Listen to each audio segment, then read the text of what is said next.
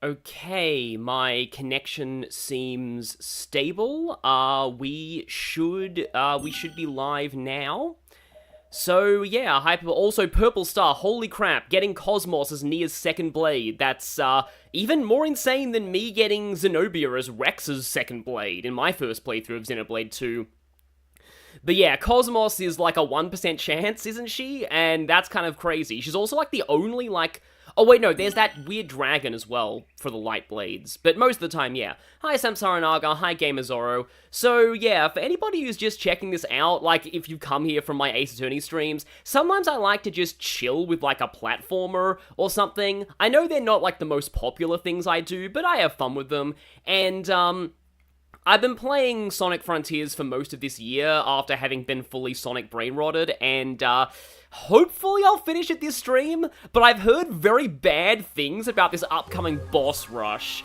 At least I know what I'm in for. Also, I believe, if we check here, I've actually gone ahead and, like, done some, kind of off-camera map completion. I think I've got most of the map that I can without switching to Knuckles or Tails, which I obviously didn't want to do because it would progress the story. Parts 1 to 4 are in a playlist. They're on my other streams playlist. I have a playlist for, like, non-Persona, non-Ace Attorney, like, side streams. They're there. So, yeah, I can't progress more of the map without progressing the story, I think. However, I do want to try something. I don't want to get, like, all... Oh, by the way, this right here. I guess I can actually show this. I had a lot of trouble trying to figure this one out. I don't think I could ever really do this. This is like, oh, hey, you know these ball ring puzzles?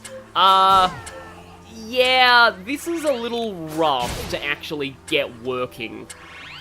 Like, even with, like, a full minute, it's just, like, you gotta hit the ball at exactly the right angle. It's just, like, sometimes it's better to just, like, nudge it from below, sometimes it's better to homing attack it, and you've gotta go through, like, all of these. Sometimes you need, like, a run-up. It's, like, the physics on this are really weird, and I could never get this no matter how hard I tried. Oh, some Asian, you're back from Japan, that's cool. I kind of want to go to Japan, later this year. But it's just like, this is just like, I don't really get how you're supposed to do this. Like, sometimes when I aim right, I can get the whole thing. But, like, look, I missed the last few rings there. It's just like, and there it went up really high. It's just like, what am I doing wrong exactly? I don't know. Do I have the, no, I have the spin dash. I don't think do I have the card cycle? Card spin... Please tell me I have infinite card spin, poison parry. Oh, I deliberately avoided unlocking it just so I could show it on stream. Okay, so here we go. With max rings...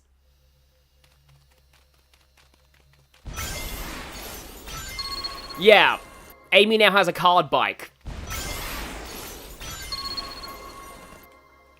So that's cool. It's not nearly as cool as Tails getting to summon the Cyclone, but it's pretty awesome. Derek Silver, you do not miss anything at all, where we're only just starting. So at max rings, there is a bit of a delay though, annoyingly, but like, this is pretty fun. It's a little redundant once you have the spin dash, but it's still pretty fun. Hey, Devil Shooter. Literally rolling around at the speed of sound. Amy has places to go and she has to follow her rainbow. Can't stick around, got to keep moving on. Oh, and my boost ran out. It's funny, I'm not used to boost running out. Yeah, like that delay on it at the start could be a bit of an issue. Maybe it's better to boost with, like, you know, not full rings. However, if you don't want the delay, you can just do this.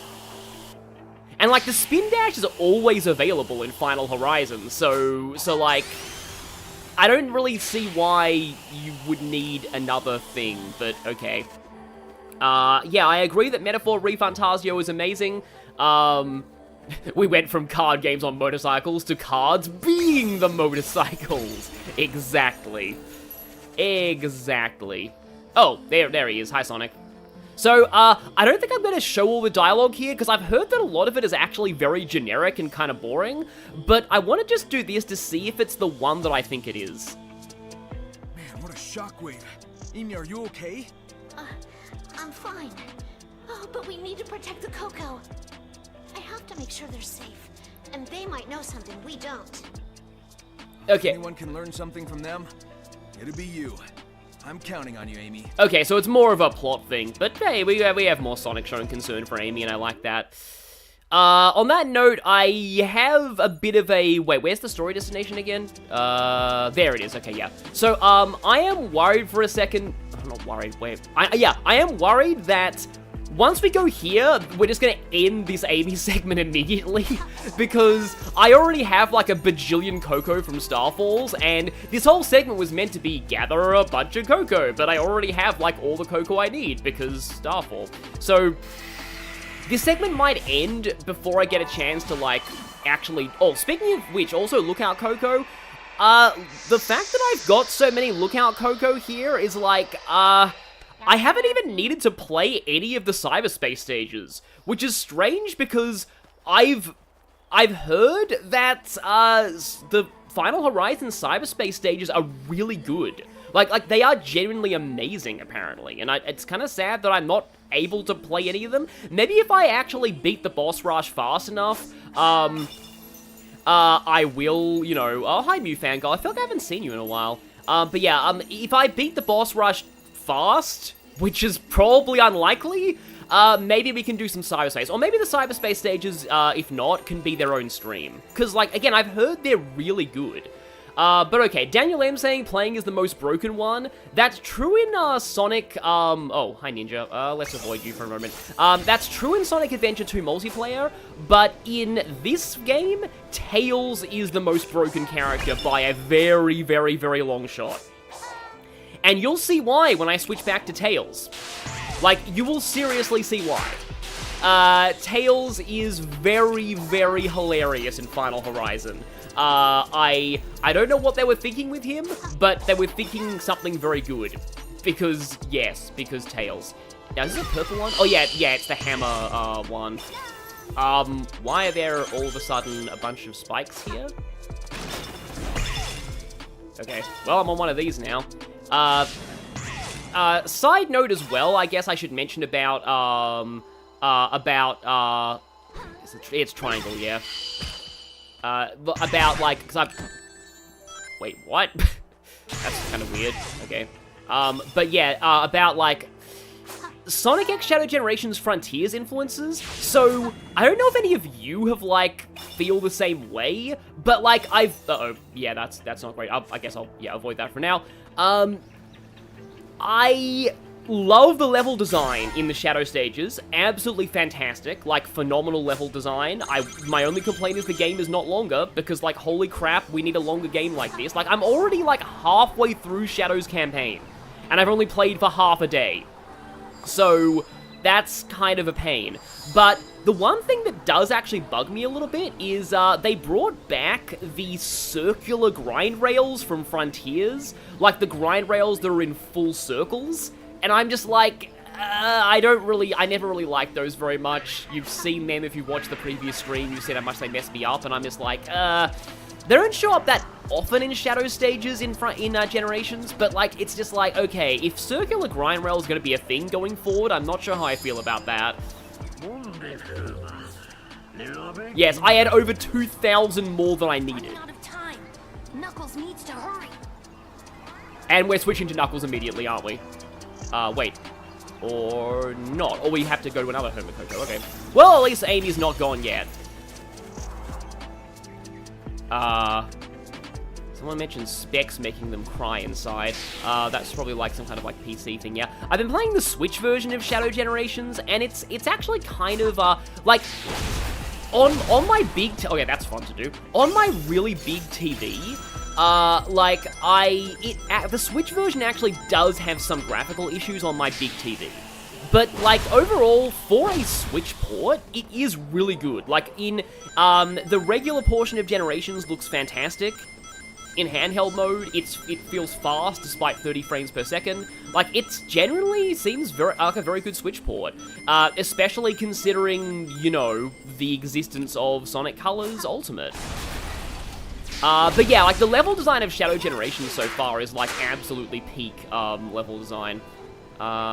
Oh, I already found you. Okay. I want to see if I can find a group of, like, robots, because last time I ranted about Amy having a bit of a delay on her homing attack, I now don't actually think it's that delayed. It's kind of weird. I don't know if it was, like, lag from playing this for the first time, but it's definitely better. And also, she has, once you've unlocked her multi-lock, it does get very fun in that regard, because it's just like, I wish I could, I want to see if I can find a group of enemies to do that to, so I can say the joke that I have about the multi-lock, because it's funny. If I can only find it, I don't know where there'd be, like, a group of random robots that I could try it out on. Oh, hi, Sage. Why the cocoa? Actually, that element may change the result of my calculations. Calculations? You mean the cocoa may be able to help us? The cocoa contained personal information of the ancients and their souls. If they hold data that hasn't been uploaded to cyberspace yet, maybe... Maybe that could be the key. Wow! About Sage, she actually appears in Amy's tarot deck in the same suit as Team Dark. So I wonder if that's a hint for the future. To be honest, Sage joining Team Dark might be interesting. Because I do wonder what they're going to do with Sage going forward in the series. But anyway, oh, yeah, speaking of which, yeah, there we go, there's one of those circular grind rails I was talking about. I'm still not a huge fan of them. Like, jumping off them is a bit weird, and it's just, I don't know if they're really the best in terms of level design. They kind of work in Frontiers itself, but, like, putting them in a regular, like, side-scrolling shadow stage is a bit, like... Anyway, I was talking about something earlier, though, about, Anyway, there's a topic that I really do want to go on here. Oh, right, finding a bunch of robots so I could, use the multi-lock. Basically, Amy goes full Omaya one more Shinderu on them. It's pretty cool. Yeah, we'll see what they do with Sage. Because, like, again, like, we don't... Like, Sage hasn't shown up in IDW yet, and a lot of people have also said that, like, apparently he's around here somewhere. Can't see a thing, but it's around here somewhere. I have something. I have no fear. Oh. Oh, they're up in the sky. Okay. That would make sense. Kind of. Now to find how to get up there. Because, like... Yeah, Sage hasn't been in the IDW comics yet, and, like, people were like, oh yeah, Sage was in Murder of Sonic the Hedgehog, right? So that's, you know, post-Frontiers. And then, like, Evan Stanley kind of shocked the whole fan base by saying Murder of Sonic isn't canon. Which, like, to be fair, makes some sort of sense, because, like, it's, technically it was made by fans, but also, why? Murder of Sonic had, like, the best take on the whole cast. Oh, there's Omaya one more Shinderu, by the way. On the whole cast in years. Why is it not canon? Why? Why not make that canon? It's just such a missed opportunity. I don't know. I'm sad. Yeah, like, Gamer Zoro, it's apparently not. Like, the people wondered about that because they were like, the conductor and his wife appeared in IDW, right? And yeah, they did, but apparently it's not canon. Okay, can I do all... Okay, I have to wait for them to stop electrifying themselves. Can I do Omaya one more Shinderu now? Let me see if I can get the third one. Here we go, Omaya... Oh, no, didn't quite do it. Yeah, that's the animation. She does the heart thing, and I picture her saying, Omae wa mo shinderu, and then the robots all go, Nani? And then explode simultaneously. I forget if Amy can light dash, but given that only Knuckles can climb in the DLC, I'd assume she can't. Like, I'd kind of assume that. I mean, Amy can definitely light dash in most of the games that she's in. Like, I think in Adventure 2 multiplayer she can. But in Adventure 2 multiplayer, she can also break the fabric of reality because, yeah. I love Adventure 2 multiplayer, Amy. It's one of the best things in this whole series. It's insanely fun, and my sister devastated me a lot when I was a kid. As her. Oh, the Kirby fandom was also shocked that Galactic Knight's appearances were non-canon. I mean, given that he's a super boss, it's kind of understandable for that. But yeah, it's just, I don't know. I was about to say Kirby isn't really known for lore, but it kind of is. Kirby's pretty big on lore. Oh, now we have to find a Chaos Emerald and not touch it. Thanks for handling things, Amy. Oh, she can't in Heroes, but she can in SA2, okay. I don't even remember if the Light Dash is in Heroes. It probably isn't, thinking about it. Wait, did Sonic just... I think Sonic was just over the Wi-Fi talking to Amy there. I like to joke that all of the characters in the Frontiers in Final Horizon have, like, a Wi-Fi connection. And then everyone hears Knuckles' inner thoughts, and their minds just break down. Because it's just like... Yeah. Even in canon, the inner machinations of Knuckles' mind are probably an enigma. Yeah, I love the grind rail multiplayer level, Gamer Zorro. Also, JD the BA. Yeah, sorry I didn't say this earlier. Happy birthday. That's really cool. But yeah, no, I love that grind multiplayer. It's awesome. It is, yeah. Especially because you can just jump off, like real players. Oh, also, This is what Sonic was suffering from. Handling the Coco is affecting me the same way. Well, too bad. They need me. I won't give up. yeah, that right there is peak Amy characterization. Like, we need more moments of her like that. Suddenly pain. Yes, agreed, Purple Star. Hey, kid. Focus. We aren't done yet. I know. I'm sorry. It's just... This was my big moment to prove myself. But I don't think I can do it. Then ask for help. Heck, even Sonic asked us to pick up his slack this time. What do you need me to do? I think our opponent has repurposed the constructs to bolster the distortion's defensive measures. In other words, keep smashing things, and I can start accessing cyberspace again. I like the direct approach. You can count on me. Yes, keep smashing things. Now you're speaking my language. Also, Tails, you've learned to be assertive like 50 times by now. I know that it takes a while for that to stick, but, like, you know, Tails needs to have some more confidence. Maybe will be playable later. And then everybody cried. Also Knuckles.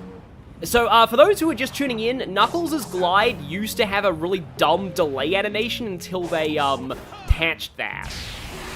So yeah. Also, do I have any skill points to buy? Don't know if I can buy anything major, but, like, I'm not really doing a whole ton of fighting as Knuckles anyway in this DLC. Anyway, yeah. I mean, I think it's kind of fine that Tails has moments of like that, because that's kind of his whole thing, but, you know, Tails is great. And Knuckles, smash. Yeah, exactly. Also, my muscle memory kicked in. I was like, oh, I can climb this, right? Nope, only specific surfaces, because this is an Adventure 2. At least it's an 06, because if it was 06, Knuckles would get stuck on walls and would be unable to let go, because 06. I think Rouge gets stuck more often than Knuckles does, but it's still pretty silly. It's just like, oh, yep, I'm stuck on the wall, and I can't get off, because, 06. Yeah, I like Knuckles' music, too. Amy's is pretty good, but, like, yeah. It's weird that, like... Okay, not weird, but, like, it's... I was about to say it's weird that Knuckles doesn't really do a lot of combat in this DLC, but, like... At the same time, it's kind of a good thing, because apparently the friend characters suck at combat. Like, they had to patch Tails, Knuckles, and Amy's damage to make it, like, to make it actually reasonable. Like, so that the fighting was actually good. But you don't even need to really fight stuff anyway. But yeah, speaking of Knuckles being the combat character, a really weird thing about that from my experiences playing Origins, like playing the original games, is that Knuckles is ironically the worst character at fighting bosses in those games. It's a Starfall, isn't it? Yeah, it's a Starfall. I was worried that was a cutscene for a moment, but it's not. I was like, there can't be a cutscene.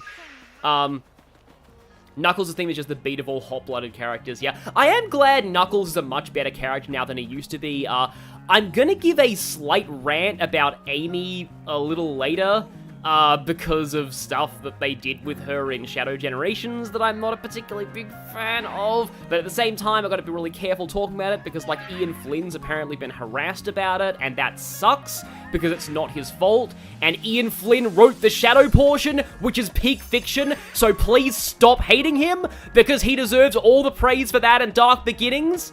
Also, Ian Flynn's probably done more for Amy over the years than anybody else in the series, except maybe the Boom Riders and Evan Stanley. So again, please stop bashing Ian Flynn. People, shut up.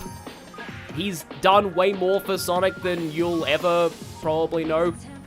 But like, so the reason why Knuckles... Anyway, I'll go into that rant later, but, the reason why Knuckles sucks against bosses in the original games is that Knuckles has the shortest jump height of the cast to compensate for him being able to glide.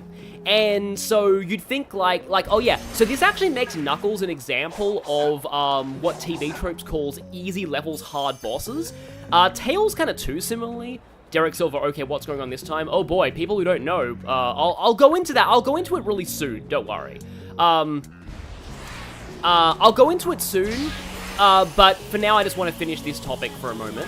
The internet, I swear, says Jared Fiat, and also the Sonic fan base, I swear, but, I'm worried, though, that I'm part of the problem, because, part of the reasons why I'm a little bit iffy on it is because shipping reasons, but we'll talk about that when we get to it. No. I like the party scene being changed, Shadowcoin. I agree with that. I agree with every single change they made in the story. The only thing I don't agree with is rewriting her profile to not say that she has a crush on Sonic anymore. That's the only complaint that I have, and that was done in Japanese too. I specifically switched to the Japanese script just to check stuff, and that was done in Japanese too, so it's definitely not an Ian Flynn problem, it's a Sega problem. But if you even think it's a problem, I know it's not a problem to people who aren't shippers or people who... Because, like, it was never her whole character at this point. Like, honestly, I thought the way they were handling it was fine. It feels like an overcorrection to me, but, like, anyway. But anyway, like, people are already getting onto this in the chat, so I'll probably get to it. But I'll just finish my Knuckles tangent that, like, so, Tails and Knuckles being able to fly and glide and climb, they trivialize a lot of the regular levels in, like, Sonic 1, 2, and 3.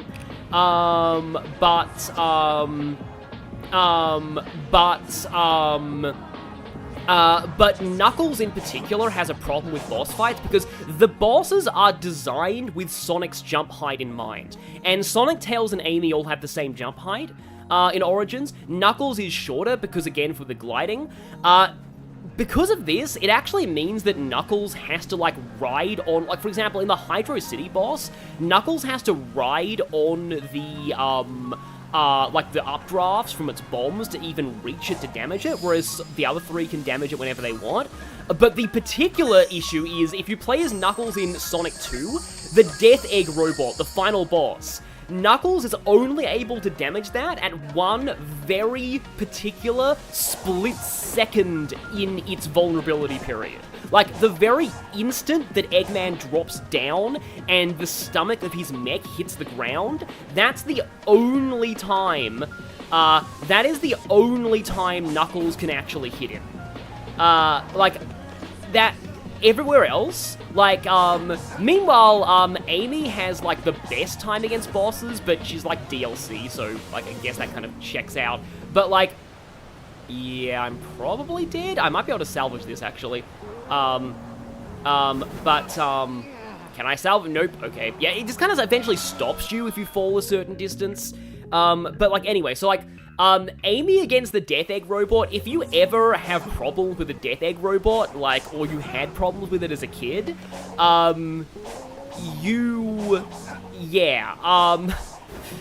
play as Amy against the Death Egg robot. With her hammer swing, she can hit it at, like, any point in its vulnerability cycle, so, like, you can just get 2 hits in per pass, and the Death Egg robot gets just completely broken. Like, broken, like, beyond all reason. It's really funny. But, like, yeah, so Knuckles against bosses is weird. Because it's weird because he's supposed to be the combat character of the group. But, like, he's actually bad against... But that's because they're platformer bosses, they're not combat bosses. But yeah. Like, Tails as well. Tails has also... these right here? This is exactly what I was talking about with the circular rings and the Shadow Generation stage design. Like, these things here, I'm not a huge fan of these. Well, it's more the vertical circular grind rails. I'm sorry if I'm tangenting all over the place and not really being focused. I guess that's me when streaming. Also, yeah, hi, Ghost Mims. Yeah, it's going pretty well. Clingy, in other words, me, hi, I need to go over here. Because, yeah, the platforming in Final Horizon is, harder than, you know, the base game. I probably need to focus on stuff. Okay. Yeah, Lewis RPG, it's kind of similar. You mentioned, Wario in Super Mario 64 DS. In the sense that, like, Wario is, like, the power character of Mario 64 DS, but because of his bad jumping and slow speed, he's the worst at bosses, even though he's the strongest character. It's kind of similar. Oh, right, we have to beat up these. Shit, rah, yeah, apologies for the vertigo. They actually did, so, Daniel M, that's a patch, I think. They patched Knuckles' glide to be able to turn more on a dime than it used to. Focus on helping Tails. Look for more of the corrupted constructs. Hurry. So, him being able to turn so smoothly and quickly in midair, I think is a patch thing. Originally, it was much slower. Oh yeah, Luigi in Super Mario 64 DS is busted. Yeah.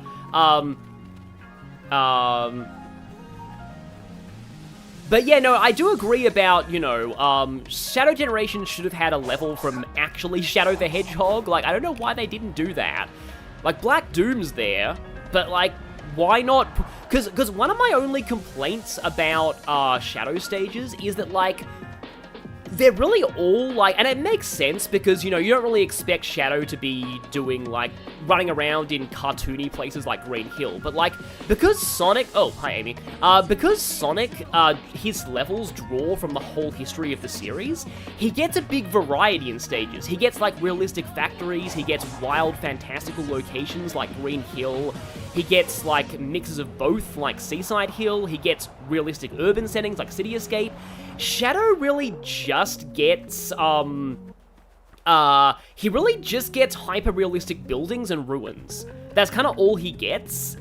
And I just, like, they could have put in, like, Mad Matrix. Because, yeah, like, Mad Matrix would have been kind of fun. Like, if they wanted to give Shadow a more bright, colorful level. Like, I know that Shadow in a bright, colorful space would be weird, but to that, I draw attention to my tangent from the previous stream where I talked about how Batman makes anything funny just by existing. Like, Shadow in a bright, colorful environment is hilarious just by proxy of being Shadow in a bright, colorful environment. And being so dumb with everything. Like, yeah. So, I would have liked to have seen a little bit more, yeah, the movie Shadow DLC is really cool. I also like how Ian Flynn is saying that, like, technically speaking, I've written dialogue for Keanu Reeves now. So that's, like, the highlight of my whole career.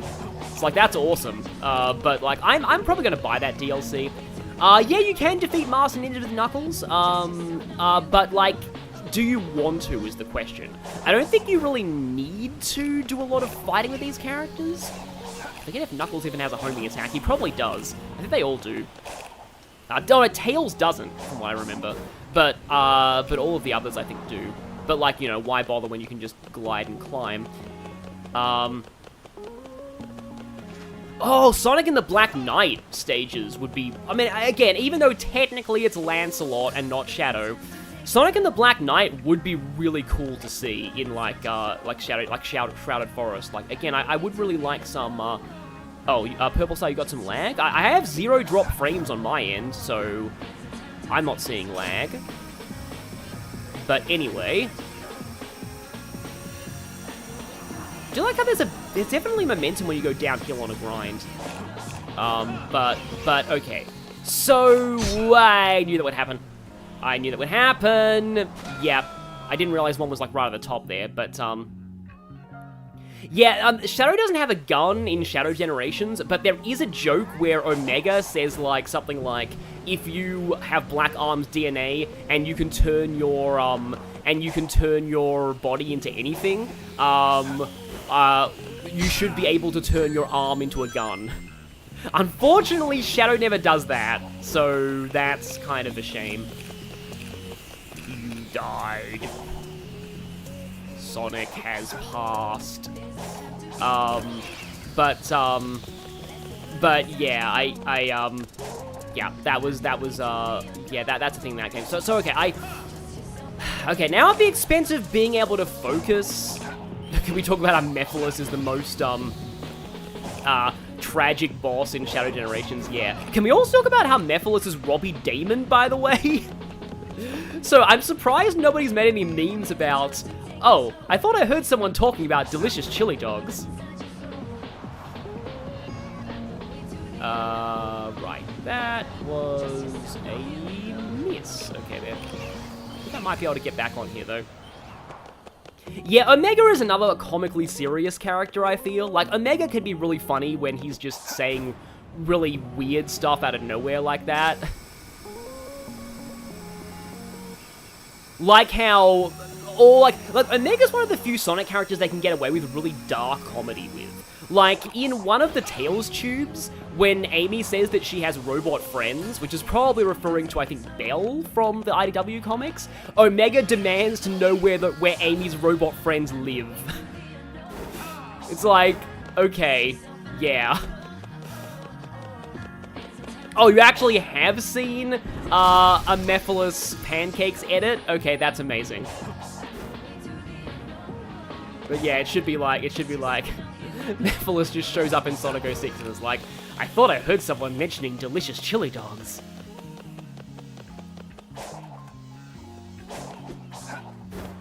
Yeah, Robbie Damon voiced a villain one time, and now that's all he does.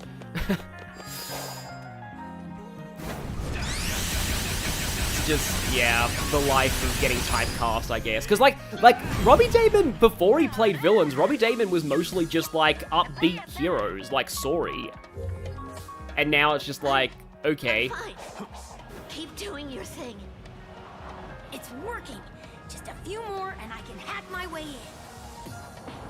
Everyone, like Tails is like, yay, hacking! Knuckles is like, yay, punching! And then, Amy is like, I'm dying, but, like, you guys go ahead. Yeah, I'll be fine.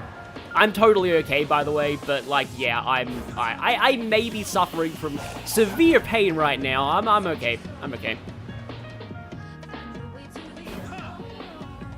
Yeah, Sam Sarah, I voiced a villain one time, people. One time. But, okay, So I suppose I've been subconsciously, like, putting this off. Oh boy, this looks complicated. Can I skip some of it by gliding from here? Maybe. Because the question of can I skip some of it, in this game the answer is usually yes. Because the characters have very fun broken movesets. That reminds me of like I want to talk about how fun Shadow's moveset is in Generations, but that's for later, probably, because I need to... Okay, I need to do this. I've been subconsciously putting it off because, like, I worry about, like, how... Wait, if I pronounce Sori's name like that again, we'll have a problem? Okay, I probably said the wrong thing, yeah. But by the way, I've never played Tales of Zestiria, so that's, you know, that explains why I'm a bit weird on, yeah. On that. Yeah, the second stage, Skyrail in Shadow Generations, I'm like, because, like, I do think, like, I'm actually not a huge fan of, the remix of Rail Canyon. It's one of the weaker remixes in that DLC, I feel. Okay, Knuckles does have a homing attack. But Skyrail would fit that stage very well. Uh-oh. Yeah, I should probably boost there. Just, camera. Hi, camera. You're not as bad as the Sonic Adventure 2 camera, which in me and Lenny's live streams, I dubbed that, behold my greatest trap, the egg camera.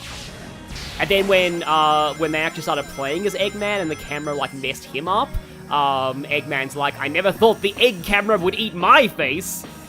But,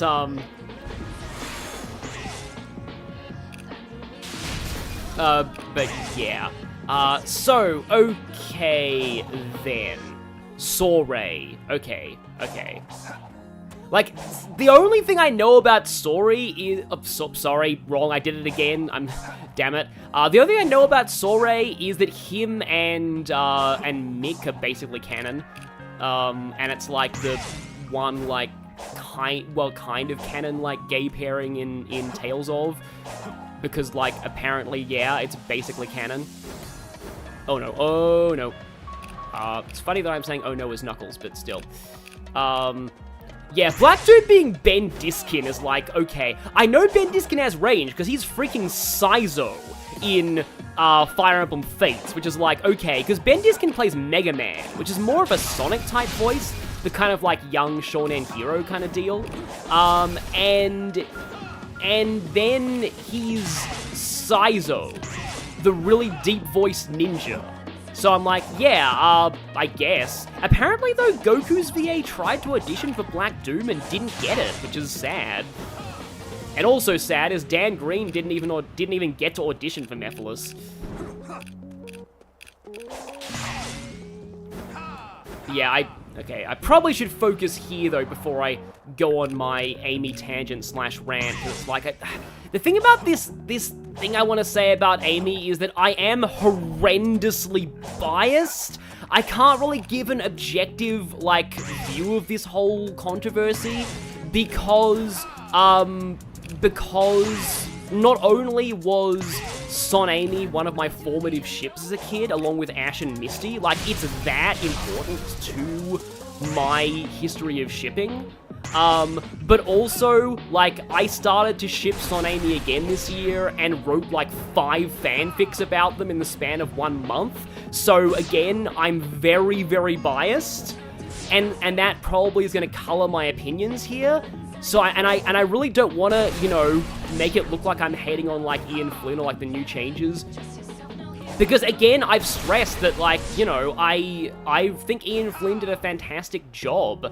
But, like, yeah. So, I will first start this by saying that all of the changes they made to... Yeah, he's Lorenz as well. And he's Eustace, Ben Diskin, I mean, in Trails of Cold Steel, who's basically just Lorenz as well. Yeah, so... the first thing I want to do to start this off is... all of the changes that they made to Amy in the main story of... So for those who don't know, they rewrote the main story of Generations. They completely rewrote and redubbed it with, like, the new voice cast. And, like completely rewrote it, redubbed it, and honestly, I think that's good, because something you need to realize is that the original Generations was written during the quote-unquote meta era of Sonic, when the Sonic series was written by the Happy Tree Friends staff, and they didn't really take anything seriously. Like, the general theme of that era was the critics and the fans aren't taking Sonic's characters and story seriously, so we won't either. And at the time, it worked. This is something that a lot of people don't really realize. The shift to more comedic storytelling with Colors and with the Happy Tree Friends team, it worked. It kind of saved the series. Like, people were like, yeah, it's a franchise about a cartoon supersonic hedgehog who fights an egg-shaped mad scientist. It shouldn't be taking itself seriously. It should be silly and whimsical. And so for a time, that was fine. But then Forces happened, and they tried to have that tone in a more serious game. But even then, Sonic Generations was meant to be a celebration of the franchise's, like, decades-long history.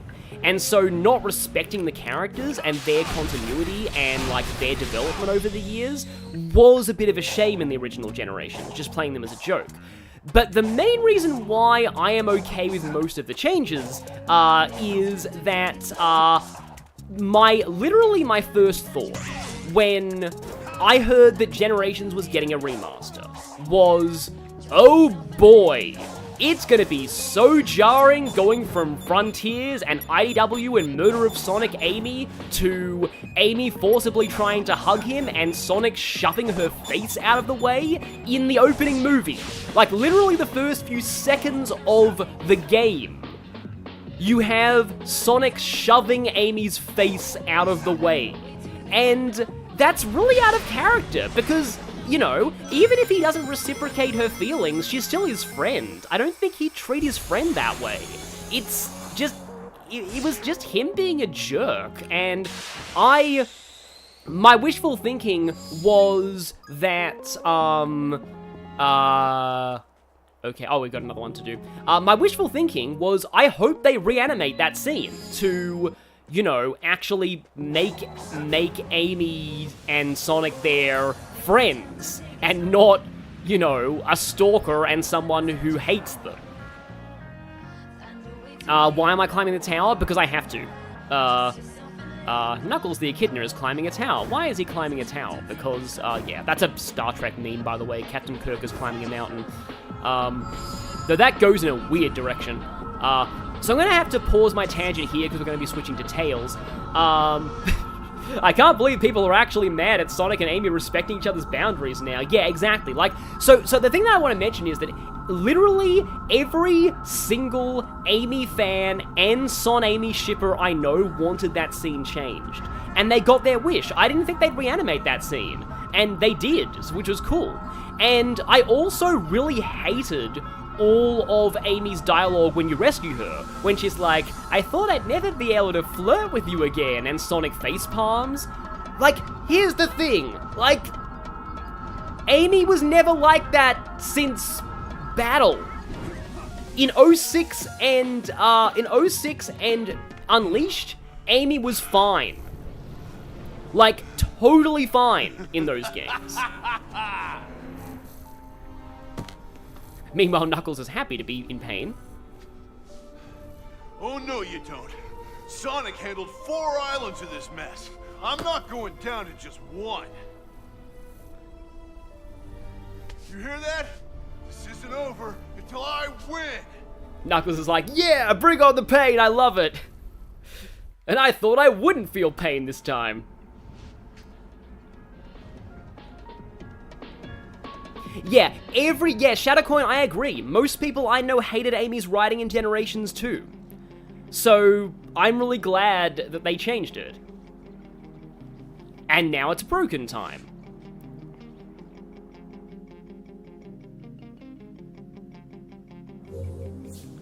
Knuckles will be playable later. So I still don't like the way that Tails has a wind-up on his flight. I'll keep hunting him down. You get us those emeralds. Don't stop now, Tails. We're counting on you. We've cleared the way for you, kid. Finish it. Yeah, no, I like that for Knuckles too. It is pretty on brand. It's like in the Sonic Movie 3 trailer where it's like, we don't want to fight you to Shadow, and then Knuckles is like, actually, Sonic, I would like to fight. But yeah. Anyway, for those who want to see how broken Tails is in this DLC, so I hope people, people, you know, who haven't seen this before are watching. So, see that right there? We're meant to do a platforming challenge to get up there, but I have a certain skill from the skill tree. Where is it? Cyclone Boost. When you boost with max rings, Tails summons his mech from Sonic Adventure 2 and does this. So, you can literally just fly freely as Tails, and we just skip that entire, like, platforming puzzle. Wait, unless we do this here. Well, I'm dumb. Anyway, I can get my rings back by side looping. But, like, you get the idea. I'm sorry, I let Tails down. I let the brokenness of Tails, I betrayed Tails' brokenness. Yeah, I do agree, Firecraft, so I'll be explaining my full take on that later. Yeah, the problem is, like, actually stopping is the thing. There we go, that's how you do it. Of course, I still kind of have to get inside that little thing, but still. Yeah, so, like to quote, I believe it was, like, the Runaway Guys, so there's like a bajillion bullets at me right now. But like, to quote the Runaway guys, in their adventure, like, Sonic Adventure Let's Play, I'm Tails, so F you, level design. But, yeah, in this game, it's particularly blatant once you unlock the tornado, because it's just like, you don't need to do any of the platforming challenges. You can just fly. Oh, yeah, and then you draw an infinity. I totally forgot the main reason why Tails is broken. Yeah, I agree with you, Adrian, in Wonderland as well. This is what I'm going to get to in a moment. But for now, I want to show you. If you draw it in... Wait, let me see if I... It's a bit finicky at times. If you draw an infinity symbol for infinite... There we go, infinite boost. So now, the one downside of the Cyclone being powered by Tails' boost meter is gone because you have unlimited boost. So I can do this for as long as I want. I can just fly wherever I want, and nothing can stop me because I'm Tails. Tails, the cheapest thing alive. Part of the reason why I got Sonic Railroad again was because of, like, Proton John's Big the Cat played. I know that the Chugga stuff is, like, I don't want to go into that really, but, like, like, one thing I will mention is, like, I recently made a list of, like, what I think is the best take on every Sonic character in, like, any piece of media, and what I put for Big was Proton John in the Sonic Adventure 2 Runaway Guys Let's Play. That's my favorite incarnation of Big in anything.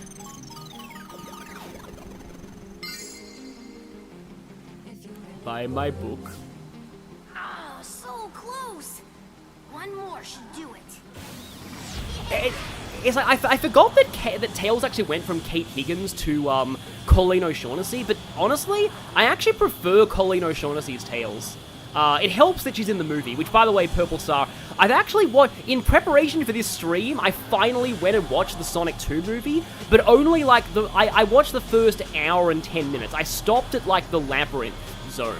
Like, I stopped after Sonic runs on water. But I'm really liking it so far. Like, legitimately amazing. Now I just need to correct myself. Oh, there you go. You get the hang of it. You've seen people go so far outside the map with the Infinite Cyclone that things start to get glitchy, Lewis RPG. I mean, I'm not surprised.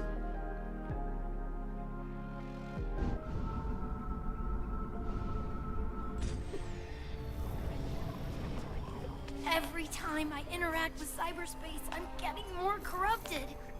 This is what Sonic was dealing with this whole time.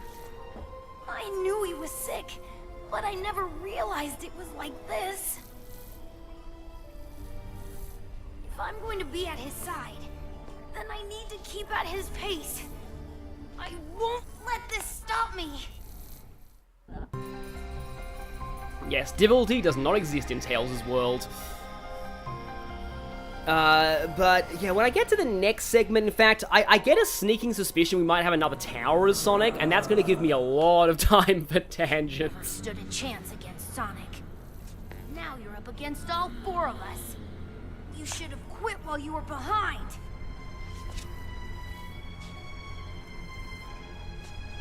It's like the end already lost to Sonic and Sage, and now it's all four of them, so yeah.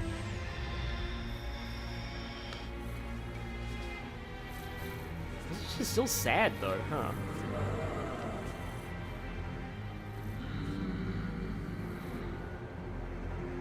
Oh, wait, are we switching back to Amy now? Or are we... No, I think we're probably going to go to Sonic after this. I'm, like, kind of blind on this. Yeah, I do wish that Cream would be playable in more things as well.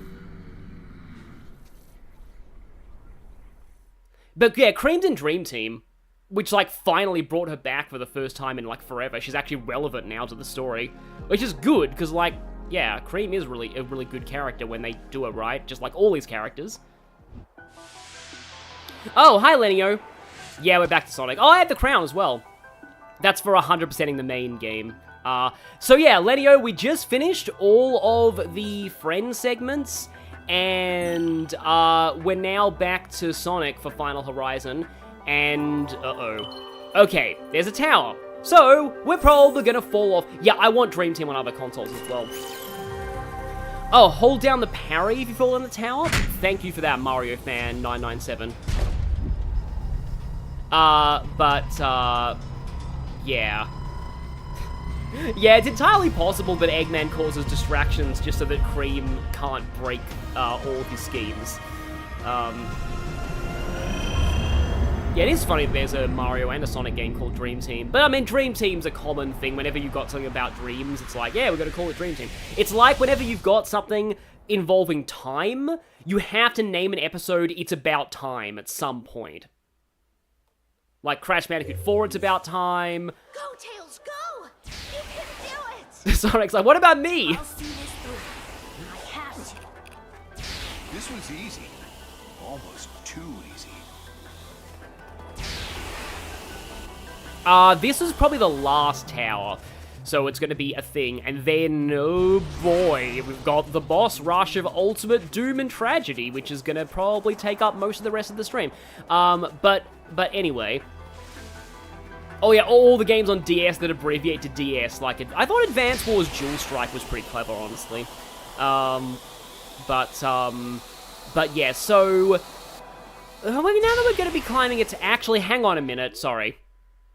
This is going to sound very weird. Is there an Amy over? Oh, there's an Eggman. I can talk to Eggman, but like, I wonder if I can get that conversation. I don't see an Amy on my map, so maybe not. Oh yeah, Shadow Colin saying your favorite Sonic fanon thing is that the idea that Vanilla used to be this unbelievably like awesome adventurer, but wants to raise a daughter now. So I believe this is not like totally canon. This was just a Bumblecast theory, and I find this really interesting.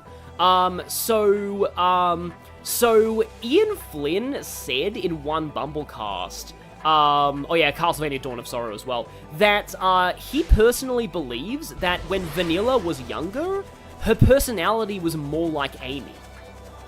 That, like, Vanilla is essentially like an... I mean, I would say, like, what an adult retired Amy might look like, but, like, Vanilla's only, like, in her 20s. I mean, I'd hope she's in her 20s, because, like, Vector has a crush on her, and he's in his 20s. But, yeah, it's like, it is interesting, and it kind of gives some extra credence to the idea that Vanilla, like, Amy and Cream's friendship.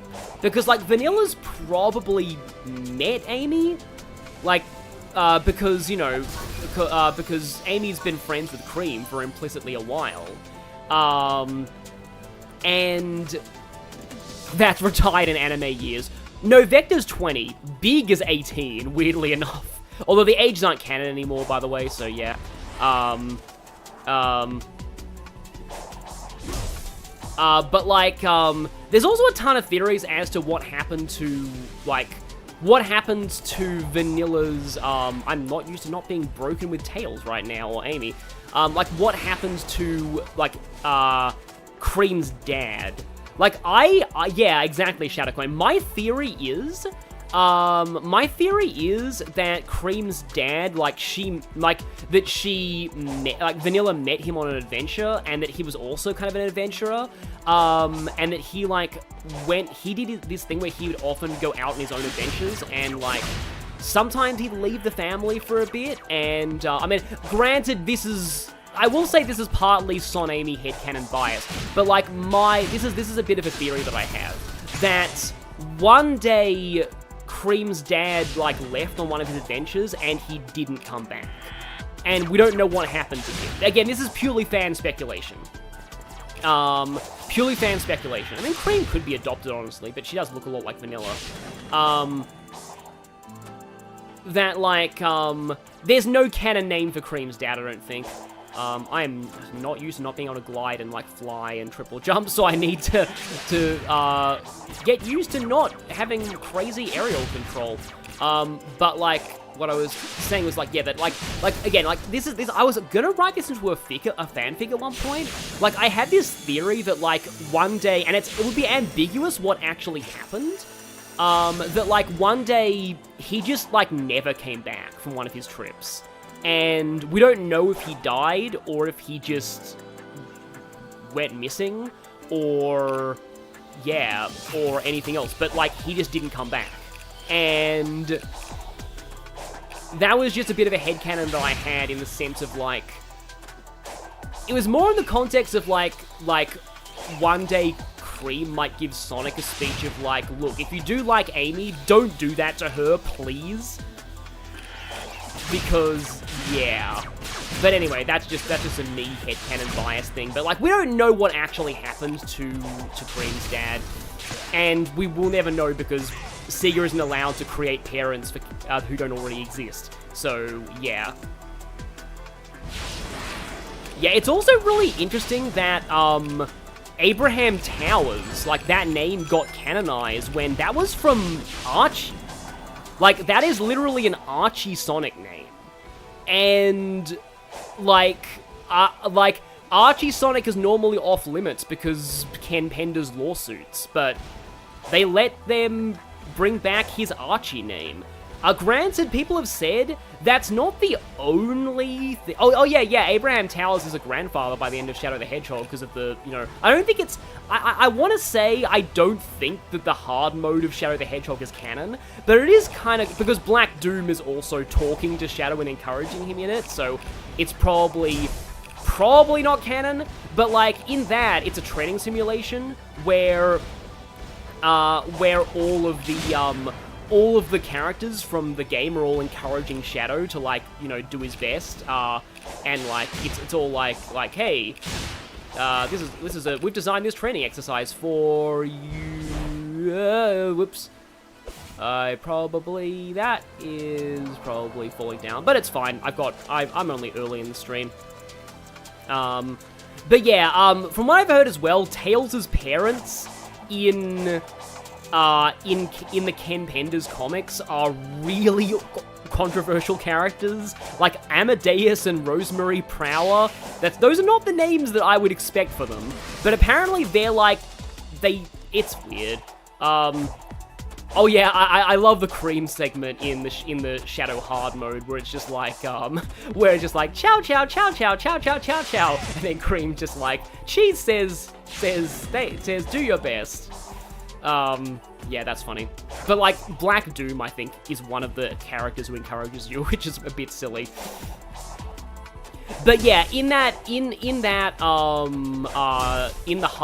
hard mode, why wasn't I bouncing there? Okay, in that hard mode, like, the gun commander does say, like, that he became a grandfather recently, and he apologizes for everything he put Shadow through, which is kind of cool. So yeah.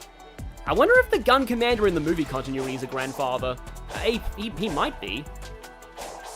But yeah, hey, Steel Poker Ninja. Shadow Generations sold over 1 million copies on its release date. Well, that'd put it alongside Meta. Like, I'm not totally surprised because Sonic is a big series and Generations is a very popular game. Like Generations is one of, like, in a franchise that normally, like, that is just insanely, like, you know, debated. Generations is the one Sonic game that almost everybody liked. So I'm not surprised the remaster did so well. It was kind of a safe, like, it's probably the reason why they remastered that and Colors, because those were the few Sonic, like, modern Sonic games that people actually liked. So they were the safe ones to remaster. But even then, it's a great sales. Like, again, I'm more surprised that Metaphor sold that many copies on its first day. Because, like, I was not expecting Metaphor to do that well. Like, the trailers were not even really getting that many views comparatively on Atlas's YouTube channel. Like, I was afraid that Metaphor was going to flop for a while, but no. Like, the demo did wonders. Metaphor is a fantastic video game. Like, it's really different to Persona in, like, the best ways, but I don't wanna go into that here, because, you know, I can talk about that all I want later, because I'm probably gonna do a Let's Play of Metaphor one day. But I only just got Highs made, by the way, so I'm pretty early into Metaphor, and, like, wow, this is a very, very good game. Very good game. I thought that, like, I was pleasantly surprised by SMT5 Vengeance. I thought that Atlas cooked with Vengeance. Metaphor makes Vengeance look bad. which is insane. Like, absolutely insane. And, like, Vengeance is incredible, by the way. Like, amazing, amazing Shin Megami Tensei game. One of the best ever Shin Megami Tensei games. And, like, Metaphor's actually making me, like, I'm liking Metaphor twice as much as I liked Vengeance, which really says something. Yeah, this really is just the year of Atlas. And Sega, honestly, because they had Like a Dragon Infinite Wealth, and they had, they've got a lot of decent Sonic stuff. It's been pretty good for Sega right now. But what I was gonna say was, as I'm climbing the tower... Uh-oh, ooh boy, that was close. I do want to talk about, try to use spin dash on the incline going up. Yeah, I could do that. I do want to talk a little bit about, well, not a little bit about, I want to talk a lot about, yeah, I need to plan this out, actually.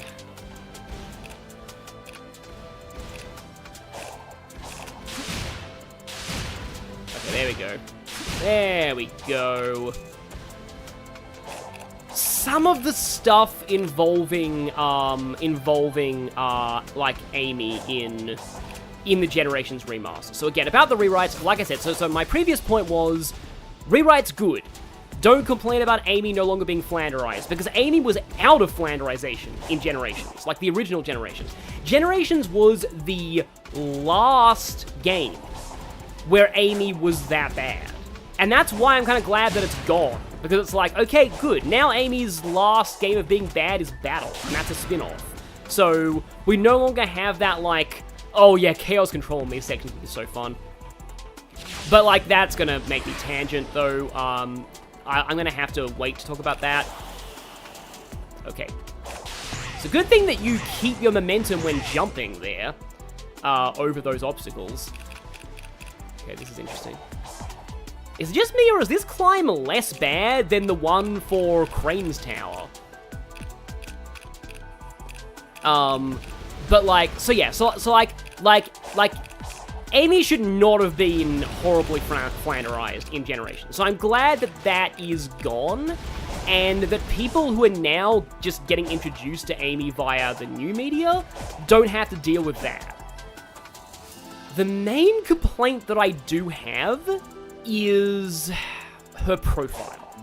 And this profile is not an English thing, because I actually, and I know this is ridiculous copium, I switched the voices and text to Japanese in Generations, just to look at how Amy is in those versions. And it is interesting. Honestly. No. Okay. It's interesting for a few reasons. But I will say, her profile in the, her Japanese, like, gallery profile is the same as her English profile. And the main thing about that is, they've removed all mentions of her having a crush on Sonic from her profile. And my reaction to this is, well, okay, so my summary is, I feel like it's an overcorrection. Because I only have 2 rings, okay. Can I even do this here? Kind of? Maybe? Because, and honestly, like, here's the thing. It's an overcorrection at a very weird time. Because they already fixed her. IDW, uh-oh. Oh no. Oh, wow, thank you, Cannonball. IDW Amy was fine. Murder of Sonic the Hedgehog Amy was fine. And, like, Frontiers Amy was fine. There's a lot of people who don't like Frontiers Amy. They think that she's too boring. But, like, everybody is meant to be more serious in Frontiers. It makes sense for her not to be peppy because she's talking about the death of an entire civilization. Of course, she's not going to be really upbeat and, like, peppy and energetic all the time, because it's not the time for that at all. Like, you know, there's a time and a place for that. So, I like, and honestly, like, in Frontiers, even if they don't mention Amy being in love with Sonic in Frontiers, you can really still tell from, like, her body language and and, like, the way that she kind of strokes his face when he's, like, fully cyber-corrupted, you can tell it's definitely still there. Like, I know a lot of people, myself included, who actually did not really start seriously shipping Sonic and Amy until Frontiers. Because, like, they're like, oh, this dynamic is actually really healthy. Like, they're friends now who have a lot of respect and care for each other. Sonic is concerned for her well-being. She's not totally obsessed with him, but she's concerned about him, and they clearly just get along really well. They have a lot of, you know, sort of fun, like, kind of banter moments as well. It's just, I like the dynamic there. And in IDW, it's also really good. But I will say in particular, Murder of Sonic is, like, definitely the best version of Amy we've seen in a long time. Like, there, she's allowed to be really peppy and energetic. She's flawed too. She's reckless. She rushes ahead of everyone when the mystery starts. She has her temper from the anime, but unlike the anime, it's only directed at people who really deserve it. Like, namely when she finds out that Sonic is actually injured and not just pretending, she, like, her eyes go full on, like, black in, like, shadow, and she's like, who did this? It's like, everyone's like, oh no, oh no, oh no, oh no, run very fast. Yeah,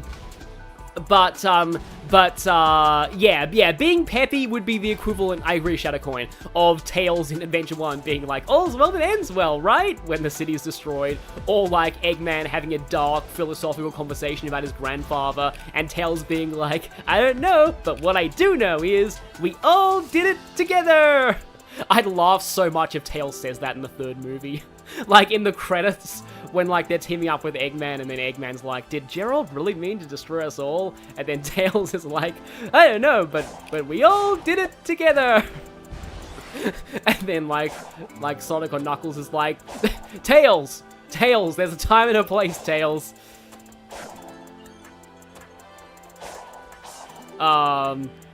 But yeah, like, it's vaguely in character for Tails to say that, but it's still really funny.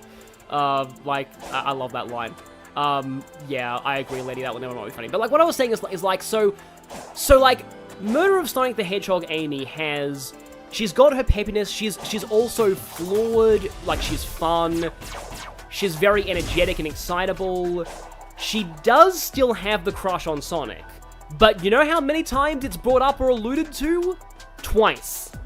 She calls him my darling Sonic once, kind of jokingly, and then she blushes when he catches her at the end. That is literally all. Meanwhile, in most other recent games that have Amy in Forces, you know how many lines Amy has that imply she has feelings for Sonic? One line. In no, yeah, well, that was, sorry, inevitable, but oh well, yeah. Yeah, one line. In Lost Worlds, you know how many lines she has that imply she has a crush on Sonic? One line. So, like, Amy's crush on Sonic has never been her whole character for over a decade. Like, it's not been... I'm not even that mad about falling off this tower, honestly. Because I'm gonna be even more mad soon with the boss rush. Because I'm having fun, to be honest. But like, it was 5% of her character at most. At most. Like, it's barely even there. So, my real question is, why now? Why now, of all times, do they suddenly say, oh, we're not only are we not going to mention her crush on Sonic, but we're going to pretend she never liked Sonic at all. Well, not like, we're going to pretend she never had romantic feelings for Sonic at all. Like, what? Like, okay, and like I said, I am really biased because I do ship them, so it's kind of hard because, like, you know, to people who don't ship them, this isn't a big deal. And it always is tough managing Amy because, like, I actually saw... Oh, I thought for a second that hit me, but no, I flew through it.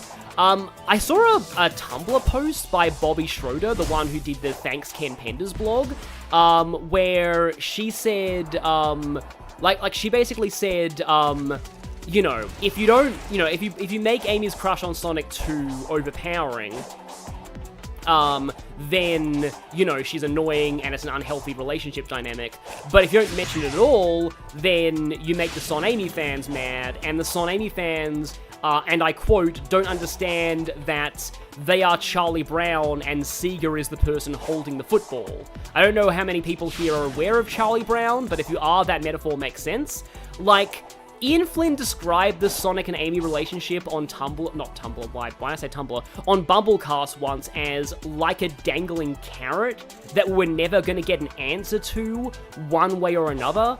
And yeah, like Ultimate Shadow, she does get the line about classic Sonic being cute, so, like, it's still there. It is still there, it's kind of downplayed, but it's still there. Like I said, I don't have a problem with any of her dialogue change in the story. It's her profile that I have a problem with. Her profile and the fact that in the fortune card, the official fortune card deck, the guidebook to all the arcanas in that deck is supposed to be written from Amy's perspective.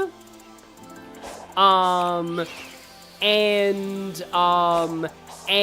there's a card that is referencing, Sonic as like a person. And Amy's comments on the reversed form of that card include the line, "This card also warns you that sometimes a friend is just a friend. Respect their boundaries." And it's like, I mean, yeah, that is a thing that modern Amy would say because she respects Sonic's boundaries now. But also, like, I don't know, like, I mean, it's just, like, I like the state of the relationship the way it was, when it was neither confirmed nor denied, and fans were free to think what they wanted about it. If you didn't ship them, that was fine. That works with canon, because it's not canon, and it never would be canon. And it not being canon is fine. But if you do ship them, that's also fine, because they have a good dynamic, and, you know, there are still hints that she has feelings for him. And there are still occasional, you know, hints that Sonic might reciprocate, like the, you know, the Umbrella line in Frontiers. Because apparently the I should have made up my mind sooner is meant to be about Sonic thinking that he missed his chance, that she's moved on. I never really viewed it that way. I always saw that line as being more about, like, and I know Sonic's not really one to, like, give up, but, like, I always saw that as being, like, the I should have made up my mind sooner is meant to be about, like, his equivalent lines for Knuckles and Tails are, like, Tails, I won't let your story end this soon, and Knuckles, you were just about to get off that rock. So, to me, I felt the theming behind his, like, sad lines about his friends were more about, like, I don't want you to die. Like, you know, any of us could, like, die right now, and I don't want to leave anything unsaid if that happens. Like, that was my whole thing. Like, it was just, like, that's how I interpreted it. Like, it's kind of like with the Coco that, like, they see, like, the Coco who don't actually get reunited as lovers until, like, they both, like, die, until, like, the apocalypse. And like, I almost, again, like, this is just stupid, this is just my stupid shipping headcanon, and it's not canon, so please don't think that this is canon, and I really hope that I'm not alienating anybody who doesn't ship them or anything, because, like, I'm fine, like, I think Sonic and Blaze is, like, fine, so, like, and I know somebody here that ships Sonic and Blaze, and, like, I'm not really into Sonic and Shadow, personally. Like, weirdly, I've always felt that Sonic and Jet made more sense as a gay ship than Sonic and Shadow. Oh, those cannons are despawned, I think. That's weird. I can probably still make that. Yeah, I can still make that. Might want to do a side loop, yeah. Probably don't want to do side loop here, but... well, it worked. But, like, what I was saying... oh, yeah. So the thing about, the two Coco, like, dying, like, and being reunited, like, I almost wonder if the thing behind the I should have made up my mind sooner is, like, the thing about, is more like, you know, if our relationship keeps going the way that it is, that's going to be us eventually. And, like, I don't want to be that guy who doesn't actually say anything until, like, we're both about to die. Like, that whole... And I've seen that done. Like, I've seen that dynamic done in other things. I saw an example of that really recently, but I can't say what it is because it's a massive spoiler. I don't want to spoil that. And if I say what it's a spoiler for, it will be even bigger spoilers. So I'll just say it's a show on Amazon Prime that I am watching lately that relates to something that I'm into. But they do exactly that dynamic. They do exactly the thing of, like,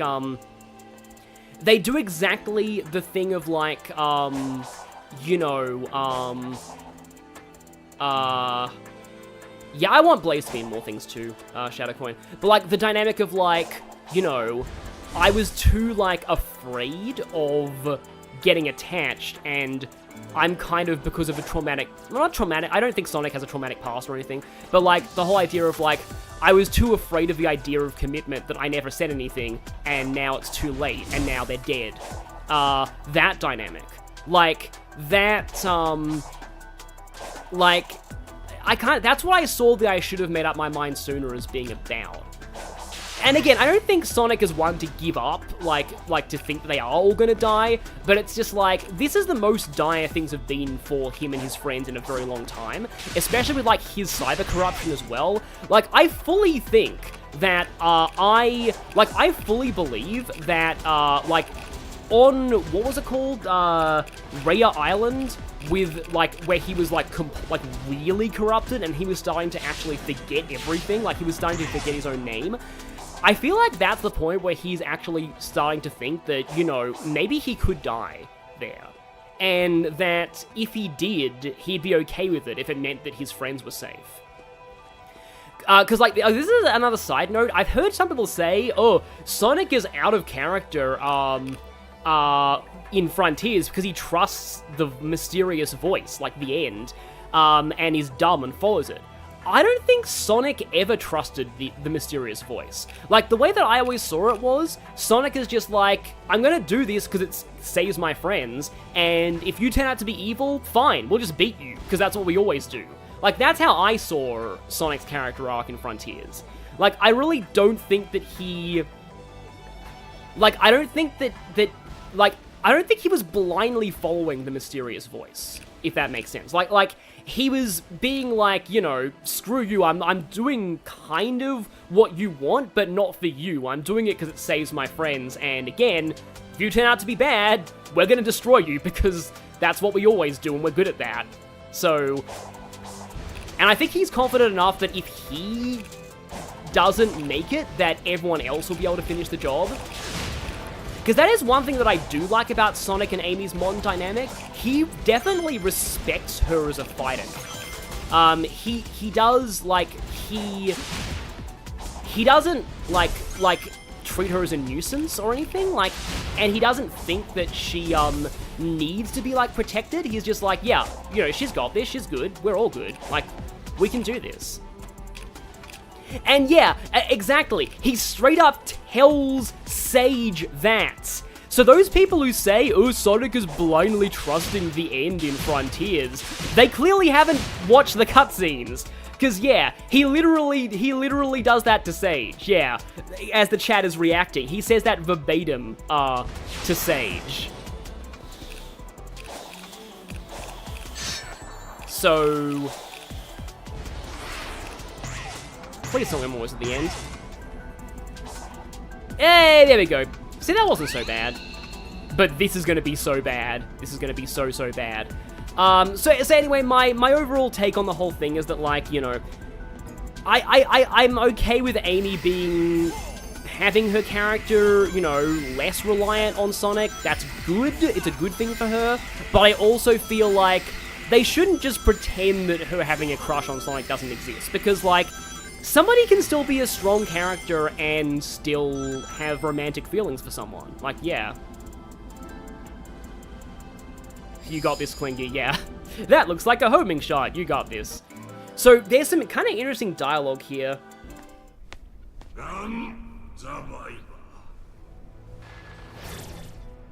Kain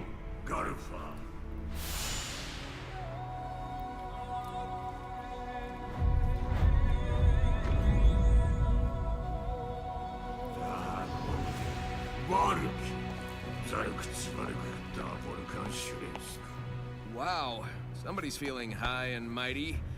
Anyway, Sage says you're the one who can turn the cyber corruption into new power. Is that right? Survivor Light. 내 볼판 가링아. 반내 파르카스 포스키르 라이브. 내 바이크. 리도 완디. 내 링크스 완도 듀. 내 오브게일 가르카스 완스. 내 드레일 포즌 슈라. 내 비르켄 그리우데르 가르키. 내 바이크 미우켄 다주르. 리도 완디. And now you're a rock in a chair. 그리우도스. Yeah, and I'm short on time, so if you want me to save your legacy, you're gonna have to fast-track this new power process. 난 역시 판타지네. 두아의 관식을 장기를 있다. 두아의 모델로 파리우스. 자큐네. 고도슈레이. 네이큐인다. 아르티마인. Uh-oh. Here we go. This is going to be a thing. So, some of the people have commented on is, Master King is implied to be Eggman's counterpart in the Ancients, which is interesting.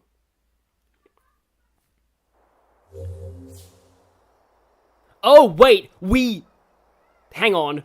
I thought you got a tutorial on the perfect parry before you launched into this. Right, you're just thrown straight into the deep end. Okay, then. So, okay. This is the title of the video and the thumbnail. So, this is really interesting. I will firstly say, they did nerf this in a patch. This was originally even harder. So now, what happens is, the only way to parry attacks is you actually have to parry with perfect timing. Now, the problem with that is that, that there's a very, very short window for the parry. And the Titan attacks are not actually designed with that in mind, so this is going to be really problematic, and the window is tighter depending on the difficulty. Now, originally, and this is mandatory, by the way, this isn't even optional, this isn't like a super boss, it's mandatory. You have to go through all 3 of the original Titans with only 400 rings between all of them, including the original, like, Titan climbing segments. And you have to do the whole thing again if you die, and by the way, some of them are instant death attacks, still. So that's a thing, and your stats are also reduced to, like, level 1. So, yeah. Now, because this is mandatory, and a lot of people got really mad at this, in a patch they changed it so that switching to easy mode, actually makes it genuinely easier. You get more rings, you have a better attack stat on easy mode now, and the timing is bigger. So if I fail this too much, I can just switch to easy if I just want to see the ending. So there's always that recourse, but yeah. Okay, you know what? Okay, there's something really silly that I was gonna do though, and this is really dumb, but I have done this in preparation. So, I have here with me the A.k.a. Tarot deck. I am gonna do a tarot reading before this, just to see if it predicts disaster. So, okay. Okay, I'm gonna shuffle first. You kind of have to 52 pick up the deck just to make sure that some of the cards end up reversed. But okay. The first card. 5 of Lightning reversed. The second card, Knight of Lightning upright, that's Omega. The third card is, oh boy, Reverse Gaia, that's bad, that's Reverse World. Reverse World is typically not good in tarot. So what is Reverse 5 of Lightning though? Let me look at the guide, to this. Here we go. Where is it? There we go. Okay. You're still bitter about how things turned out, but deep down you want to move on. You need to reconcile. Even if your feelings are justified, you know you have to take the high road here. Be the bigger person. Okay. Interesting. Suppose that fits how I feel about the Amy changes. Upright Knight of Lightning. You're like Omega, you are focused on your mission. You can be hasty, but you're always ready to act. This card is about defending your beliefs and acting decisively, but it also cautions against impulsiveness. Okay. So, that's actually kind of interesting. That bodes well. However, Reverse World is pretty bad. It says here, well, that's not that bad. Okay. It's not over yet, you know there are still things left unfinished, or there's been no sense of closure. You could call it quits here, but you'll feel unresolved and unfulfilled. You have to see things through to their proper conclusion. Keep at it, I believe in you. Okay. Well, that actually works weirdly well. Which character is the deck's tower equivalent? Nobody. It's a Grim Reaper, the tower. And the tower equivalent is not actually that bad. So, like, overall, that was a surprisingly interesting reading that actually, you know, not that bad. Huh. And now I'm gonna have to redo the deck so everything's in order. But okay, let's go.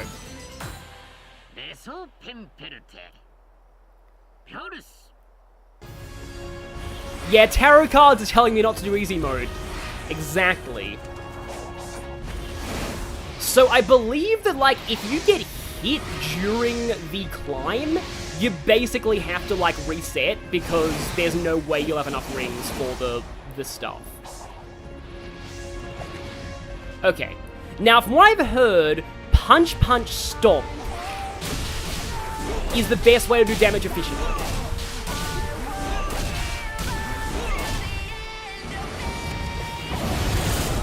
Nope, okay, did not get the parry there.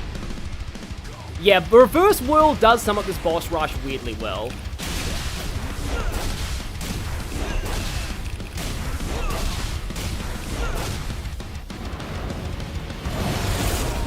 Okay, that didn't work. It's just about getting the timing down. Wyvern is by far the worst, so yeah. At least we have to hear this. The annoying thing about this boss rush, though, is that, like, all of these fights were insanely cool. Oh, I got a parry. All these boss fights were insanely cool the first time, but, like, having to do them over and over...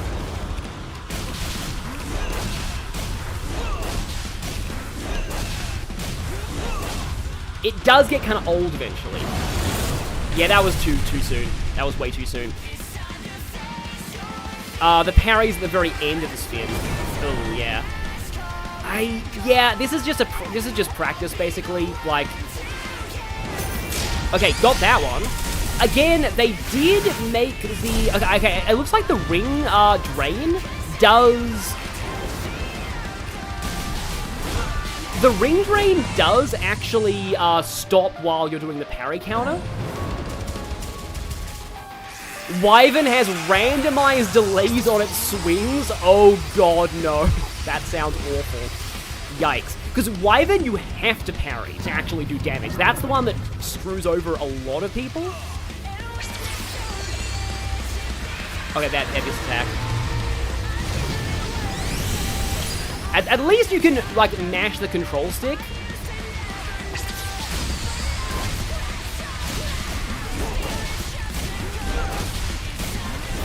I kind of need to reach... Oh, there you go, got it. Yeah, the end of the spin there. With Wyvern. Oh yeah, quick side loop's also a thing. Ah, this attack.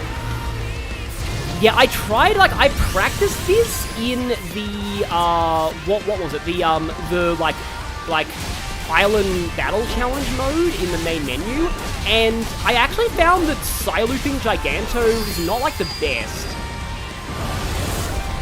No, that was too early.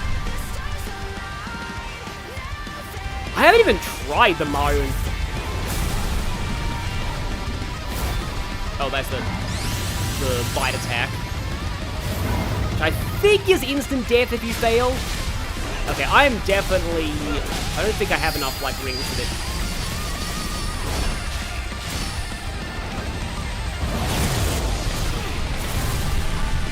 I feel like I almost got it. Are there still Oh. Wait, what? I must have accidentally pressed the tutorial. I mean, at least we get to hear this a lot, but yeah, this is not... Okay, there we go, that was a parry. So that one is, yeah. Yeah, the bite's instant kill, but there's a few instant killers. A lot of the QTEs are instant kill. Okay, there we go, that's parryable. And again, I do like how it doesn't count down during the... Oh, he had one hit left. How it doesn't count down during the cutscene attacks. Like, granted, most of the instant death QTEs are very, very obvious and not that hard to do, which I'm okay with. The main problem is Knight. Knight having a slam, like, in the first phase, Knight's slam attack with the spikes is instant death, and it's not telegraphed that well. You win. No, I don't. No, I don't. No, I don't. Because here's the problem. Here's the problem. Wyvern still requires you to climb the entire tower, and that's annoying every single time. Granted, I feel like it's probably meant to be, like, a breather? Like, as in, like, yeah, this is like, here's your, like, calm down moment after Giganto. Also, I hate how Master King is just there watching you. Oh, there's enemies in this tower climb? Okay. I'm guessing if you get hit by those, you're basically screwed.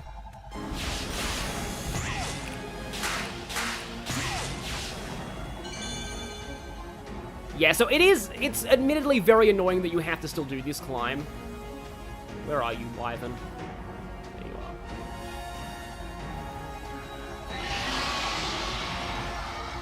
are. You can't side loop for rings. There's no, there are no,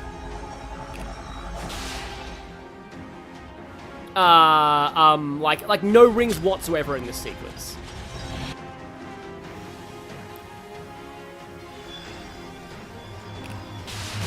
Yeah, if they did all 4 Titans for this trial, it would be really rough. Oh boy, having to dodge these though. I don't even want to boost. I'm going to boost very, very sparingly.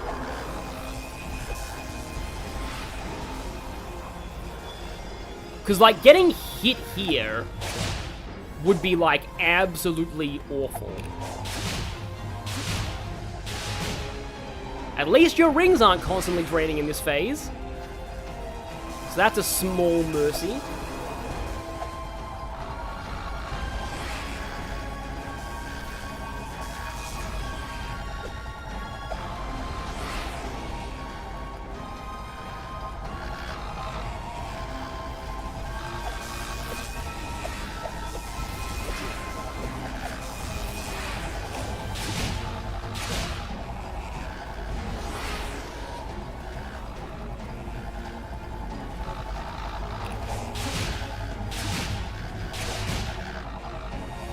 Almost there. Yeah, just calm down and... Yeah, the fact you have to do this whole sequence without getting hit too, like, oh boy, this is like kind of the worst part of it. To an extent.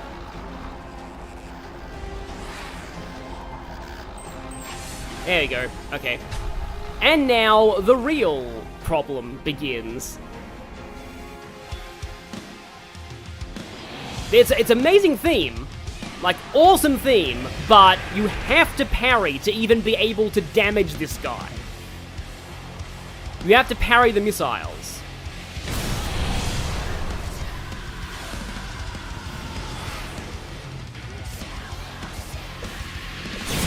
Okay, I got one of them. Forget if you only want... Oh no, then you need to parry the slash. Yeah.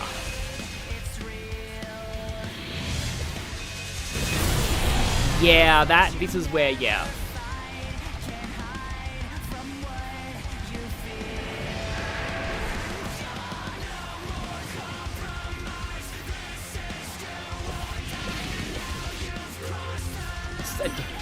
There we go, okay. I mean, that timing is not the worst. Like, that's kind of fine. But the fact that you have to parry the slash as well, which has a really weird hitbox.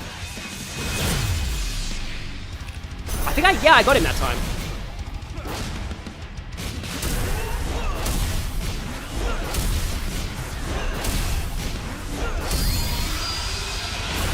Oh, I thought I side-looped him that time. But yeah, this phase is by far, like, the, yeah, the worst one. By like, if you get to Night, apparently, Night is basically a victory lap. Hard to see that missile there. I didn't even think boosting, like... Yeah, you don't get rings at all. You have to do all of this on 400 rings. Yeah, see, that's not bad. It's just the slash afterwards that's the problem. Yeah. I don't know if you have to do it, like, before or after. You get, like, I think you get, like, 2 tries at this. Alright, now he's gone back to missiles, I think. Like, yeah, these fights are cool the first time, but having to do them all in a row without any, like, refills. And yeah, Wyvern's claw swipes were not designed with the perfect parry in mind at all. Like, I've only done just this much damage. Purple Star saying, I think I'm going back to bed now. Yeah, I've kind of said my piece about stuff. Oh, didn't quite make that. Yeah, the Wyvern is by far the worst in this boss rush. I didn't even see that missile, okay. At the very least, like, you don't have, like, the absolute, Would you missiles please actually go near me?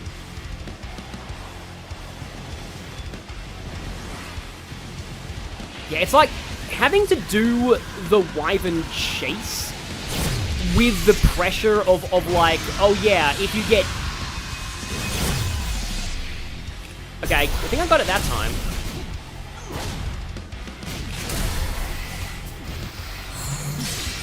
Okay, there you go, side loops.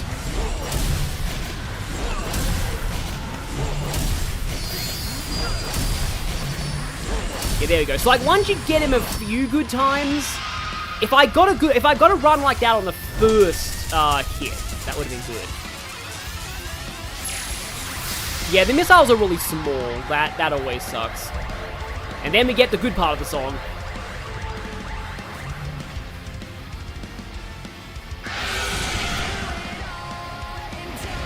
Yeah, I love this part of the song.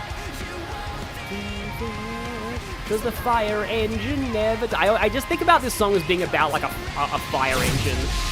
Like an invincible fire engine. And here's where the slash comes in, I think. Oh, that was fast, wow. Yeah, we're definitely not doing Night in this run. But I'm surprised I got Wyvern this low.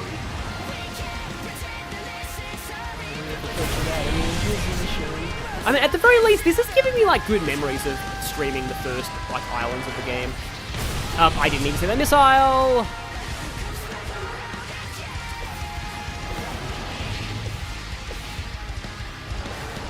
Oh, there's the missile. Okay, yeah.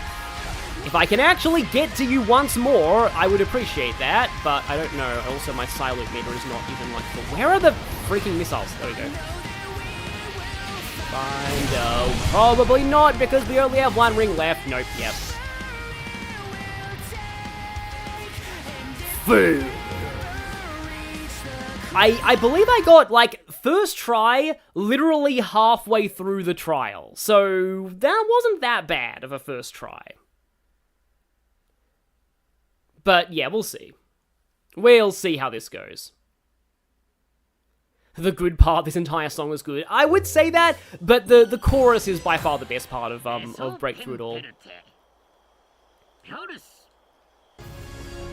On your marks, get set. Yosh.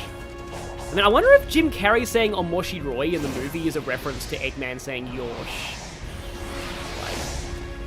Like, I love that. Yosh. Well, when that's not the worst thing in the world, because I didn't get hit. There we go. Okay. Okay, then Gigano time. Hello, Giganto. I don't care about you. I only care about your big Wyvern sibling. Oh yeah, that was way too early. Yeah. It's like, at least they like make you learn the parry timing, which is more than can be said for like the rest of the game, but still. That was way too early, yep. Oh yeah, Gangnam Style. Yeah. Like, that scene in the Sonic 2 movie where they do like a dance-off, the Bavonka or whatever it is. That's how this fight is if you use the Gangnam Style mod. Okay, got him that time. Or maybe it should be her, because this is Crane, not Crane, this is Dragon. This is Amy's counterpart in the Ancients. This is her Titan.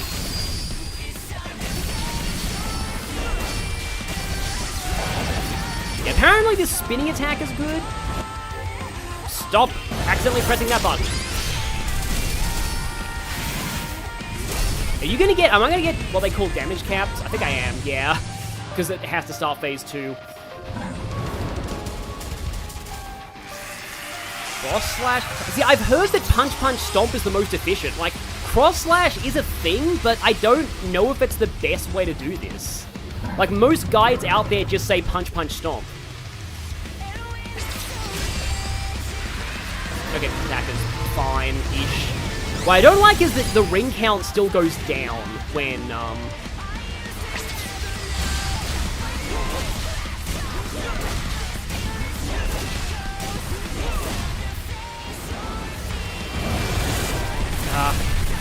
you can, I think you don't even need to parry that. You can get away from that, I think. Or you can get slapped like that.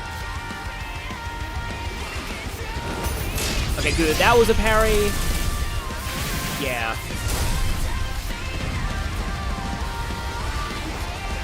This is it. This again. Like, I believe cross slash is just like, X while boosting.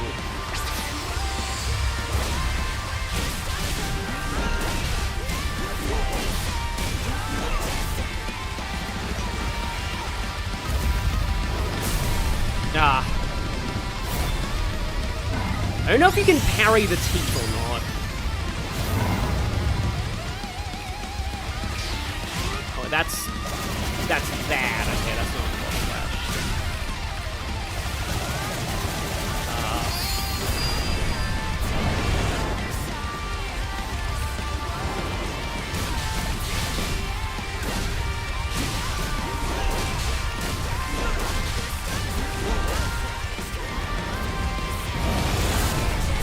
Yeah, I'm doing worse on this than I did the first time, yeah.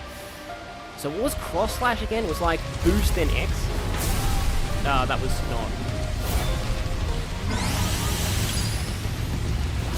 It's all just practice for Wyvern, I think, but... What was... I need to check the controls. Oh, or...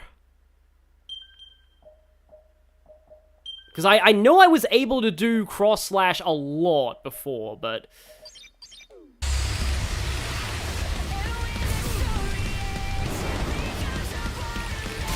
Yeah, like punch punch stomp is just efficient.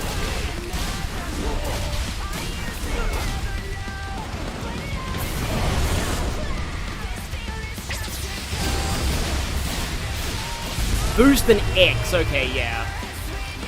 You're down, right? Yeah, you are.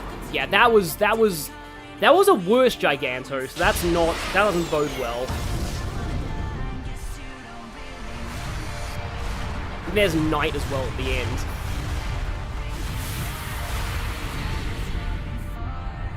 So like I don't know, because like the stomp combo was working really well on Wyvern, but like you really have to side loop Wyvern. Like that seems to be the thing. Like, I do like it when, like, harder challenges really make you actually think about your moveset and think about all the features the game gives you, because, like, that's how people talked about Kingdom Hearts, about Kingdom Hearts 2, where, like, on normal mode, it wasn't a particularly, like, you really could just get by just mashing the X button, but on critical mode and the higher difficulties they introduced you to later, it really forced you to actually think about the battle system and the way that you used all of your moves and how they all played off of each other. And also made you realize that, what was it, slap shot or sliding dash? There was one of those combo skills that was really bad that just made you whiff your combo all the time.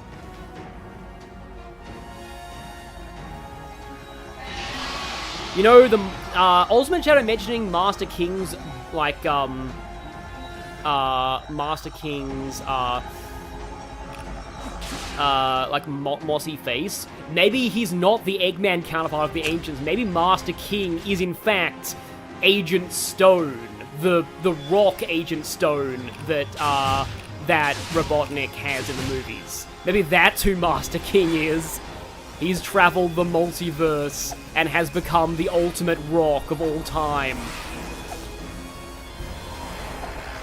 Because, like, okay, I probably shouldn't be distracted by this, and this is probably going to ruin my run, but, like, okay. Like, speaking of, this is going to sound like, this is, like, top statement said for disaster. Speaking of Sonic shipping, so, on Archive of Our Own, I probably already spoiled it by talking like this. On Archive of Our Own, the top, so, the number one pairing in the Sonic, in, like, the Sonic, fandom on Archive of Our Own is Sonic and Shadow, and number 2 is Sonic and Amy. Guess what number 3 is? You will never guess what number 3 is. Here's a hint, it's not Knuckles and Rouge, it's not Tails and Cosmo. It doesn't involve Shadow.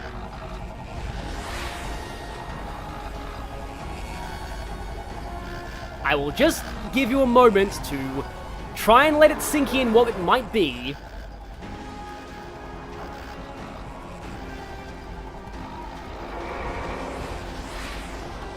Should be at the end of this by now.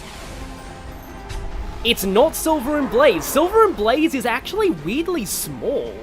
Like, it's kind of weird. There's not a lot of Silver and Blaze on AO3. I mean, it's decently big, but, like, it's not even in the thousands.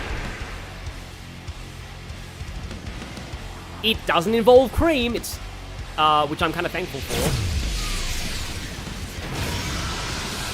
So okay, I guess I'll say it now. After the parry, I guess, if I... not quite, yeah.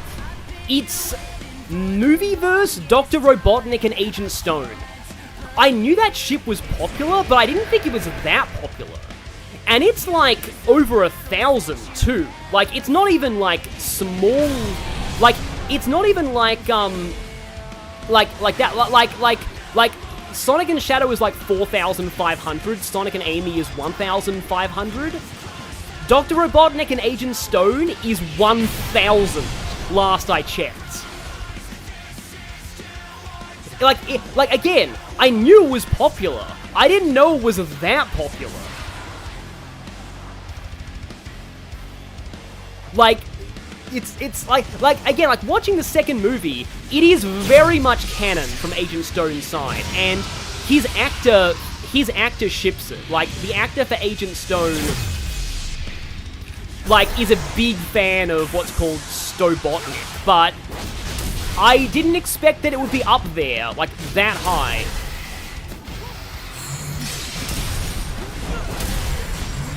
Yeah, Wyvern does not like stomping. I wonder if Wyvern has some kind of hidden vulnerability to stomp or something. Because, like, yeah, Wyvern really doesn't like the stomp. It's way more damage than Giganto. And like, look, like, I don't want to say, because, like, again, like, I know people who are Fujoshis. Like, I don't want to, you know, because, like, you know, I've seen some documentaries talking about Fujoshis and about how it's actually, there's actually a lot of, like, really cool things about the Fujoshi fandom. Dr. Robotnik and Agent Stone is legitimately, like, supported by canon, though. Like, it's really, it isn't just people reaching or anything, and not to say that Fujoshis are reaching, obviously, because, you know, most of the time they're not, but, like, you get what I mean. Like, it is actually very canon supported. So, it's just, I didn't expect it to be that popular. But like, you know, it's cool. Like good for them. There's so much shipping. Like as I said, like I just find any ship involving Eggman a bit of a weird thing. And like the relationship in the films is pretty abusive from Eggman's side. So I'm not really into it, but still. Like, it's clearly more of an Agent Stone one-sided thing, but at the same time, that's kind of what Son Amy is, and a lot of people like that, so yeah.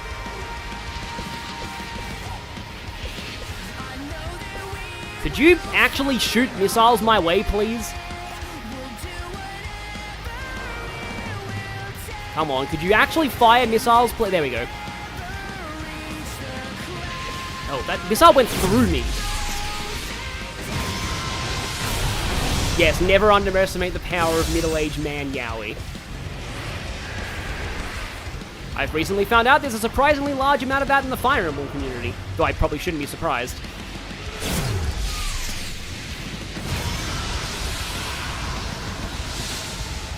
Okay, when is the slash coming? Oh, I got it that time, okay. Oh, there's two that! I forgot that it's a double there. Yeah, Wyvern is very much a thing.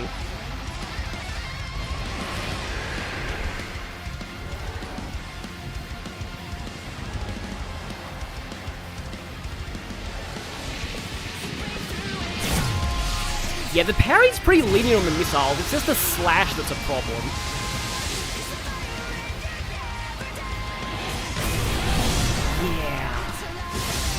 Yeah, Phase 2 is a thing.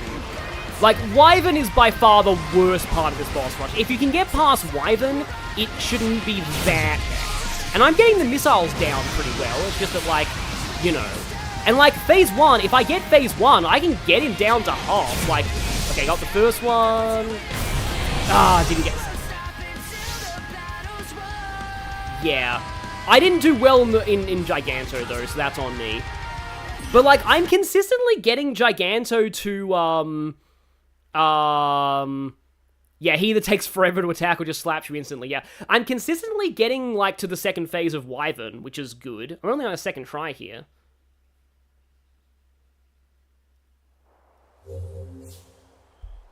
Somebody in the chat just said, there's a very similar ship in She-Ra, Hordak, and Entraptra. The main villain and the other is his tech girl. I haven't watched She-Ra, but I like it because I've heard that, like, Entraptra is, like, autism coded. So that sounds pretty cool. Like I mean, as in, I'd like that ship, because, like, again, apparently Entraptra... The She-Ra characters that, like, one of the things that I've heard... Oh god, don't get hit by those. One of the things that I've heard about, like, She-Ra and the Princesses of Power is they really praise the writers for actually, like, making... Oh, yeah. That's not good.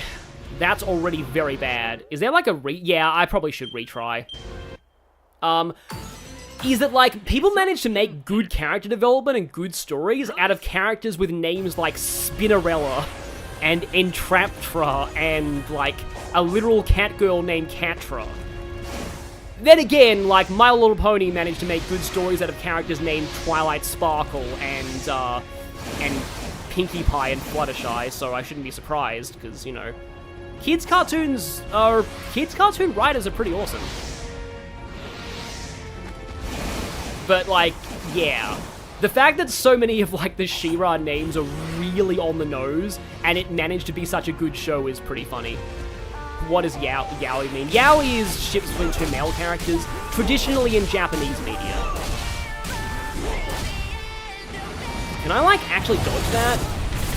No, I think it's probably better if I go for the parry. That's not good. I've heard that, like, some people immediately reset if they get, like, hit once on Giganto.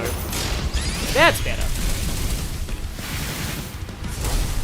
Oh, Entraptra is very similar to Futaba. I honestly, from what I've heard, that sounds fitting. Like, I've heard, from what I've heard of her, it definitely sounds like she'd have Futaba energy.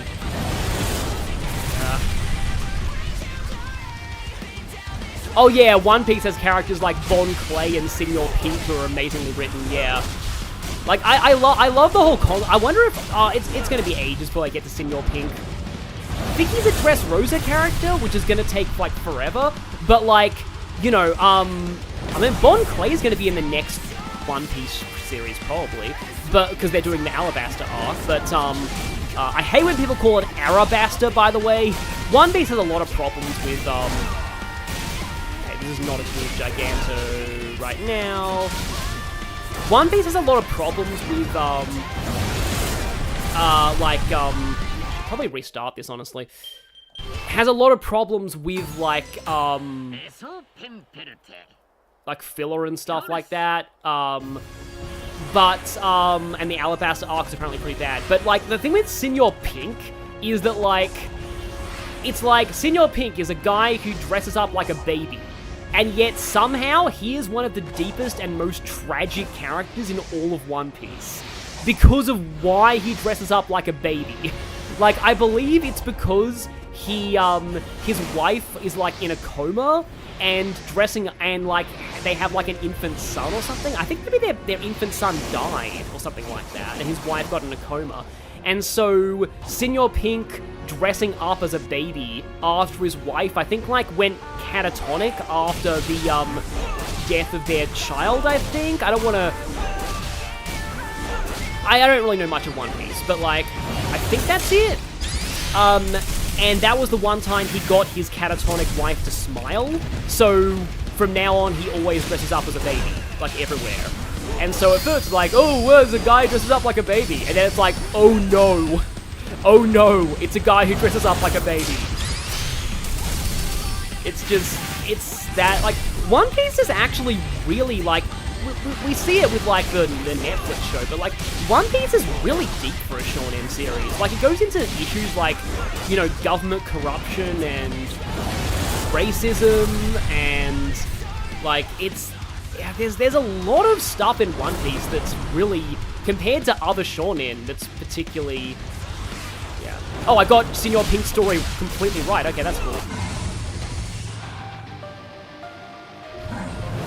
Yeah, just because the letter L doesn't exist in Japanese doesn't mean you have to constantly, yeah, what I was saying is, like, One Piece has a problem with, like, a lot of wikis using, like, very like, for example, there's, like, a summit of, like, the world government that's called, or was it pirates? I forget what it's a summit of, but it's called, like, in a lot of wikis, they call it the Reveille, and it probably should be Reverie, or Revelry. Because I think Revelry was a real term for a meeting between pirates, so, like, it's probably either that, or I think it's got, like, dream connotations as well, so I think it's also Reverie. Yeah. Like, yeah, the whole... Apparently people didn't like the Fishman subplot, back in the day. Like, the Fishman Island subplot, but now I've heard really good things about it. Like, people say it's, like, one of the best.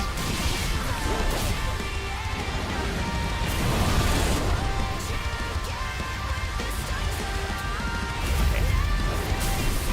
Didn't quite get it. I forget if you can parry the bite or not. Yeah, Revelry means some kind of celebration as well. Yeah, I know that. I only know it's, like, I think it's a pirate thing as well because Critical Role used it for the Dark Toe storyline. The Revelry was, like, a group of pirates that banded together. Would you please die, Giganto? Thank you for getting harried. I can't sing. Are you dead? You're almost dead. Like the Shadow song. Or, I think, no, yeah, Almost Dead is the really, like, I think Almost Dead is the theme for the worst dark ending, like the pure dark ending in Shadow the Hedgehog. And, it's the one that is, like, entirely, like, screeching heavy metal, and one of the lyrics is, "Heaven won't save us, hell is a joke." It's like the edgiest thing in an already insanely edgy game. Yeah. The problem with the One Piece anime is that it's, like, it's really long. It's insanely long. Like what the live action One Piece does in 8 episodes in one season, I believe that's the first 100 episodes of the anime. So, and the anime has, like, it seems like one season to 100 episodes would be a decent pace for the anime, not for the anime, for the live-action show. The problem is that, like, the actors are all going to grow up by then, so I don't really know what's going to happen with that. Like, it's only so long, like, the actors are all in their early 20s, and, that's kind of the same age the characters are meant to be, so it works now. Although I think Nami's actress is in her 30s. But still, like, I worry about the actors getting too old. Garp's actor in the live-action show is apparently, like, younger than the manga Garp. In the manga, Garp's in his 70s, but the actor playing him, who's fantastic, by the way, is, like, in his 50s. So Garp's fine. I do like how they... I mean, I've never seen any of Garp in the original, but like, I'm glad they introduced him earlier. Apparently, in, like, the original manga, Garp was not revealed as Luffy's grandfather until, like, NES Lobby or something like that. Like, that's really late for that reveal to happen. So, I'm glad that it happened earlier in the live-action show. And live-action Garp is a great character. Like, he's really good. I want to see more of him. Although I looked up the manga, because, like, the first series of the live-action show ends with, like, Kobe and Helmeppo being trained by, like, Garp, him saying, like, your training begins now. And apparently, in the original manga, they suddenly get, like, massive design changes. Like, Kobe immediately gets, like, several inches taller after Garp's training, which is a little silly, but I guess it's cool. Also, apparently, Kobe does something amazing during the Paramount War arc, and I'm so looking forward to that in live action. Like, yeah, it's kind of like, I've always loved characters who start out as comic relief and then become awesome, like Junpei, and like Junpei in Persona and Spike in My Little Pony. And Kobe, and I think Helmeppo as well, definitely seem like the kinds of characters who are like that. Like, they start out as pure jokes, and then they become, like, genuinely amazing characters. Yeah, like, I've heard good things about Kobe in the manga, so I'm looking forward to just seeing how good he gets there in the live-action show.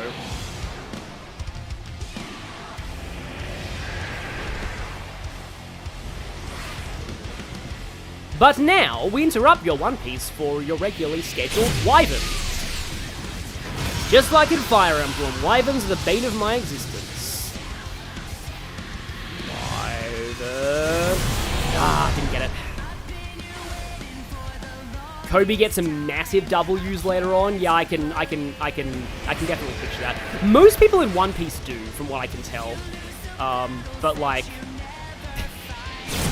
except for like, okay, this sound, I probably shouldn't talk about this. There's like a character in a later arc who did like really awful, or planned to do really awful things to Nami. I won't say what because, you know, probably can't say that on YouTube, but,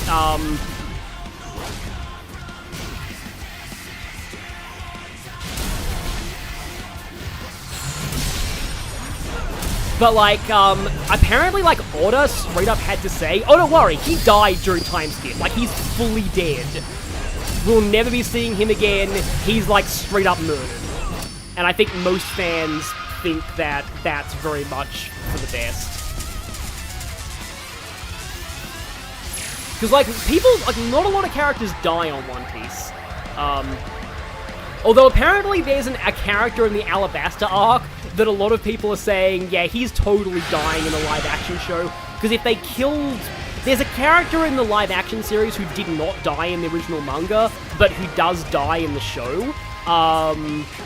And apparently there's a character in the Alabasta arc who survived an even more, like, ridiculous thing.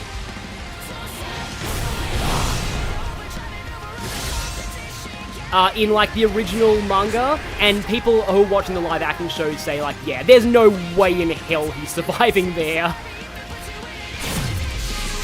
Like, I think people complained about that survival in the manga. I don't think it was even a particularly major character, but, like, I think they, like, fell out, like, a window or something, or, like, fell a massive amount, and, like, was caught up in, like, a huge...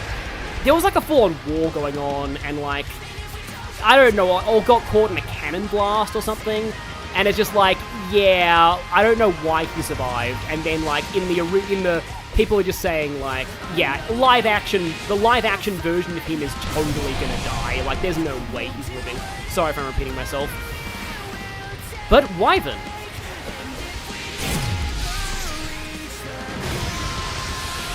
And here we go. It's really just practicing the double. Yeah, this is very much a thing. Like, if I get him once more and I get the Psy Loop, I probably have this. I think I only need 2 cycles. Didn't see that thing. Spoilers, that character still hasn't done anything after Alabaster. Yeah, he's definitely gonna die in the show. Because that's the thing, like, sometimes when a character, like, when a character's arc is, like, done and there's nothing, like, left for them to do, and they're in a situation where they could die, you know, maybe it's not the worst thing in the world to kill them off, just to show that, like, you know, this is a war, there's stakes, people die.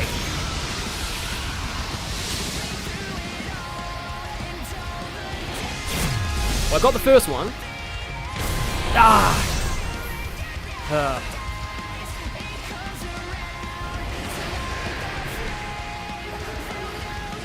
On low health, Wyvern does 4 slashes, like randomized slashes. That one just phased through me. Yeah, Wyvern's the roadblock of this, obviously. Wyvern is very much... Okay. I got both of them! I got both of them! I don't have enough rings to win this.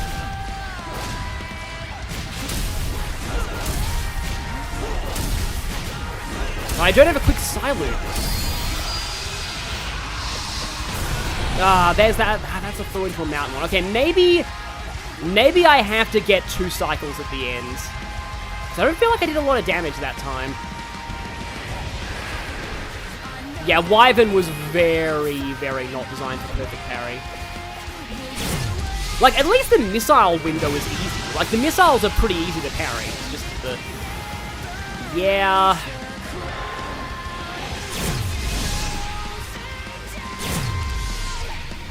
Okay, got 2 of them that time.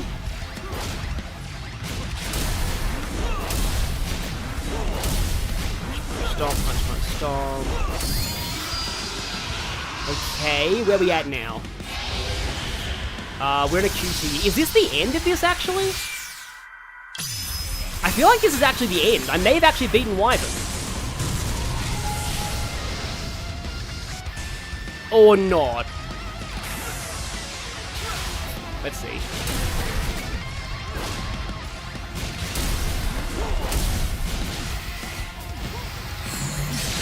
Oh, I can still Psy Loop him there. Oh. The tail. There we go. Did he, like, break out of the Psy Loop or something there? Like, Okay, so you can Psy Loop with a half meter, okay. Oh, attacked with his tail, you have to... Yeah. Parry again. This isn't going well, as Schultz would say. I mean, it's going better than I expected. But it's just like, yeah, this is not gonna...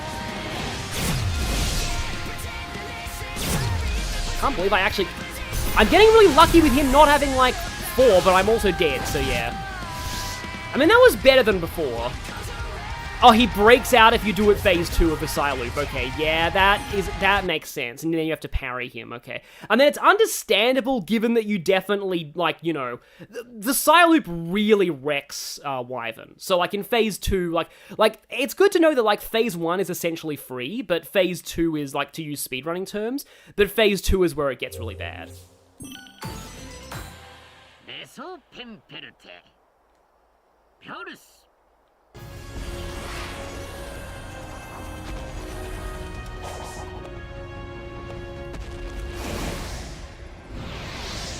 I actually do feel like Master King does say Yosh, which is pretty fitting. Yosh. Okay. Okay, game. I don't even know if, like, the stomps can hurt you from, like,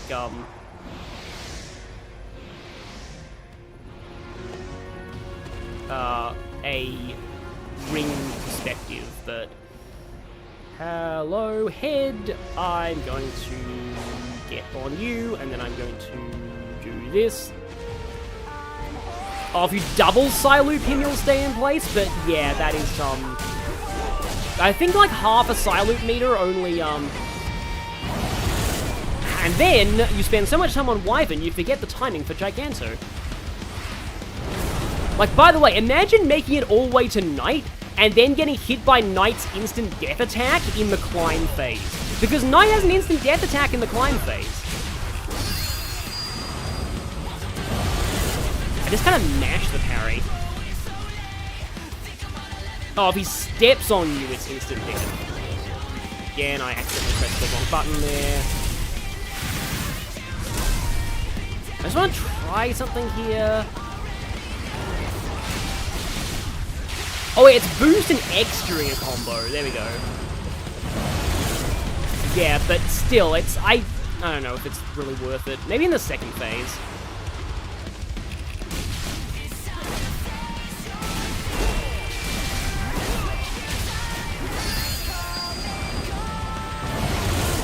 I kind of... yeah. Maria? No. Chaos Emeralds? Chaos Emeralds? Gosh. No, I don't want to Psyloop Giganto because that's gonna, like, lower my, like, Psyloop meter for the, what, for Wyvern.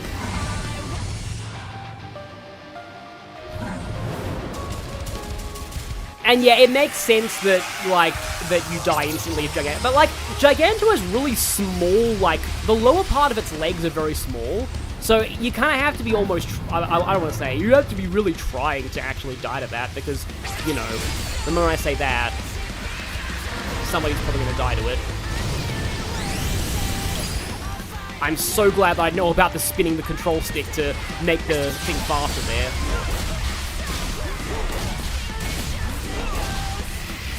Like, I can try to Psyloop him, but, like, he starts flailing around.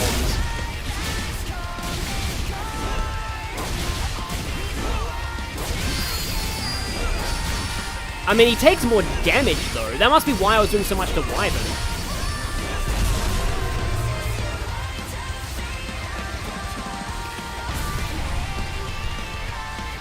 But now, I actually have to hit him. Like, I lost a whole bunch of rings there just waiting for him to fall down and be vulnerable to the finisher. But I mean, yeah, I guess Psylooping kind of works, because yeah, they take more damage when they're Psylooped, so maybe. Maybe I can get through fast enough with that. It's just that, like, I want to make sure that I have a lot of Psyloops for Wyvern. The control stick spinning here is like, it's not nearly, like, it's pretty lenient. For, like, a control stick spin thing. It's not Mario Party tier of bad, is what I'm trying to say.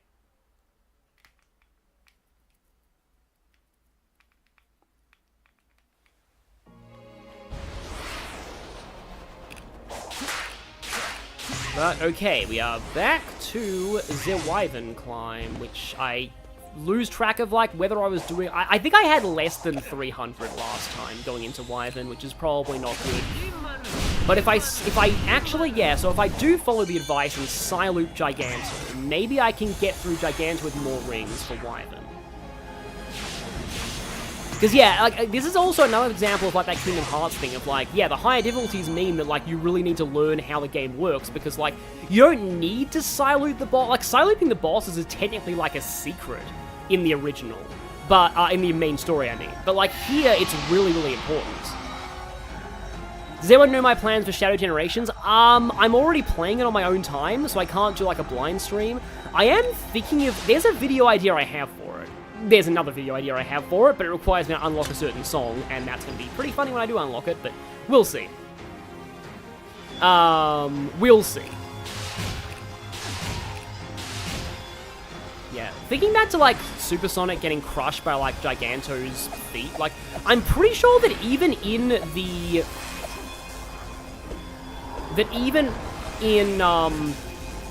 in the classic game, Supersonic does die if he gets crushed by anything. think Super Sonic... Yeah, I'm pretty sure Super Sonic is still vulnerable to crushing. Like, one of the only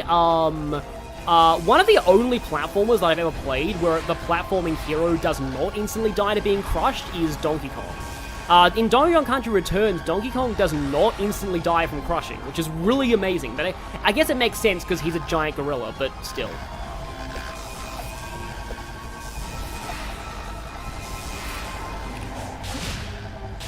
Yeah, it's kind of funny, like, that actually reminds me that, like, Donkey Kong often has, this was also discussed on Runaway Guys, but Donkey Kong is often, like, the worst character in his own games, because, like, everyone besides him, and outside of 64, everyone besides Donkey Kong has, like, a lot of unique gimmicks, and he's just the generic one. But weirdly, this is why it's relevant to this game, Sonic, I feel, is that in Origins. Like, he is. Because everyone else, like, Tails has flying, Knuckles has gliding and climbing, Amy has the hammer, Sonic, he has the elemental shields in 3 and Knuckles, which Amy can't use, but, like, despite otherwise being similar to him. But it's just like, what? That's not a very Sonic thing to give him as a unique asset. Like, shields? Like, Sonic's not the defense guy. Sonic's the fast guy. Wario can't be crushed in the Wario... But in many of the Wario Land games, Wario can't die, period.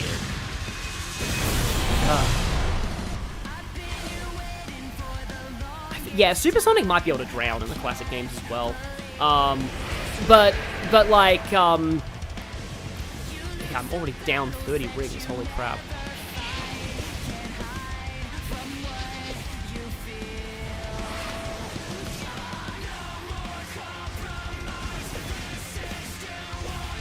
There are a lot of games where, in Mario, where crushing is instant death even if you're Big Mario, I think.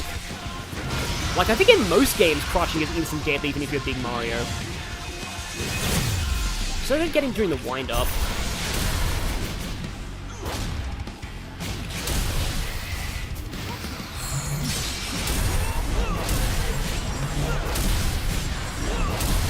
Okay, so yeah, the meter fills back up here.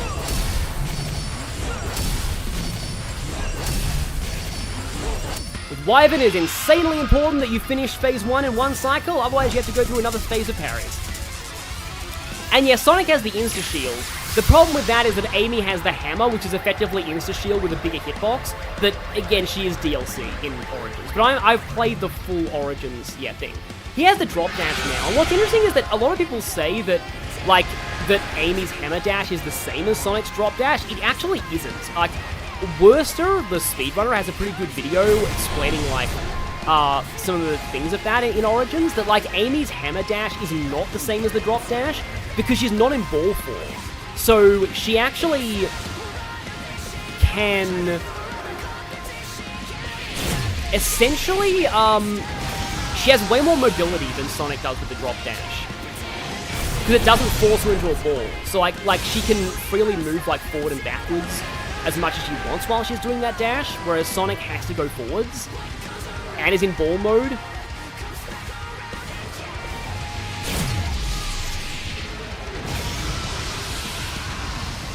Yeah, there are some Mario games where crushing only shrinks you rather than kills you instantly. Okay. I didn't mean to do the homing shot, though.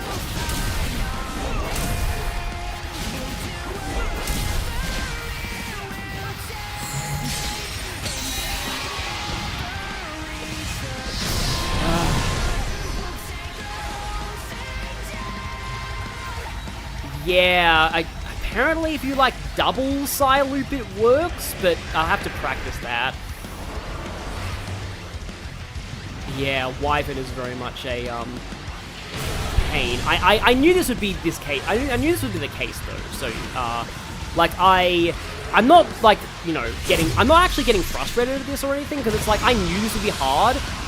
It's way worse when I'm failing at something that I don't...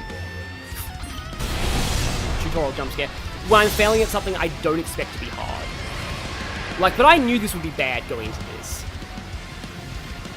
Yeah, I think there are some Mario games where when you shrink, you go small, but then you immediately get hit again because of, like, the crushing hitbox, so it's generally instant death. But, like, the thing that I personally really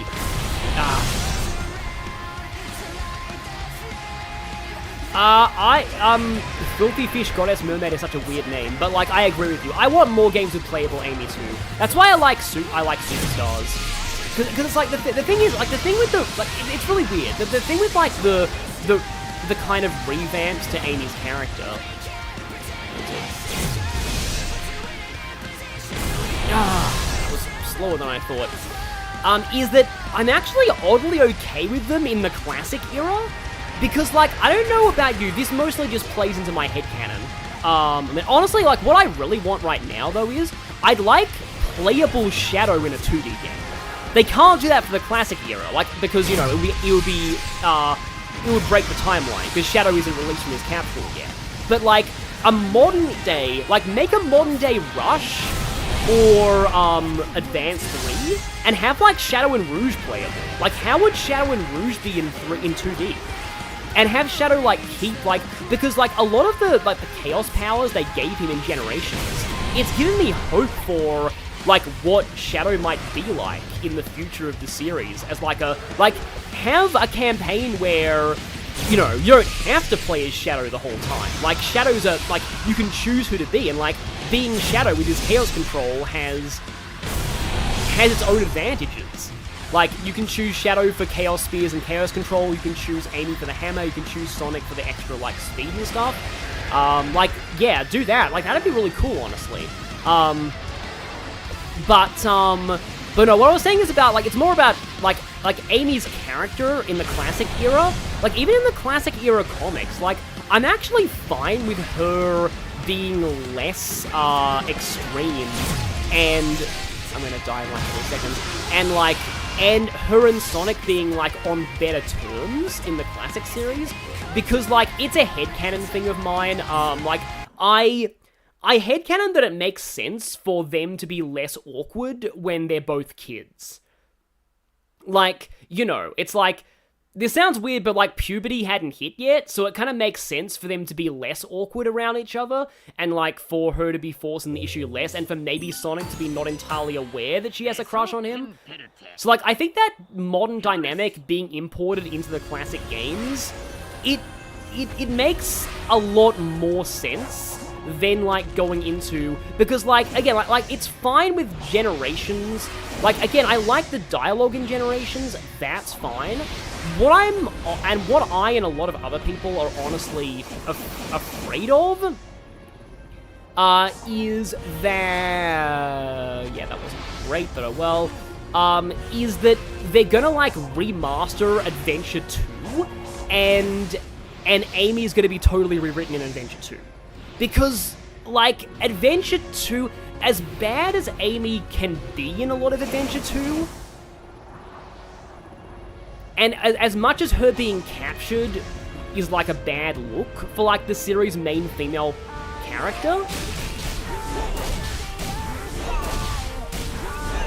also, she kind of needs to be captured for the fake Emerald subplot to work, and that's, like, the best scene in the game. Also, technically speaking, Sonic gets captured by Gun in that game as well, so, like, it's not like she's the only one who gets damseled in that game. So, it's like, there'd have to be a way for them to do it that's not like, you know, Dr. Eggman, and she makes no attempt to defend herself with, like, the hammer. Like, that's dumb, I don't like that. But, like, I wish there's a way that they would, you know, they could make that, because, like, honestly, I actually think that Adventure 2 kind of deserves a remake, because, like, its story is good in theory, but it suffers from, like, bad voice acting, and awkward cutscene timing, and dumb animations, and a bad translation, too. Like, it's not really translated very well. So, you could, like, do that, but the thing is, like, as much as, like, it makes kind of sense that, I know that the adventure games, you know, it takes them a while before they'll touch them, and you know what, like, yeah. And if they remake Heroes, please change the reason for the Team Sonic versus Team Rose fight. Like, that there, I can totally get behind changing that. Like, honestly, like, I'm trying to wonder how they'd actually handle handle them, like, that actually make them better, but like,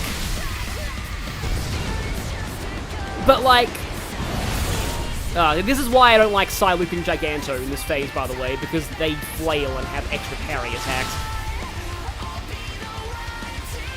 And that Psylocke did absolutely nothing, okay. Yeah, maybe I should actually restart this. This is not a great Giganto right now. But what I was saying was like, yeah,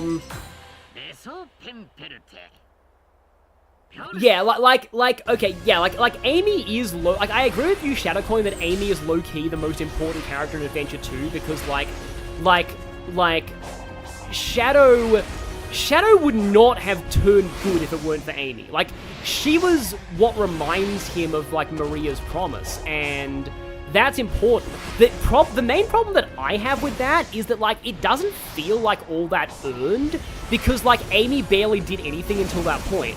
Kind of. The thing that a lot of people forget is that she's still, like, when Sonic was arrested by literally the government, Amy went all the way to Prison Island on her own.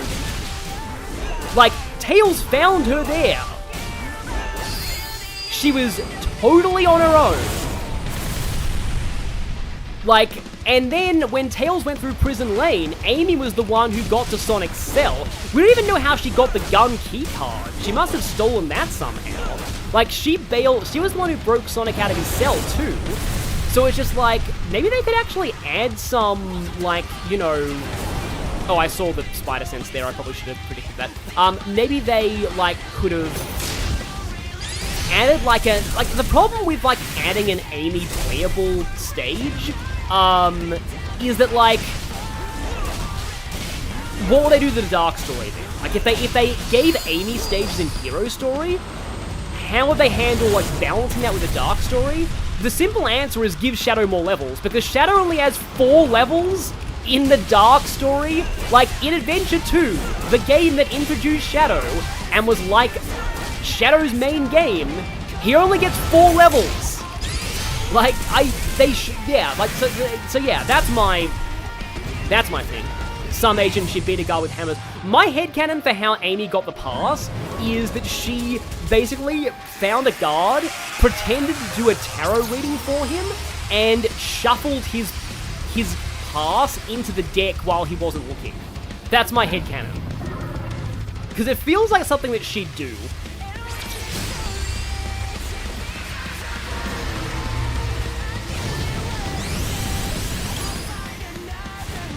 And, like, somehow the tarot reading that she does for, like, the guard is so, like, completely insightful that, like, it makes him cry. Like, I can just picture that happening. But, like, anyway, so yeah, like, it is weird that it's actually, like, the Dark Story of Adventure 2 is actually Eggman Adventure 2, and also Shadow's here too, I guess. Like, Eggman gets most of the levels. And, like, it is cool that we get, like, a fully playable, like, Eggman villain protagonist story, but at the same time, also, like, it's meant to be, like, Shadow's game. There we go. And why? Why only 4 Shadow levels? It's pretty weird. So, like, if they give Shadow more levels, maybe, they could, like, give Amy a couple of levels in the main game. Like, give her a Prison Island level, maybe. Yeah, that wasn't fast enough. I'll try just to practice Wyvern. Oh, that's funny. Shadow is the only one who has no access to ghost animals in Adventure 2, despite the fact that it logically makes sense for him. Okay, that worked for some reason. This is not the best Giganto fight, but, like, I hate how your rings still count down before the final blow. But, like, yeah, so it's more, and the other thing as well about potentially rewriting Amy in Adventure 2 and Heroes is, like, the thing that makes Sonic kind of special and different from Mario as far as platformers go is that there is there's continuity. Like, in Mario, every game is its own thing. There's no continuity or character development in Mario. Like, everything is just totally static. Every game does not affect anything else. But, in Sonic, the characters implicitly, because the games are set in a continuity, the characters actually grow and develop, and that's why overcorrecting Amy in a remake of, like, Adventure or Heroes would be really weird, because she's meant to be less mature there. Like, and similarly Tails. Like, Tails is meant to be less confident in those games, and even Sonic is actually not as good in that one. Like, he's definitely not quite... I mean, Frontiers is definitely a way more mature Sonic, but, like, even in Adventure 2, like Sonic kind of cares a lot more about the...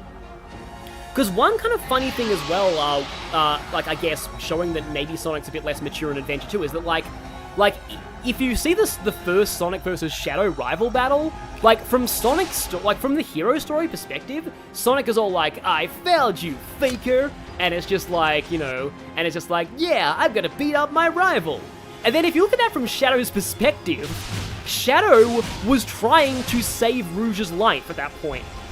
And this cocky jerk just suddenly said, oh, I'm gonna fight you now. And, like, if Sonic had actually stopped to ask, hey, what are you doing? Instead of just jumping to, you know, I found you, faker. Like, that would have actually been a lot better for everyone involved. Because, again, like, Sonic was literally, by pure accident, stopping Shadow from rescuing Rouge. So, it's just like, yeah, like, he definitely was less mature in those days. And that's why the characters need to stay, like, well, not totally say, like, again, like, I definitely appreciate if, you know, Heroes Amy was not a thing, if they remade Heroes. I don't know how they'd really do it, honestly. Like, how they'd actually give an excuse for a fight. Maybe, because, like, honestly, in Heroes, the only team battles that actually make sense are the Team Dark ones. And funnily enough, they're all initiated by Rouge.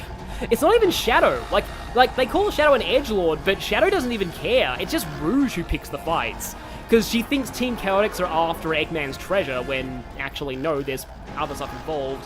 And she has a miscommunication with Team Sonic as well. But, like, I don't know how they would actually do, again, the Team Sonic versus Team Rose fight in Heroes. Like, maybe it's like, Team Sonic's like, okay, go home, we can handle this.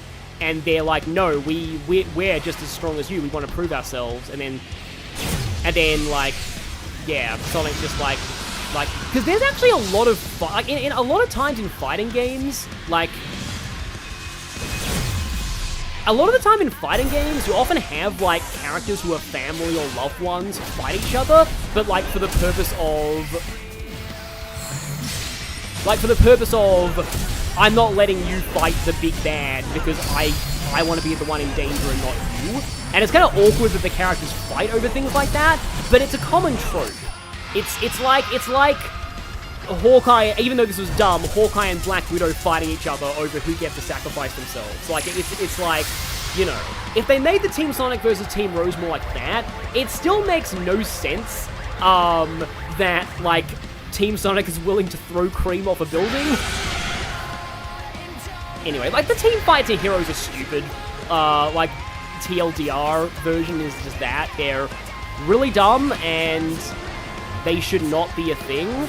But, like, I don't know how you would fix those. But like, again, like, it's different, like, because in Adventure 2, like, that's the thing, with in Adventure 2, wow, that was a fast slash from Wyvern. In Adventure 2, like, Amy is not really, why'd you slash again? Oh, that's interesting. In Adventure 2, Amy's not even that Sonic obsessed. She has that one line about, if I tell you, will you marry me? But, like, you can easily play it off as a joke. Like, I always thought that was a joke. Like, I mean, when I saw that line for the first time, that was my first indication of, like, oh, okay, they're romance-coded. Right, I can see where this is going.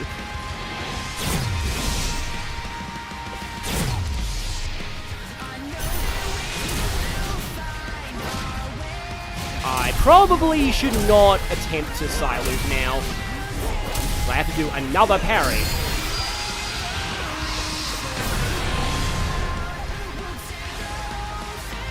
Maybe I probably should have side looped. Oh well. Because if I get the throwing him into the mountain QTE, yeah.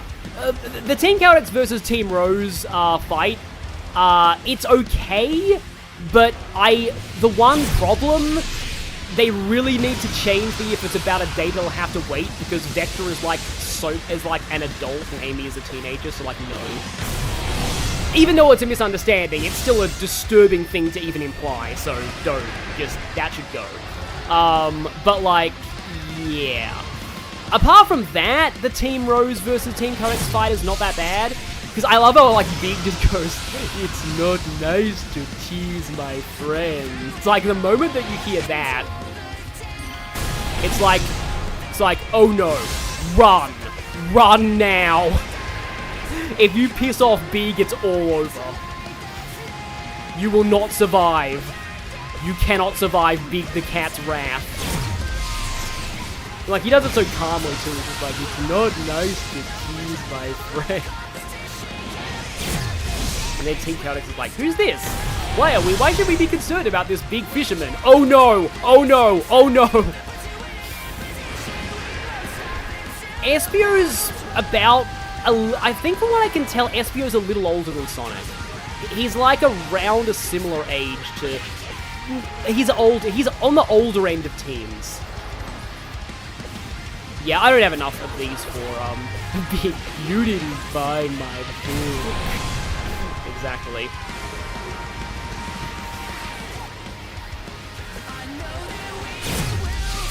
Because, like, yeah, whenever somebody that nice and laid back gets genuinely mad...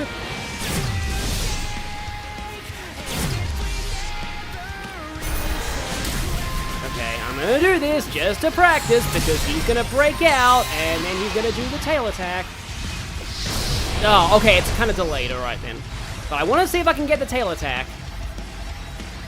Yeah, I don't want to... I like that Shadow Coin, but I don't want to spoil that for people who don't know about it. Unfortunately, it's in the chat right now, so... Yeah, chat spoilers.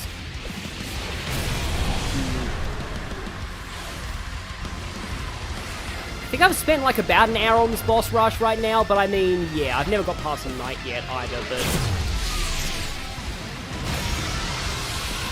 but yeah. Yeah, Big needs to be more things. Big is pretty oddly good in Chronicles as well. Like, it's a more comedic take on him, but it's pretty good.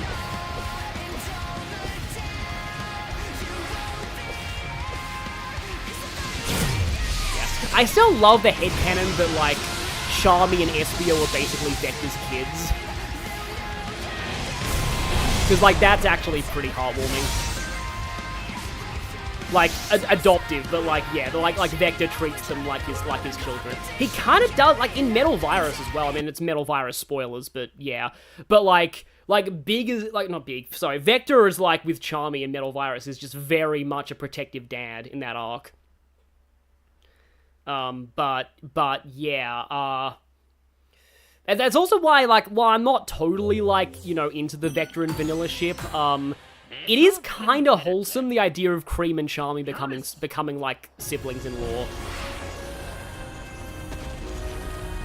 Though what really needs to happen is that, like I don't know if I'm the only one who thinks this, I think that Shadow and Cream need to interact more. Like, I don't want them to go for, like, a full-on, like, Maria comparison or anything, but I think Shadow interacting with Cream would be interesting, personally. It has potential. I've seen a lot of very wholesome Shadow and Cream fanfics, of, like, them, yeah, Cream trying to befriend him.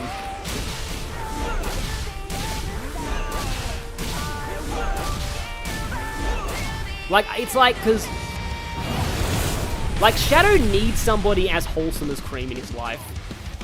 He needs someone like that.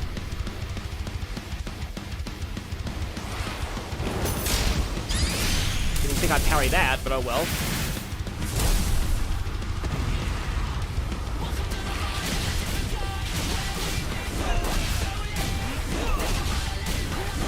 Yeah, they're still focusing a little bit here, but like Yeah, it's like the end of the spin. It's like you kind of have to hit it after that attack comes out. The problem is the slap and the spin have very similar animations.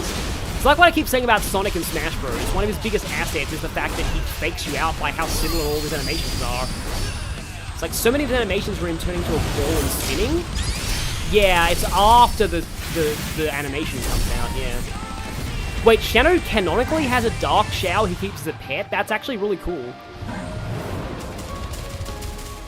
Yeah.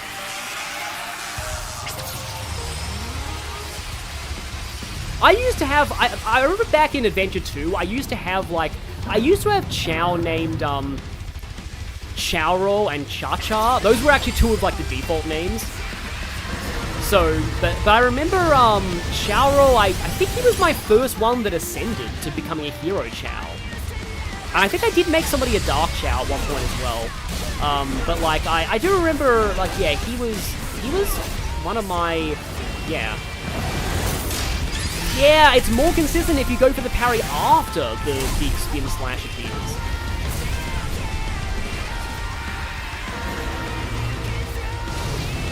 It's specifically a Dark Run Chao? Yeah, okay. Because, yeah, I forgot about, like, the running, fly, and, like, what's the... Oh, swim. Swim is the other one.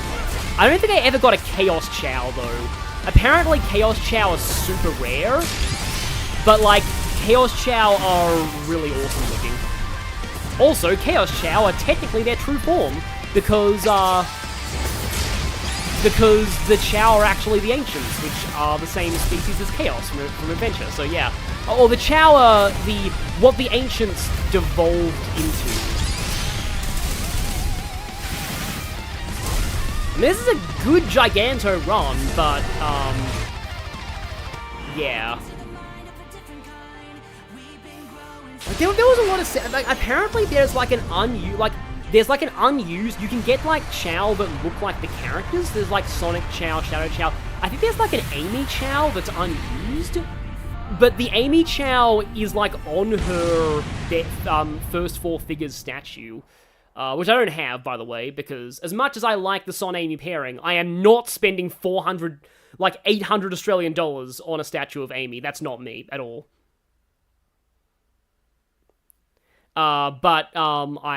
Meanwhile, I do have the Sonic and Amy Lego set, I have figures of classic and modern Sonic, I have Sonic and Amy plushes, I have Amy's tarot card deck, I have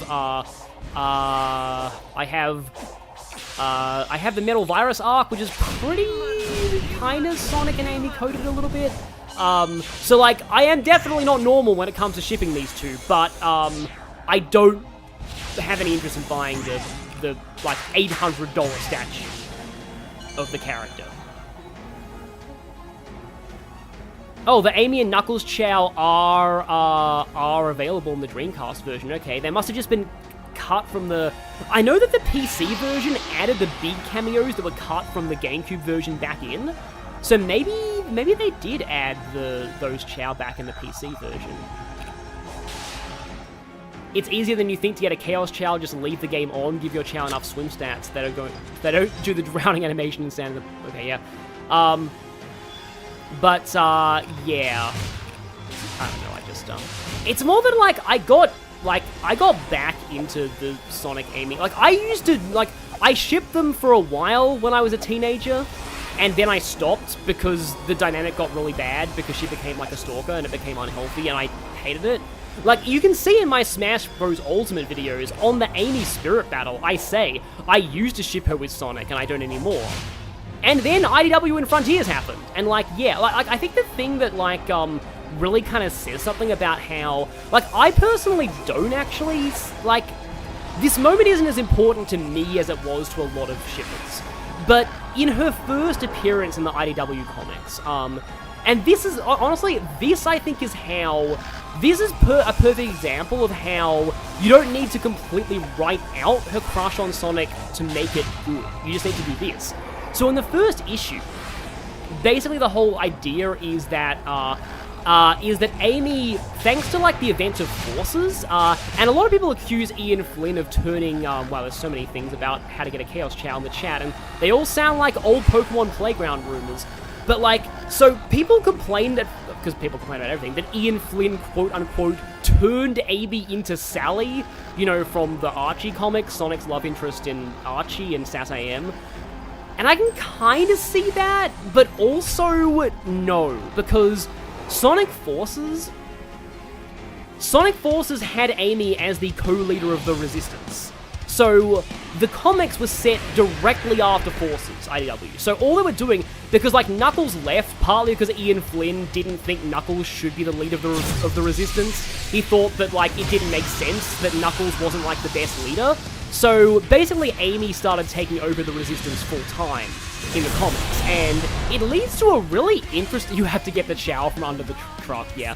It leads to a really interesting arc for Amy, because she rebrands it as the Restoration and sort of makes it more of a humanitarian aid organization rather than a wartime organization, which makes sense since both, you know, the Eggman War's over, but also, like, it's more about reconstructing areas that Eggman's damaged, which is very in character for Amy, because she loves the environment and she loves helping people in need. So, like, you'd think that would be, like, her dream job, and it's a good way to give her, like, a kind of a career and a goal outside of Sonic, but eventually, like, well, part of it is because she's the leader during the Metal Virus storyline, where, you know, ah, damn it, I got up to Wyvern without even parrying a missile, and yet, yeah, Chaos Chow also immortal and incapable of breeding other Chow.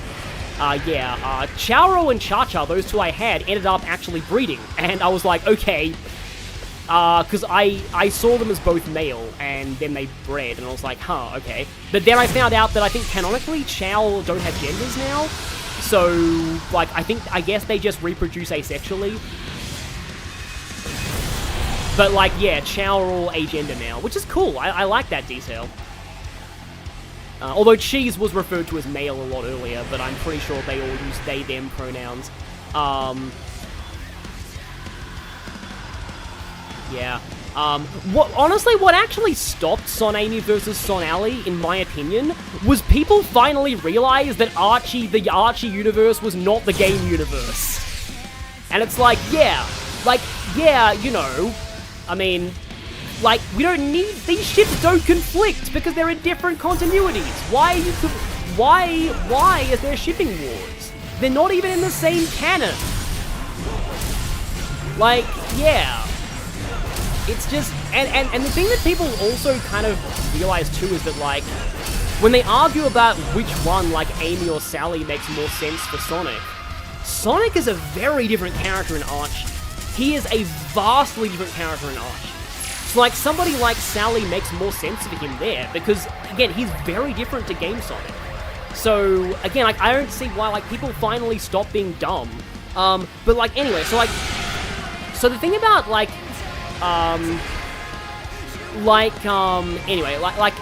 Amy's arc in the IDW comics is that it doesn't help that she is the leader of the Restoration during essentially a zombie apocalypse. So she is having to deal with, like, all disaster and humanitarian relief in the world during a zombie apocalypse.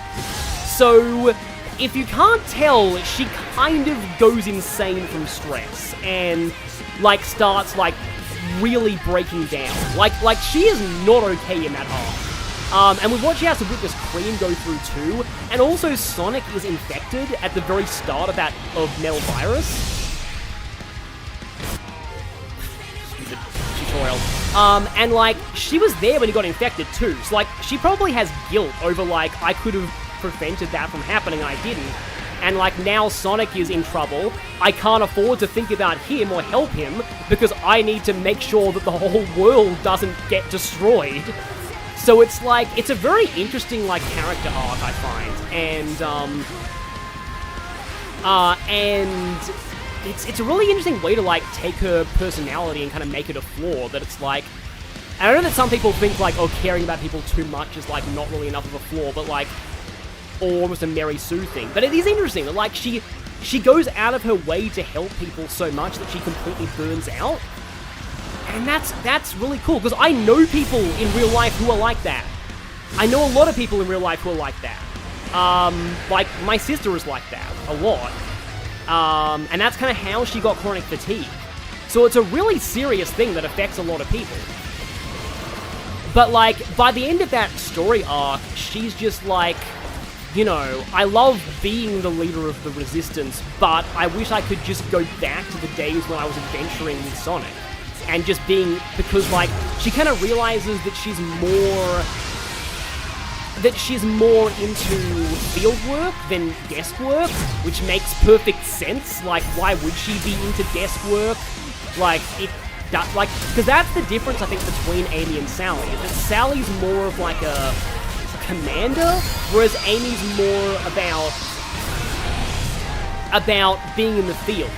I think she's a good leader, she's a good people manager, but she's more about actually being the one doing the adventuring, as opposed to sitting at a desk ordering other people to do things. And that's what she kind of realizes with that arc, that it's like, yeah, I need to leave. So she basically stops the restoration, like she quits the restoration and goes back to adventuring, and which is technically a way to just restore the status quo of the games, but actually I just realized that's another tangent I could go on in these boss fights. My thoughts on the IDW comics and how being canon might have hurt them. But, like, but anyway, so she goes back to that, and then she gets Jewel to lead the restoration. Then that leads to something really dumb later, where, for some reason, Amy doesn't even think to warn Jewel about the crime boss who tried to kill her. In that other arc, they like, it's really, this is suddenly an IDW tangent, but like, Clutch the Opossum is an interesting villain that they've introduced so far, but for him to actually work, they made him, like, waltz right into the restoration and make a deal with Jewel. And, like, okay, on the one hand, I get how they're facilitating this, but on the other hand, hang on. So Clutch the Opossum is like a mob boss, and his illegal Chow racing operation in the arc directly after Metal Virus got raided and exposed by Sonic, Tails, Amy, Cream, Rouge, and Shadow. How did none of those people even think to warn the restoration about him? Like, why? Like, you know, we kind of ran into this mob boss who ran an illegal Chow racket and he tried to murder us, so maybe put up wanted posters in case you see him again? Like, Clutch making a deal with the restoration is interesting and trying to undermine it from the inside. It's a cool plot point, but also, why? Like, it makes no sense that nobody, like, Rouge maybe, because, like, Rouge, like, they said, like, obviously, you know, Rouge doesn't go to the authorities because she's a thief, so it makes sense that Rouge wouldn't try and say, but, like, you'd think that, like, that, you know, that Amy or Shadow, like, or Sonic or Tails would just say, like, you know, maybe watch out for this guy and don't trust him. Shadow's Chow was even participating in those races. And like Shadow was the one who found the abused Chow. Like, there were a bunch of Chow in cages, and he was like, utter scum. And like, yeah, and he was a big part of busting that whole operation. And yet, again, like, I know that Shadow's very aloof and does his own thing, but like, why does no, like the fact that nobody even wanted to, like, even thought to warn? Yeah, Amy and Tails would definitely do that. Like, Tails especially, you think Tails would? So it's really weird. It's one of those things that's like, it's like a plot point of, like, they call it Idiot Ball, where the characters act dumb just to justify, because if anybody, like, acted smart, the plot couldn't work. It's one of the most disliked, like, TV tropes out there. And, like, Team Chaotix investigated Clutch at one point in the comic as well, right before he went to the restoration and made a deal with them. So, like, why didn't Team Chaotix also warn them? It's really weird. Like, it leads to a decent arc, but it's like, I question that decision.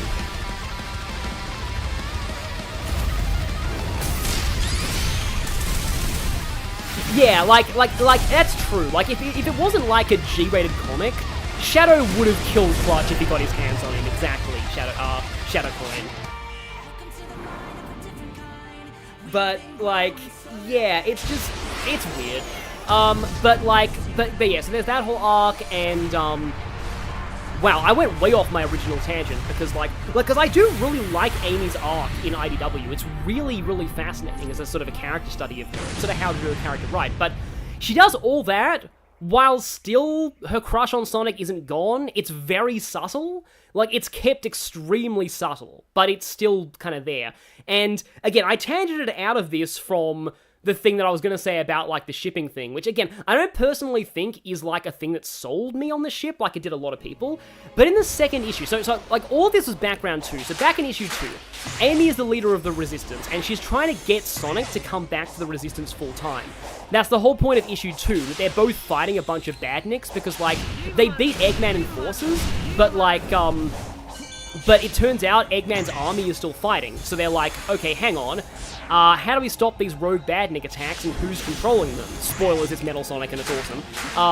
But like, yeah, they're like, how do we stop this? So Amy tracks down Sonic and is like, I want you to come back to the Restoration full time so we can actually have you on hand to help.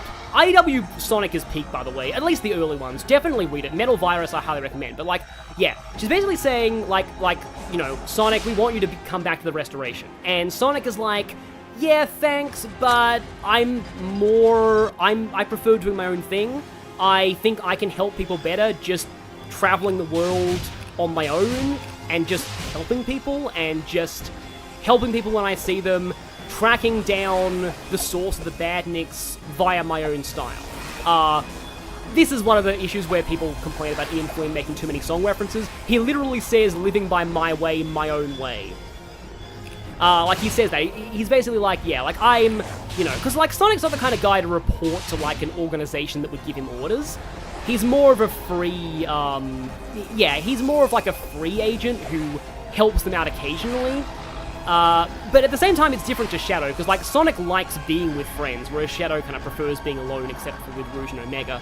So, like, anyway, so, like, he's just like, I think I can do better, like, I can do better just by myself. And Amy tries to convince him for a while, but eventually, she's like, you know what, you're right. And he's like, I am? And then here's the bit where she's like, she just says something along the lines of, it's who you are, and it's all the reasons I love you. I don't want to change you. So yeah, you keep doing your own thing, and I'll keep doing mine. And because, you know, you wouldn't be the Sonic that I fell in love with otherwise, essentially. And, like, that right there, I actually feel like it gets kind of to the heart of, like, why Amy loves Sonic in the first place, which a lot of things don't really explore very much. They treat it as just, oh, she fell in love with him at first sight and stuff. But, like, it's like the aspects of his lifestyle that she really admires, and also just his personality and how he helps people. But also, this is literally Amy saying, I am totally fine with your boundaries and don't want to change you. Which was a turning point for a lot of people, because a lot of people were like, whoa, okay, that's how you write her crush on Sonic, right. But also, it only makes sense for her to act like that now, because she's been through so much character development. It would not make sense for Heroes Amy to act like that, or Adventure 2 Amy to act like that. Like, Heroes Amy did not respect Sonic's boundaries, but it's because characters develop, they grow and get more mature. So, if you did change that, going back, you'd kind of lose that implied character arc that's there. So that's another one of those reasons.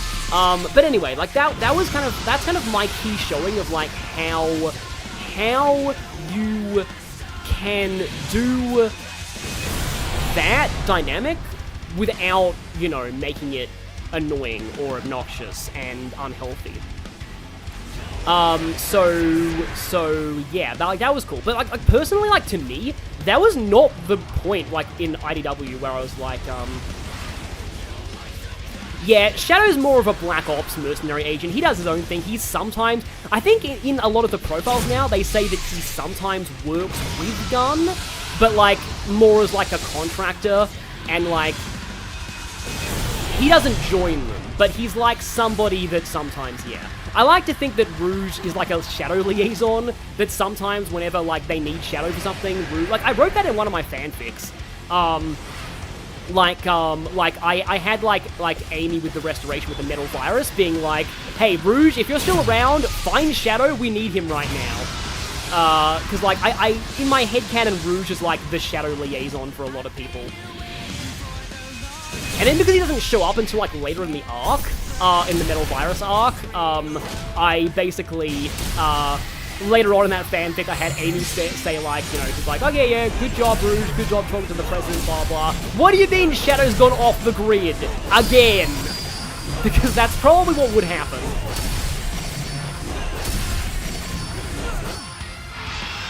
Yeah, like Samus of the Galactic Federation. Yeah, that's exactly how I'd see it.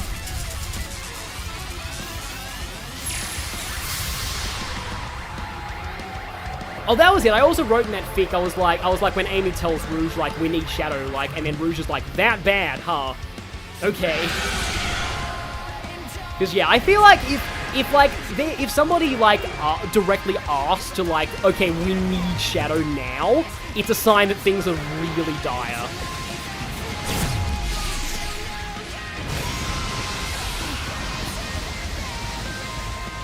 And now we have the double parry. That was fast. Like, you can actually get to its head without, like, without parrying missiles, but it often takes, like, too long to sort of consider that. Yeah, it's a kind of lenient there. Yeah, it is a genius comparison. Thank you, yeah, JD the BA. Yeah, Shadow to Gun is like Samus of the Galactic Federation.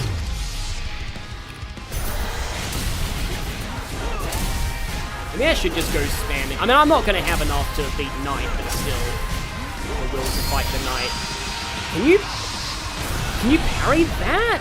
You might be able to parry that. Like, there's like, it doesn't have a very, very clear visual indicator, but you might be able to parry that. But yeah. Anyway, so that was my. I don't think I had. Oh no, that was it. That was it. My like, to me, and this is actually a weird, like, because not a lot of people actually think this way. To me, Shadow the Destroyer. Funny that we should say that when we're talking about, like, Shadow. But, like, yeah, see you. Yeah, it's fine. I hope I'll be able to beat this boss rush eventually. One. Not two. But yeah, so, like, to me, actually, my favorite, like, kind of Sonic Amy ship moment in the IDW comics is during Metal Virus. So it's like kind of early, midway. It's the very end of the first Metal Virus volume. And I'm talking about it like a shonen manga, but it kind of is. But like it's towards the end of the first Metal Virus volume, and Sonic is back at the Restoration HQ because, like, even though he doesn't, like, you know, he's doing his own thing, he often goes to, like, check in. And, like, Cream is there, they have a bit of a chat with Cream, and then, like, Amy specifically calls Sonic into her office, and he's like, what's the situation? She's like, oh, nothing, I just wanted to say hi and see how you were going. So, like, she just wanted to,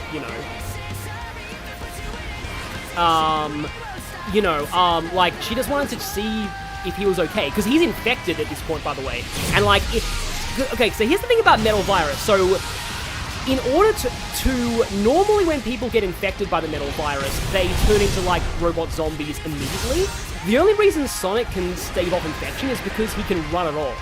But this means that for the whole Metal Virus arc, Sonic has to constantly stay running and never sleep.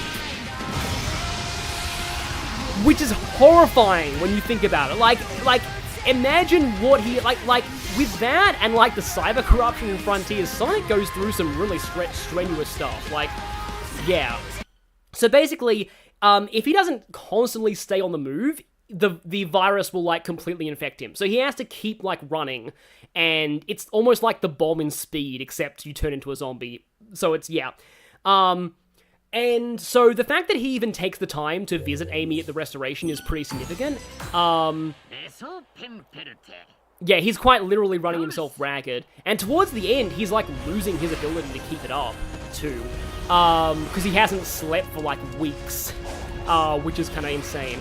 But, anyway. And so, again, like, so they're talking. Amy's like, I just wanted to say, hi, how you going? And then, basically, he's just like, yeah, this is pretty rough. And then Amy's like, yeah, me too. I honestly don't know how much, like Amy says, I don't know how much longer I can keep going for, because she has, like, all the massive mental stress of having to, oh yeah, Metal Virus being Ian Flynn being creative with doing the Sonic mandates, yeah, exactly. Sonic characters, like canon characters from the games can't die, but you'd be surprised what they can live through. Yeah, Ian Flynn and Metal Virus is like, huh, Sonic characters can't die, huh? Well, okay, wait till you see what I do to Cream. Like, holy crap, what Metal Virus does to Cream. I don't want to spoil it, but wow. Like, seriously. I haven't beaten Wyvern yet, no, because Wyvern is really difficult. Yeah, so anyway, they're at the Restoration, like, HQ and stuff, and then they're just chatting, and they're both like, I think Amy says something like, I wouldn't mind taking, like, a month-long nap after all this, and then they're just catching up, and, oh yeah, Shadow and, the one problem with Metal Virus is Shadow is not great in Metal Virus, but they apologize for that, at least, but, so, like,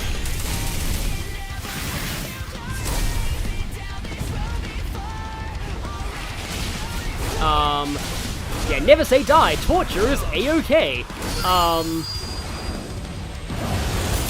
But, like, I keep losing my point. So they're inside the, like there, and then while they're talking, basically, like Amy suddenly gets a transmission saying, like, one of our rescue ships just went down, and so she has to rush to, like, the monitors and be in full readiness mode.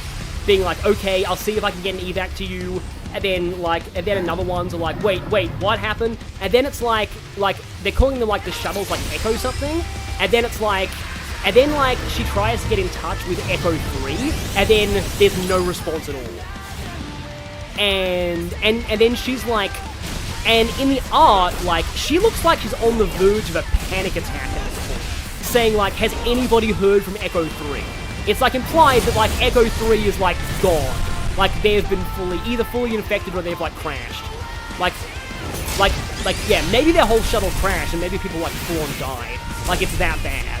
So, like, she's, like, fully responsible for, like, all of this, by the way. So it's really taking a toll on her mentally.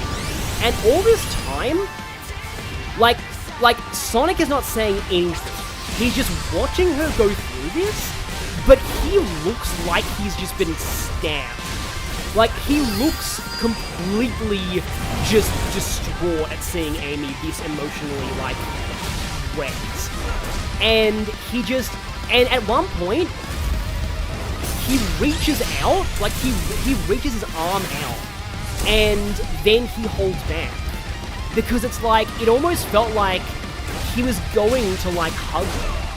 And then he realized, oh no, I can't, because then I'd infect her. So I can't even comfort her now. Like, she's going through all of this mental trauma, and I can't do anything. And it's just, like, that to me was, like, the point where I'm just like, yeah, I know it's like angsty, but that's where, like, I really started shipping them, kind of, with IDW. It's just like, it's just interesting thinking what must be going through his head at that point.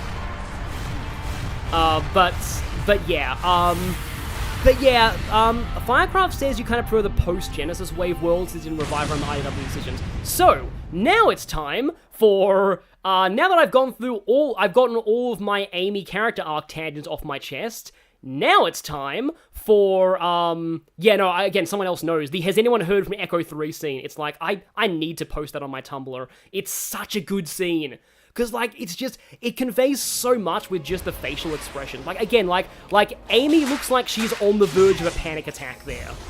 And Sonic is just like, again, like, I think he wants to hug her in that moment, he can't. And, like, even if you think of that platonically, it's really powerful. It's just such a good sort of scene. And a lot of, like, Metal Virus is like that. It's the Metal Virus arc was not popular at the time. Like, really unpopular. But, like, it was because, let's just say it didn't help that not only did Metal Virus run on for ages, but also it actually ran during the sea pandemic in real life, which was very uncomfortable for a lot of people. Can you imagine how uncomfortable the Metal Virus arc would be reading during the actual real global pandemic? Like, that's... And it wasn't like... Because the reason why the Metal Virus arc was so epic is because it was intended for Archie Sonic. Ian Flynn was recycling an idea he had for the Archie Sonic comics. And so it was meant to be the milestone for the Archie Comics 300th issue. And then they got cancelled because lawsuits. So that happened. But anyway. But like, so yeah, and like, the Metal Virus arc manages to make the Deadly Six actually interesting and menacing as well. Like, I said this all the way back in the very first stream I did of Frontiers, but like, Xena, you know Xena? The, you know, one-note, like, high school bitch stereotype? In the comics, she basically tortures Cream. Like, she is such a horrifying villain in the IDW comic. It's kind of insane how much of a glow-up she had. And Zavok is genuinely menacing too in that arc. Even Zor, like, Zor is kind of creepy there. Because, like, Zor basically becomes a full-on nihilist who's okay if the whole world gets Metal Virus because he just wants everything to die. Like, yeah, like... Although I still think it's hilarious that Ian Flynn has said that Sega did give him permission to make original Zeddy characters, but he knows how much the fans hate the Deadly Six, so he hasn't done it yet.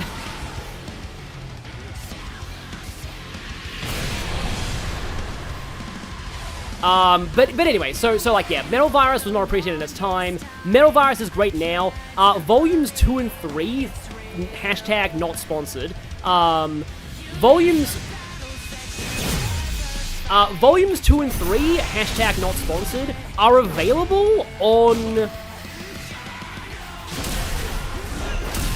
are available on Amazon relatively cheap. Like they're at like 50% off now, last I checked. If you get volumes 2 and 3 of the IDW hardbacks, you have literally the whole Metal Virus arc. So, and the Tangle and Whisper miniseries, speaking of shipping from IDW, you have the whole Tangle and Whisper miniseries too. So, yeah, Gemel goes absolutely ballistic on Xena after what she does to Cream. Yeah, that's amazing. Anyway. So, yeah, like, if you want to read Metal Virus, again, like, they're actually pretty cheap on Amazon right now. The first arc is also kind of good. It's the first IDW collection. It's the Metal Sonic one. The annoying thing is, I really want the Surge and Kit arc, but, like, the next collection, which won't be out until 2025, is Zeddy Hunt and Filler, and then start of the Surge and Kit story. So, I'm like, that's a bit, I don't know, like, I'm not sure I really want to buy that. It's kind of sad, because it contains, like, issue 50, which is, like, the part where Starline, you know, the Starline thing, I'll just say. And that's, like, the beginning of Surge and Kit, but, like, Surge and Kit doesn't really happen until issues 50 to 56. So I have to wait until, like, 2026 for IDW Collection to get that far. Which is kind of annoying. But speaking of, like, IDW, the reason why things get kind of... The reason why things get kind of weird in IDW after Metal Virus. They kind of got stuck in filler hell for a long time. Oh, that was faster than I thought. Is because some people argue that Sega, like them having mandates, like that, not mandates, sorry, wrong, totally wrong, no. The opposite, actually. Some people argue that the IDW comics becoming canon to the games actually hurt their potential. Because now they can't do really big, epic arcs in the IDW comics anymore, because that would be stepping on the toes of the games. Like, it's like, yeah, we can't really do that anymore, because, like, if we have a big, epic, you know, status quo altering storyline, then we're kind of stepping on the toes of the games, and we can't do that. So they kind of got stuck in filler, and it's just kind of a shame. So I fully get that. I've seen some video essays that articulate it better than I can, but like, okay, so there is one counter argument that I have about all that. Too long. The counter argument is My Little Pony IDW. So remember in the last stream of, you know, the Ace Attorney Investigations 2, where I talked about my whole Brony rant? Well, I'm going to give another Brony rant here. My Little Pony IDW comics. This is the opposite end of the extreme. This is what happens when an IDW comic has no communication whatsoever with the canon of the original source material. And they have no idea how canon it is or not. So, My Little Pony IDW is very weird. It has some good story arcs in it, mostly at the beginning. But the writers, it bounced between a whole bunch of different writers. There was no consistency in quality at all.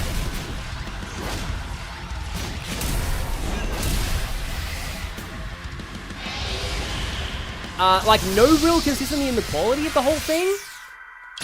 Because, like, they had tons of different writers. They did not, like, keep any kind of... Because at least with Sonic now, Ian Flynn has, like, he's like the official Sonic lore keeper now. So they have lore they can keep straight. Whereas, and, like, cross-reference with the IDW comics. But, like, they had no idea what was gonna be, like, canon and what wasn't, and so, in the show, they later did things that clearly contradicted parts of the My Little Pony IDW comics, but in very strange ways. Oh yeah, you don't only remember the Nightmare Rarity one? Yeah, I remember that because, like, I like Rarity a lot. She's a very unique character for her stereotype. She reminds me a little bit of La Rochelle in Fire Emblem Sacred Stones, if that makes sense. I'm gonna fail this, but I got closer than I did last time. Oh, yeah, Felipe and, Heather, definitely go back and look at the, you know,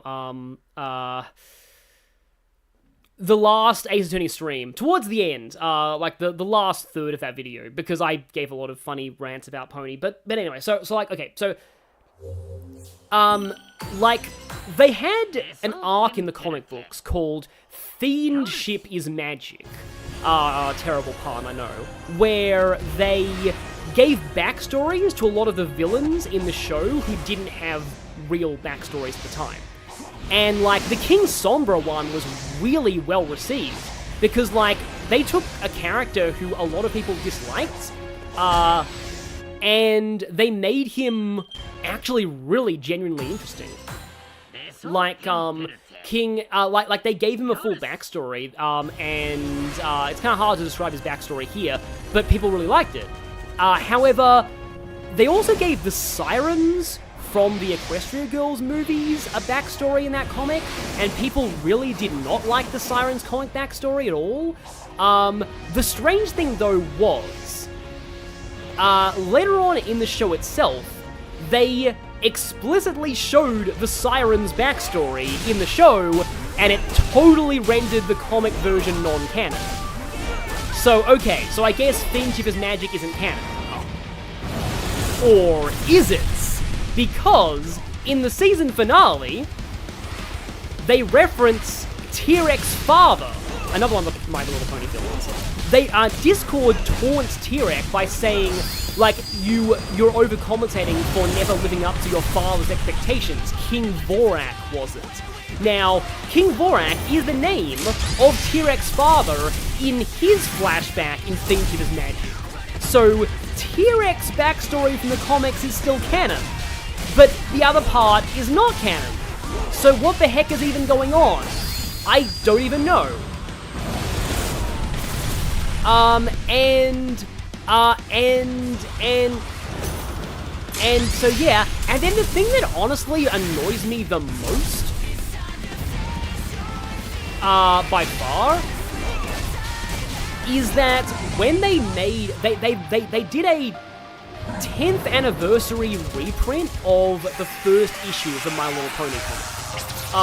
Like 10th anniversary reprint, which is cool, but in that comic, they decided to, and I kid you not, explain all of the inconsistencies in the comic books by having an extra panel at the end that is set in the time skip at the end of the show, Friendship is Magic, with older Spike revealing that the comic books were just written by Spike in universe. So okay, none of that mattered. For everybody who liked the My Little Pony IDW comics, yep, it was all fiction, in universe, none of it mattered. Like, it just feels like such an insult to me.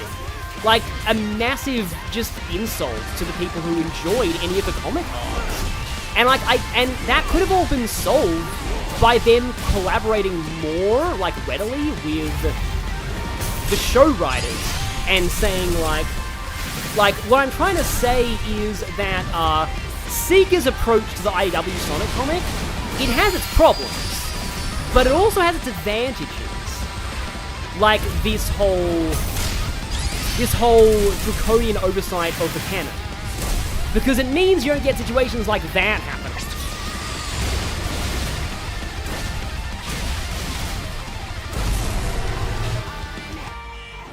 So, that's my rant about that, my tangent that I wanted to give in this stream. That, like, yeah, I just, like, there are pros and cons to, like, the mandate-heavy approach. It's... The other thing that makes no sense is that, like, the reason why a lot of the comics for My Little Pony were not popular is because a lot of the characters were flanderized and written very weirdly. So the whole Spike reveal makes no sense because it implies that Spike flanderized his friends on purpose. Like, I don't... Why? This is really dumb. Why are they... I don't even know who thought that was a good idea. So yeah, in short, the IDW approach has its problems, but so does not having any mandates at all. Yeah. I'm sorry that I haven't really made a whole ton of progress, but yeah, I mean, this has been fun. If I keep going and I don't really make progress, I'm probably gonna turn down to maybe even normal. Because normal does at least reduce the parry window. But anyway. Like, I'm still having fun. I hope people are having fun. I'm enjoying the chat so far. Although one thing that I can say, this is just another side note about the, I've got a few more things to say about Amy Discourse Round 2, as I like to call it, because Amy Discourse Round 1 was her, you know, when she was, you know, when her crush was her whole character. But, like, I've got a couple more things to say about, like, Amy Discourse Round 2, in the sense that,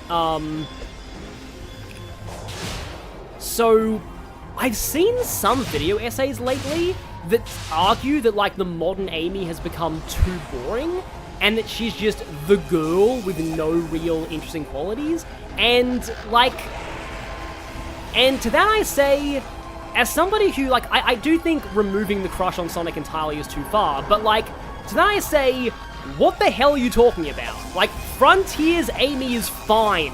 Murder of Sonic and IDW Amy are fine. I just gave a massive, like, 30-minute long rant about why IDW Amy is a great character. And so, I don't think that at all. Like, a lot of people I feel are just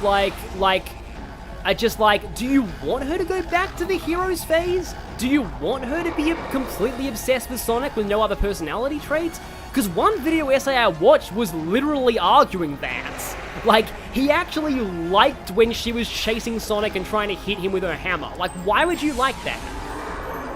It's just... So, that I disagree with. I've also kind of noticed that a decent number of these people...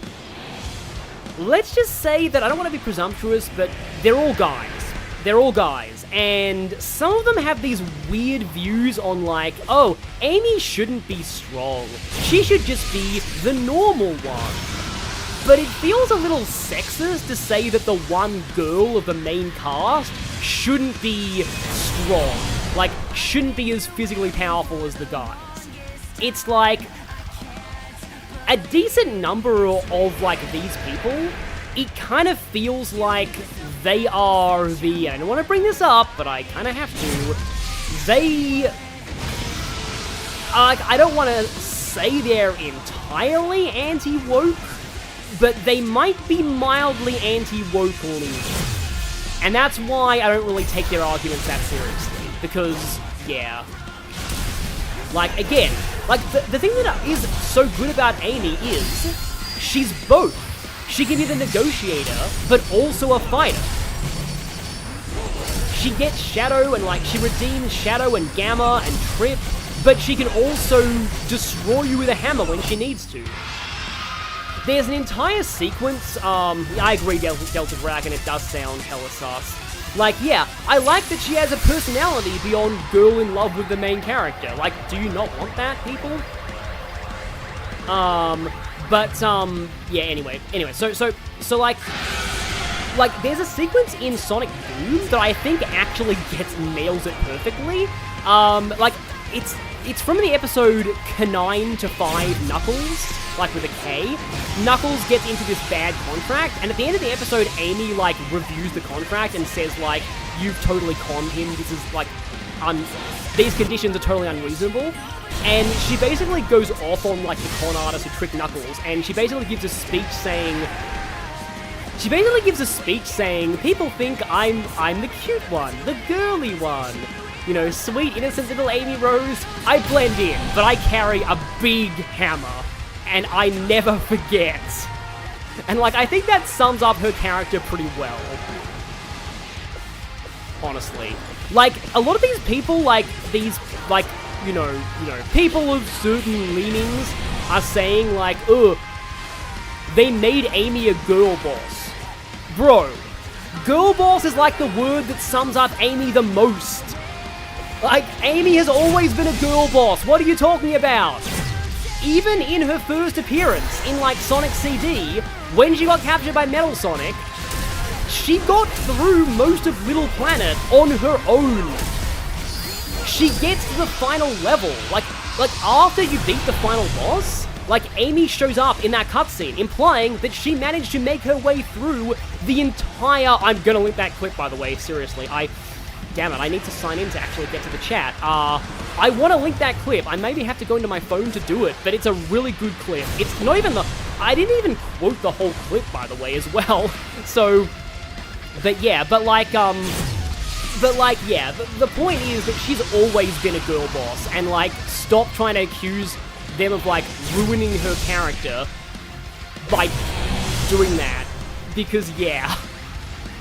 Like, it's really dumb. And, like, again, in Adventure 2, even when she wasn't at the best in that time, in Adventure 2, she got all the way to Prison Island. She essentially made her way to the Sonic World equivalent of Fort Knox, solo, like, just to rescue Sonic. It's just like, I mean, I don't know, I might be using the term girl boss wrong, but, like, anyway, it's... Yeah, the double standards for female characters, exactly. I agree with that, Adrian in Wonderland. It's really stupid. It's like if they're too powerful, they're a Mary Sue. If they're not powerful enough, they're sexist. It's like there's two extremes. Yeah, that was too slow, that one. It's always been a weird thing. It's just, yeah. But anyway, it's like there's a, oh yeah, more like Alcatraz, yeah. There is a really good video essay that I have in my liked videos, where it's by a woman video essayist, and it talks about how like they really, yeah, how much they appreciate Amy's character and how good it is lately and how well it is handled in Frontiers. It also kind of just like something that I kind of like about it as well. Okay, so I need to parry this. I got the parry, good. But now I'm getting cut off. Yeah, how the heck did you get to Prison Island? So after watching, this is kind of my character bias showing, but after watching the Sonic 2 movie, here's my headcanon. Amy did the run on water thing to get to Prison Island that Sonic does in the movie. Like, that's my headcanon now, I'm sticking with it. You kind of got to parry the tail there. It's always the last part of Wyvern that's a problem. So many parries that you have to get here. Like Knight is like less parry heavy from what I can tell. Probably not going to actually get this, so I might as well. Or like, yeah, Shadow Coin, or she can fly like Thor. I mean, she can triple jump and glide in Frontiers, so maybe. But still. I'm going to try a few more times on hard mode, but then I might actually switch to, you know, switch to normal and try normal. And I feel bad doing that, but like this is legitimate. Like you, and you see how like before the patch, people were like, oh, like this was even harder. The parry window was even smaller, and there was no easy mode to make this like actually manageable. So yeah, I think you parry the tail there and you win. Oh yeah, that fits. So I'm getting closer, at least. It's just like, Wyvern is the toughest one to get down. Like, once you got Wyvern, the problem is that once you get through Wyvern, then there's Knight and, hello, camera? Camera! Yeah. Knight has an instant death attack in the climb phase, which you can get hit by, like, within a few seconds of beating Wyvern. So, if you're unlucky.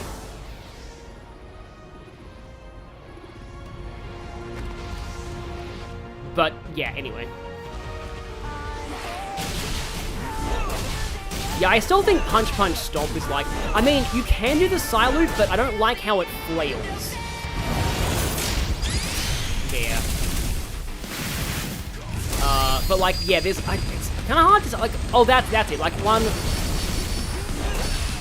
Yeah, one of the things as well about that, that particular video... Again, it's in my liked videos, as well. I think it's called, like, Amy Rose Embodiment of Love or something, but, like, it's a really good video essay, I find, on her character and stuff, and, it kind of sums up another reason why I became, like, a shipper as well, is that, like, she describes it as, like, Amy and Sonic match each other's energy, which I like. Like, that's part of why I sort of ship them more than anyone else for Sonic, because, like, they're both very upbeat and very energetic. And, like, I feel like that kind of needs to happen. Like, yeah. Like, Sonic needs somebody who can constantly keep him on his... Not only on his toes, but, like, you get what I mean. Like, somebody who can kind of keep up with him, but, like, keep up with his energy levels. And, like, I don't see them ever, like, really settling down or anything, but I can see her just, like, traveling the world together with him and never really settling down anywhere and just having adventures. Or, like, you know, he could just come to her house and be like, hey, want to run halfway across the world today? And she's like, sure. Like, that would be dates for them.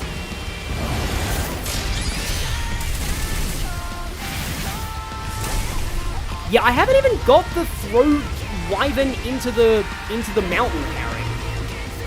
which Lenny never let me live down, not getting that the first time I went through it. Yeah, Fel Xenologue, like, everyone who complains about the Fel Xenologue difficulty really should realize that you're not meant to play Fel Xenologue on Lunatic blind. You are meant to play it on, like, even Fel Xenologue normal is actually pretty rough. It's like a little before the hands hit you.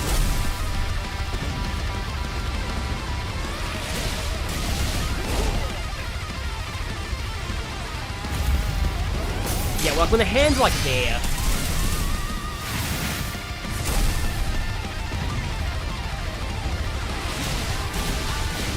I hate it when you have like 1 health left before you die. And then I have to waste time waiting for the homing attack. Yeah, there's a parry where Sonic slams Wyvern by its tail into a mountain. It's pretty awesome.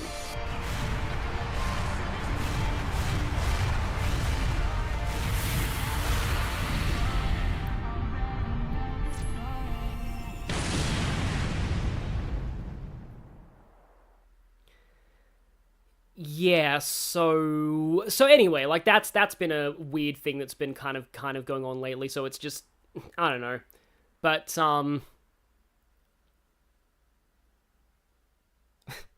remember, canonically the Pico Pico hammer is literally just a toy and she swings it hard enough to make a toy hammer destroy robots. Yeah. Yeah, that's another thing. And again, she is the most broken character in Adventure 2 multiplayer. To the point where people suspect that she was built on Supersonic's, like, gameplay. Or something.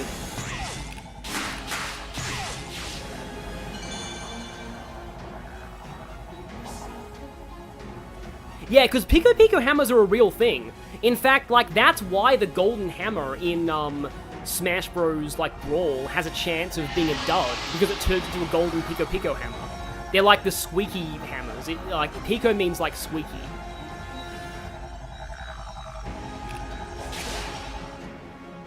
Yeah, this gauntlet does show how you design a challenging boss around like Supersonic, but like, yeah, it's pretty rough like having the full gauntlet like this. The only other thing I'm disappointed about Generations is they did not fix the time eater. The time eater of like final boss is by far the worst part of Generations, and apparently it is not changed at all in the remaster, which is a little disappointing. Now they know how to make really good Supersonic fights.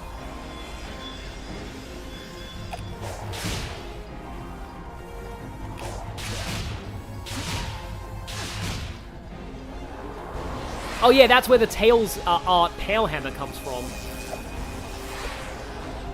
Which is also used by a love interest of a main character who is a way deeper character than most people think. Please stop hating Colette. Colette's really, really good and very interesting. I think the Colette hate's kind of died down. It's kind of similar to the Yukari hate from like Persona, but like Colette is a really interesting character in Tales of Symphonia, and like she's a lot more than just the default girl who loves the main character and she's just so passive and like that, and like Colette is really badly traumatized by a lot of the events of that game. And like she's spent most of her life being gaslit as well. Like Colette's very interesting. Also the hot coffee scene is peak. Like I love that scene so much. Like it's a meme, but in context it makes sense and it's actually pretty sad. Like, okay, to be fair, reanimating cutscenes is one thing.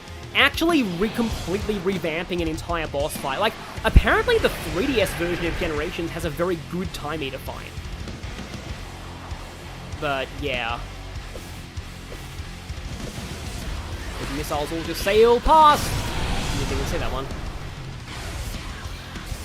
Yeah, at the very least, yeah, there's a good metal. I haven't got to Metal Overlord in Shadow Generations yet, but I've heard it's pretty good. Biolizard was really fun, at least. I've just done Biolizard. Yeah, I don't think people hate Colette anymore. But it was a big thing. It was just general default love interest hate syndrome. It just kind of happens. Like, whenever there is, like, a quote-unquote canon love interest, like in Sumia, they always get hated.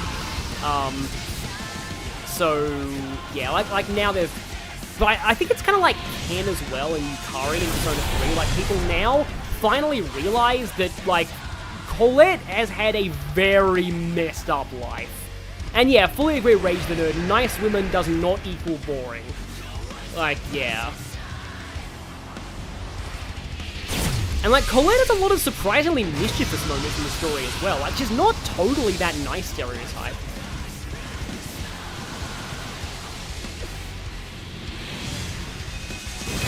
Yeah, I matched that too much. Oh, yeah. Yeah, Colette does have some good tile descriptions. I went boom, and then pow, and then I won, according to her. It's still, like, I still love when, in, Nella's Let's Play, when she had Shima's WoW title equipped, which you get from the hot spring scene, and it's like a fan service title. Nella had that equipped during the arena when she was using Shima, so the announcer introduced Shima as Mizuho's WoW, and that was just like, yeah, that was amazing. Yeah, that's a anime trope, basically. Hot spring scene where, like, Sheena gets the title WoW, but the fact that it came up in the arena video was amazing. Yeah. I also, yeah, speaking of Sonic games that have different...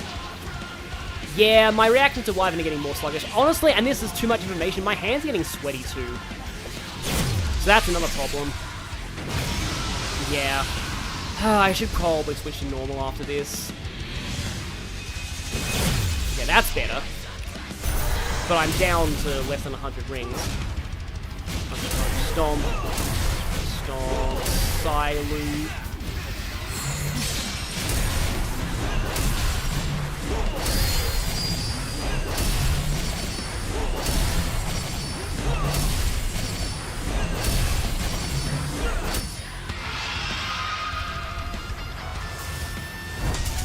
Oh yeah, I love the Twinsies title for Colette as well.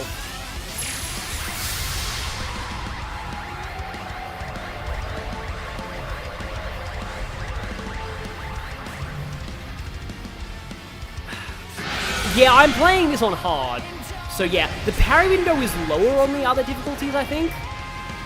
And on easy, you basically get like you get more rings, and also your attack power is like 20 instead of 1. So it's way easier on easy. Oh, that was fast, yeah. The Stomp is powerful during Silute. I think it's specifically Silute that does that to the Stomp. The problem is, if you try and Silute during Phase 2, he breaks out of it and you have to parry again, which is really dumb.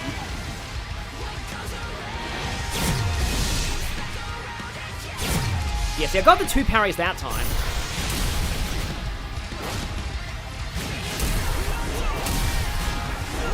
I'm kind of losing my punch-punch stomp rhythm as well.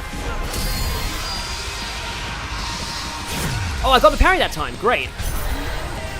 Oh, yeah, here we go. It's the mountain. It's the mountain parry. Yeah. You freaking throw Wyvern into a mountain. Okay, when there's this, it's not actually over after this, but I think there's like one more parry.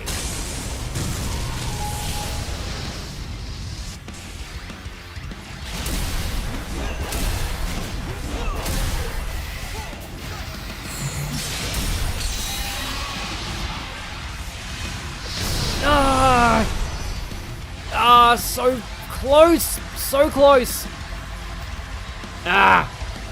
Just almost there. If I can just beat Wyvern once on hard, I'll be happy.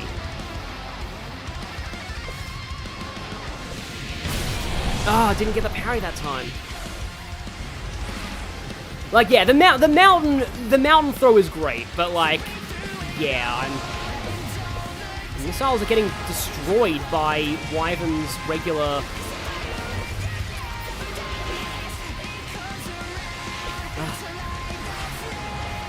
Okay, I might even be able to catch up without parrying a missile, but we'll see. Ah! Losing it, yeah. Oh wait, hang on. I think you did the parry there? Ah! Too fast that time. Yeah. This is legitimately really hard though, Soul. Like, just saying. Really, really, really brutal. Like, Wyvern is by far the worst of this boss rush. Yeah, I'm just gonna restart now. Yeah. Okay, if I don't get it after this, I probably, like, yes, yeah, that's just... I've got, like, all my tangents out of the way, so I guess now I can, focus more. It's like, I did get a really good streak of, like, Psyloop on the first one that one time, but, like, it's just... It's all about getting a Psyloop where Giganto doesn't just flail and have a parry. Yeah. Come on, up the arm. It'd be really funny if I actually got hit there and, yeah. But yeah, I got the mountain parry at least, so that's cool. Stomp. Yeah, this one kind of parry. Yeah. Yeah, this boss rush is very rough, and that might not have been... Wait, what's the Hedgehog May Cry mod, Soul? That sounds interesting. Because, like, I've actually seen, like, Devil May Cry players doing the combat in this game, and you can do some really crazy stuff with it. It's like right after the ring appears around its spin arm. I want to kind of save Psyloop for phase 2, maybe?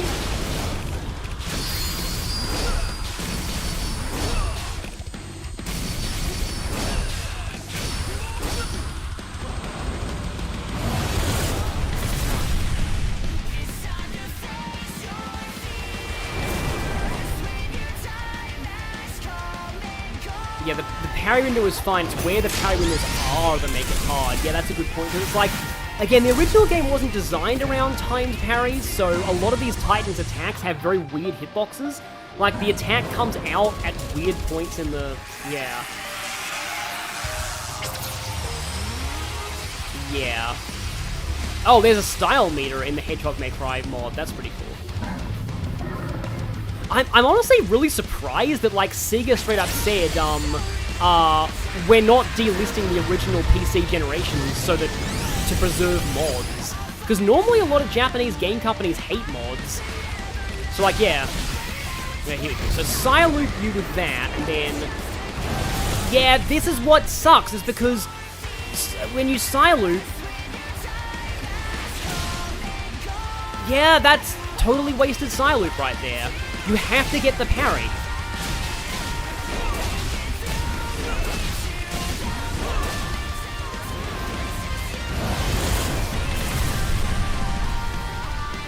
Yeah, the second slash for Wyvern is accurate before it visually hits you, yeah. Oh, it adds combat faster and adds combo bonuses. Oh, okay, that's cool. This is not a great Giganto fight, probably because of the failed... Like, if you do get the Psyloop working well, then you can really get through it fast. Clap. There you go. Parrying the clap is generally a good sign.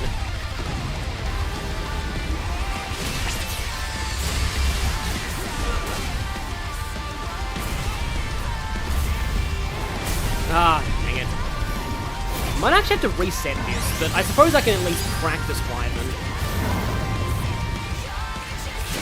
Oh, OG Generations are only available in bundles that contain Sonic 4 Episode 1? You know what's even worse than that? So, I was looking on, I was looking for, a bundle of all 3 Sonic Advance games on eBay. And I found one bundle that looked like it was Sonic 1, 2, and 3, but it didn't actually mean Sonic Advance 1. It meant Sonic 1 on Game Boy Advance. Now, if you know anything about Sonic, you'll know about Sonic 1 on Game Boy Advance. I'll just say, that game was widely considered to be the worst thing that happened to Sonic in a year that also included Sonic 06. I'm not joking. That game, like 06, was released for Sonic's 15th anniversary. It came out very close to 06. And it might be even worse than 06. Like, if you have not seen it, I'd encourage you to look up Sonic 1 Sonic Genesis on Game Boy Advance. It is, like, not only is does it play badly and also, like, lag and stuff, by the way, it was not made on Sonic Advance 1's engine, that's a lie. It was apparently a port of a mobile phone port to a Game Boy Advance. But, like, Picaspre sums it up. Picaspre has said that, this music is really trying to be Spring Yard Zone. Like, this music's trying very hard to be Labyrinth Zone. Like, the music is, also horrible in Genesis. So, yeah. I'm like, nope, you're not gonna con me into buying that, eBay.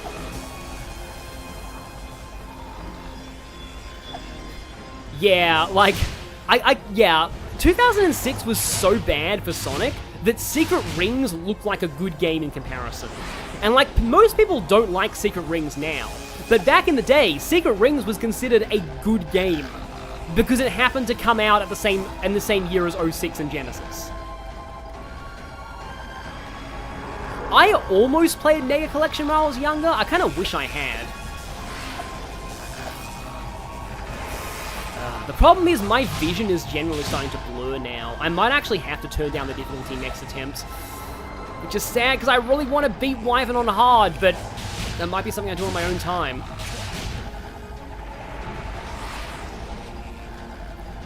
But anyway, I really want to play the Advance trilogy.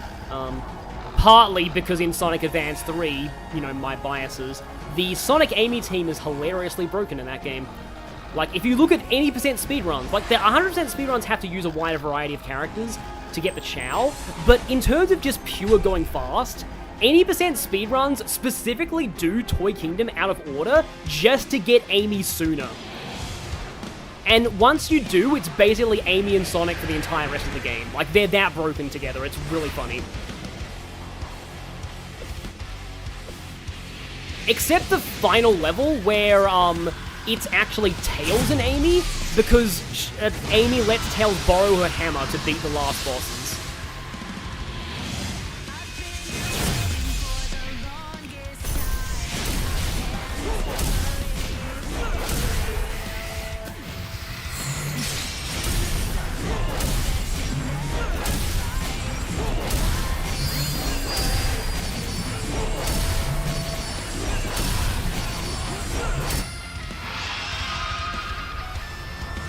Oh wait, Sonic Riders came out in 2006? That's great. Okay, Secret Rings was no longer the best thing that year. Yeah, Riders was good. I mean, Amy was bad in Riders, like, portrayed badly. But other than that, Riders was good. Like a lot of people want Riders to come back. Because it was one of the few, 3D racing games of that era that was not a Mario Kart clone. And it genuinely had its own, unique mechanics. It was really interesting.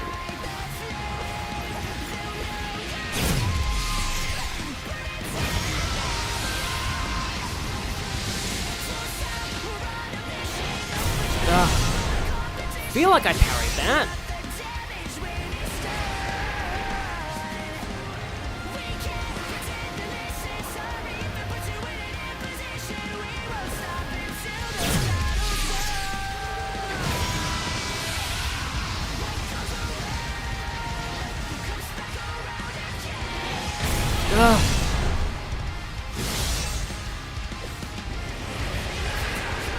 Yeah, I've been at this for too long and I'm kind of choking. Like legitimately my vision is going blurry right now. Like, it's actually legit hard for me to see. And, like, my controller is just completely sweaty.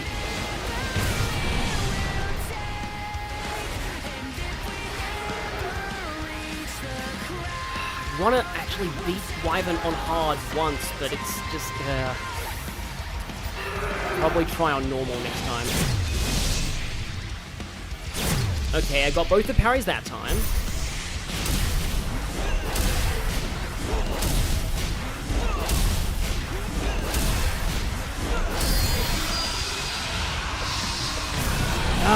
I'm just mashing parry. Because if you get the mountain throw there, it's just, you're kind of golden.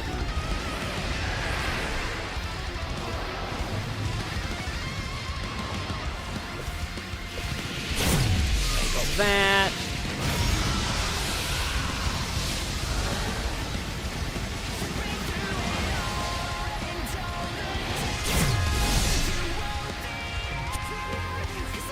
I think that was successful? Yeah, it was.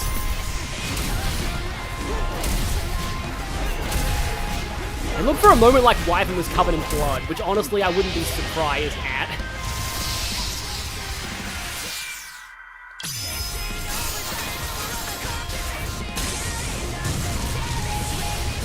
Yeah, I've been streaming for like 4 hours.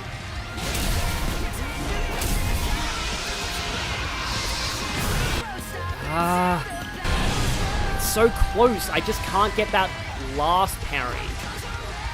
There's just too many parries in this fight. Now you're not even shooting any missiles. Okay, there's some missiles now.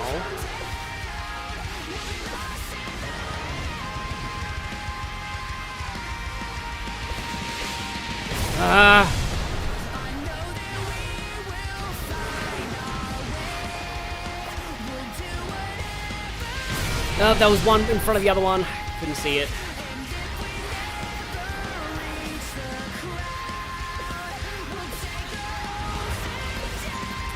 I don't have to do the whole thing, just like...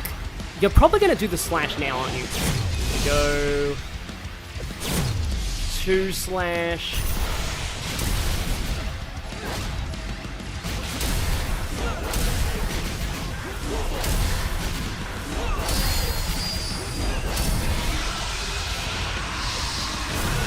it's that last one. I'm so close. Now I have to endure a scripted sequence where I still have my rings going down.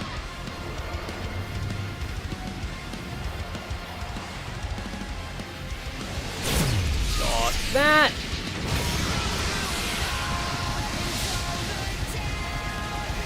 The weak camera angle. Oh, no, nah!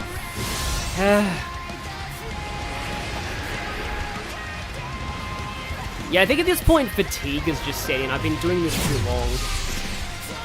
It would be very... Okay, let's say that too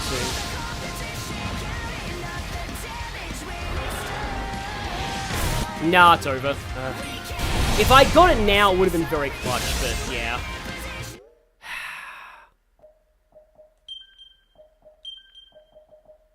Okay.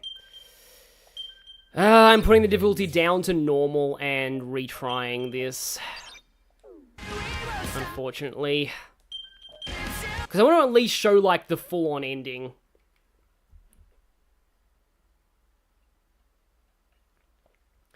I wanted to at least try and, like, beat Wyvern on hard, but... yeah.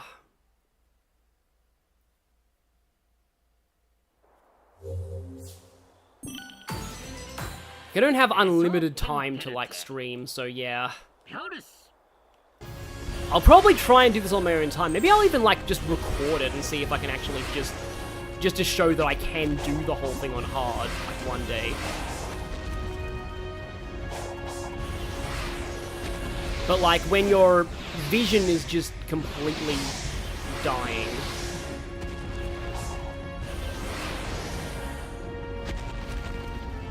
Yeah, Wyvern normally has rings available during the fight. Like, yeah, I'm sure I can do it too, but just, yeah. Camera? Camera, what are you doing?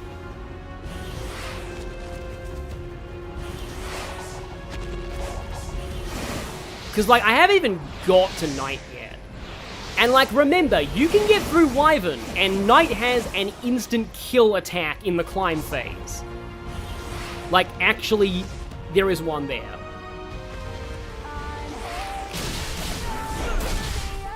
So I think the only difference on normal is, I don't know if the Titans have less health, but I think the parry window is bigger. And yet I immediately failed the first parry.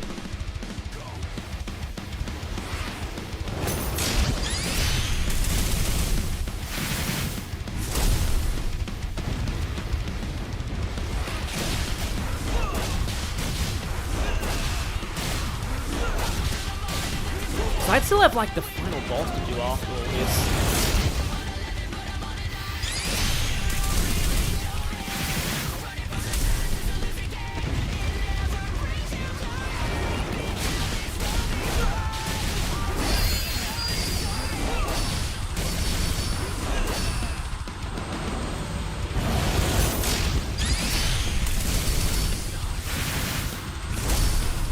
Oh, I was stuck on Giganto's finger? That's what was happening?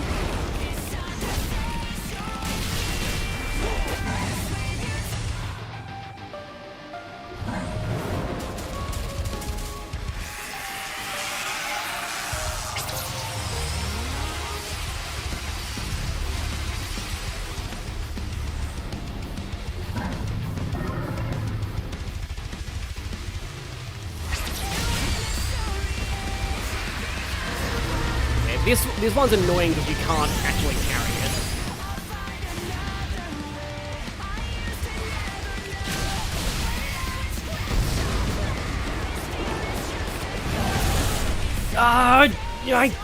I hate that so much. It's just like the whole side loop is basically wasted if you don't. Oh, actually, oh yeah. See, if you get hit by that. Unless it's better to side loop in the first phase. I'm gonna do this again.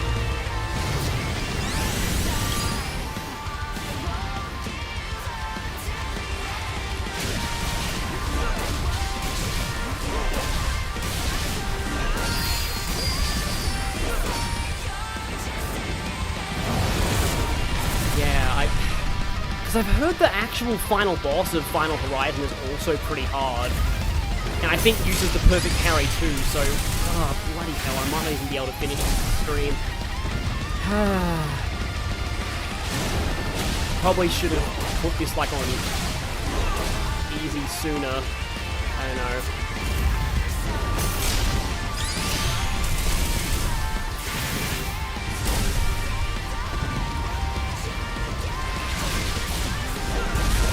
Like, on normal, like, that did not feel that different. Like, on normal.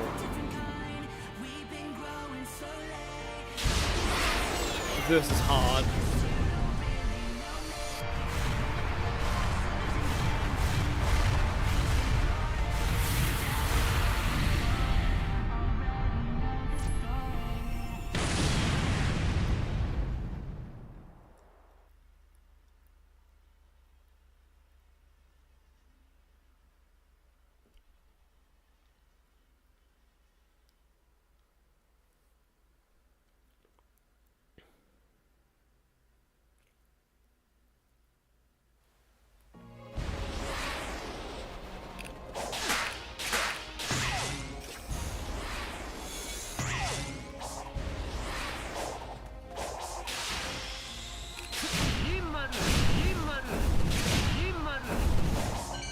Why does it keep saying excellent every time you just beat those random chumps? Yeah, Giganto's been killed a lot.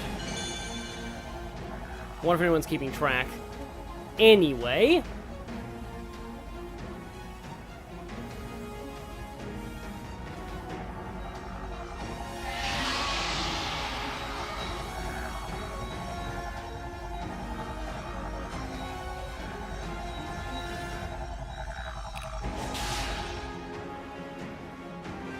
So we'll see how Wyvern goes on normal, but if not, I might even go to, like, easy. Probably do need, like, a short break or something. Don't really have like a break graphic made for these streams though.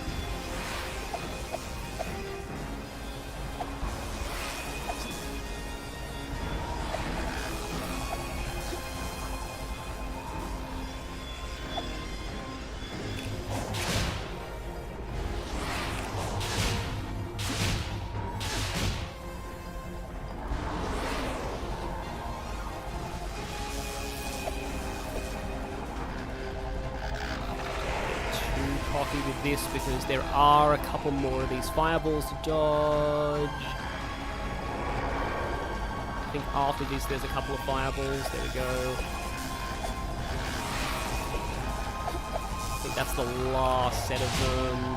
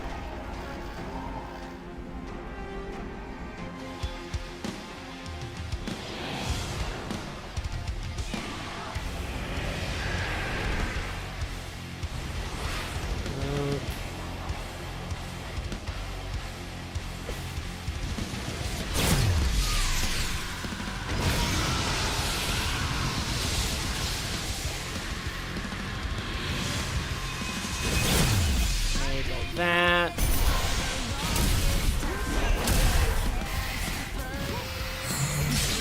Fire loop.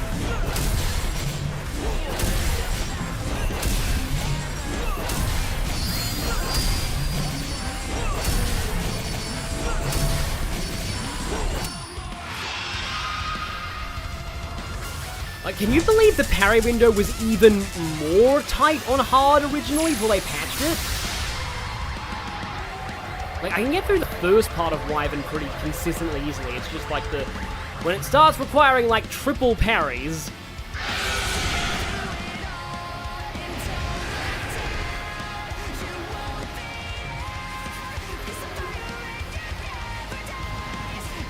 Can't even say. Okay, they're in missiles.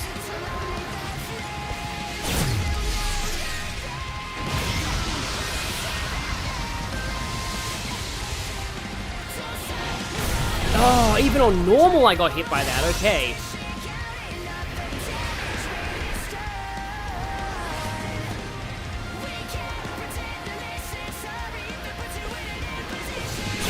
Like, there are probably, like, speedrunners out there who can do this in, like, one try consistently, which is insane.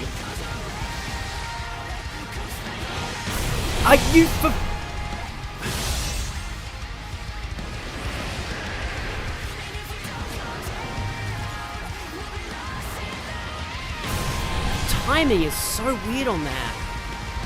It is like it's...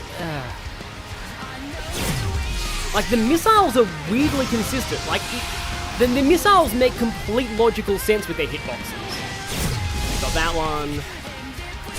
Got that one.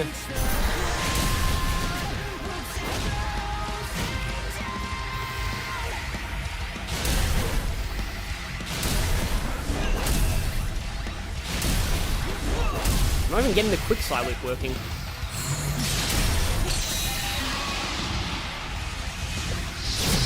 Okay, got that parry.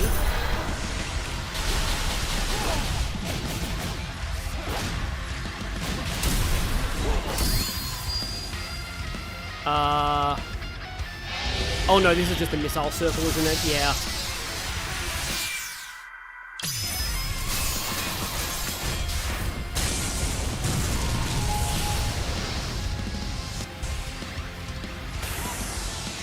That's a bit of a weird move to use.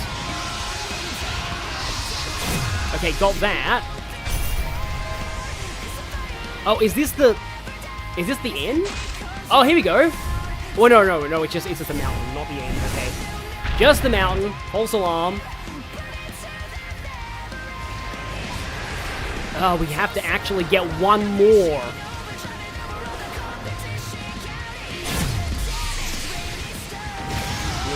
health this time.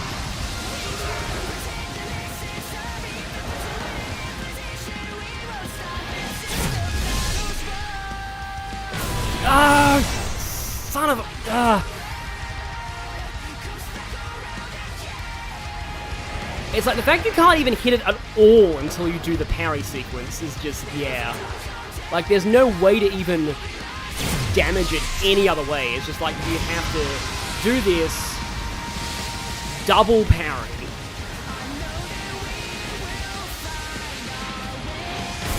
Are you for... No!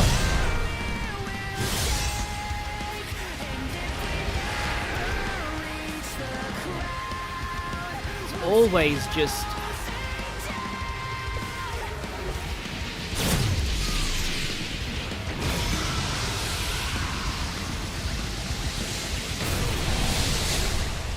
Wait, did I just get hit by a second missile during the missile parry seek? What? Okay, now the floor. Okay, we got 2.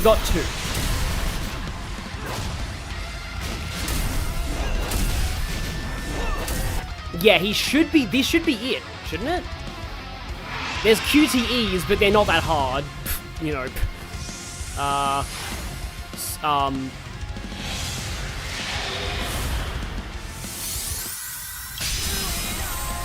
There's like another mash, yeah.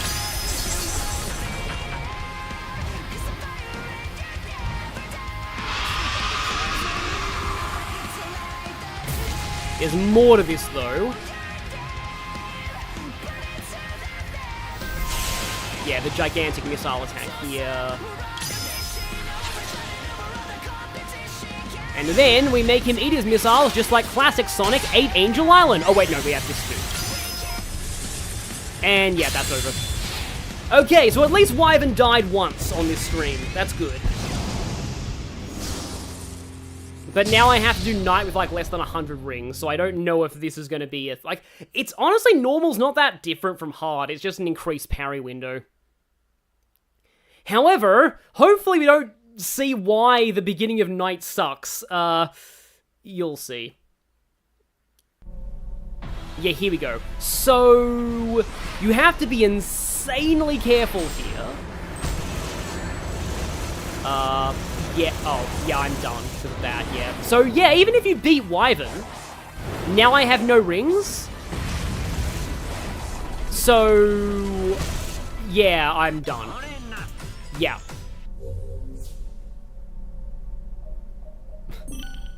So that's what happens. You can beat Wyvern, and then that happens. Like, you get hit once by Knight's climb phase, and it's over. Like, they put that right after Wyvern.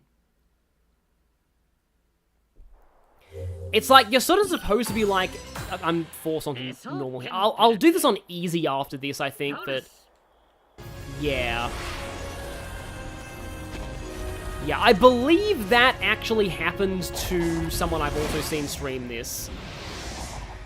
Like, some of Knight's attacks in the climb phase just straight up instant kill you.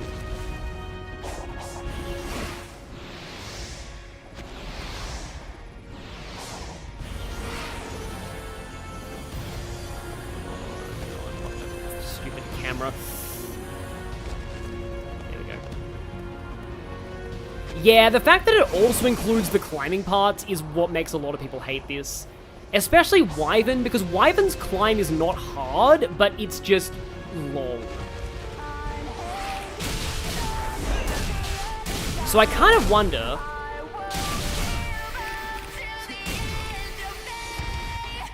Am I even doing it? Why am I not stomping? Why am I not stomping?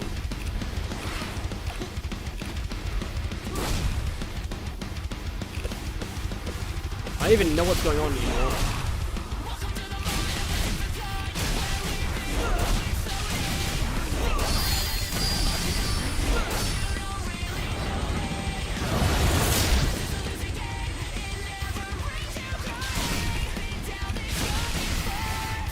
So yeah, maybe the first phase is better than Psyloop?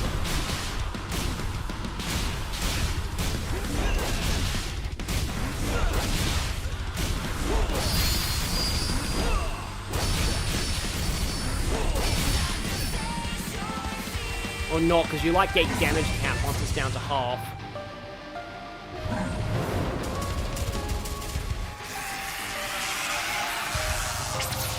So I'll probably switch to, like, easy at some point in this. Like, I hate to have to give up and do that, but it's just, yeah.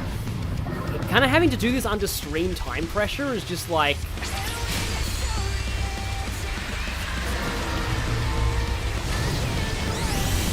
Yeah, it's just these were, like, set-piece bosses rather than, like, meant to be a full-on, you know... At least I got my tangent out of the way. I mean, I had watched bits of Sonic 2, the movie, to try and get more tangents on the Sonic 2 movie, but to be honest... Like, okay, you know what? I'm sorry, but I'm gonna actually just do this. And then restart this. I won't have easy on for the actual final boss if I do reach it on this stream, but yeah. I've been trying at this a lot. I probably can get it at some point, it's just that I'm trying to prioritize my, like, health and sanity at this point. Because it's just getting very, you know, 3 hours of constantly doing this does take its toll. So on easy you have 25 attack instead of 1, and also you have 600 rings instead of 400. And the parry window is much better. So this is kind of just the win button, essentially. Like, yeah, look how fast I got to this phase. But yeah, it's really just Wyvern, basically. Like these, honestly, see, here's the thing. This is why a lot of people complained, is that, like, people don't think this should have been mandatory. This, as a super boss, like, for example, like, making this, like, the equivalent of the Demi-Theme in Digital Devil Saga, or Sephiroth in Kingdom Hearts, like, that would be fine.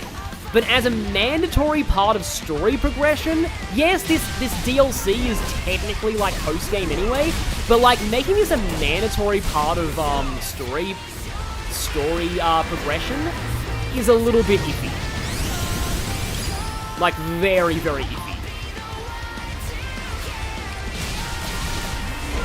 Like, I'm just happy I beat Wyvern once. And I still failed that parry even on easy.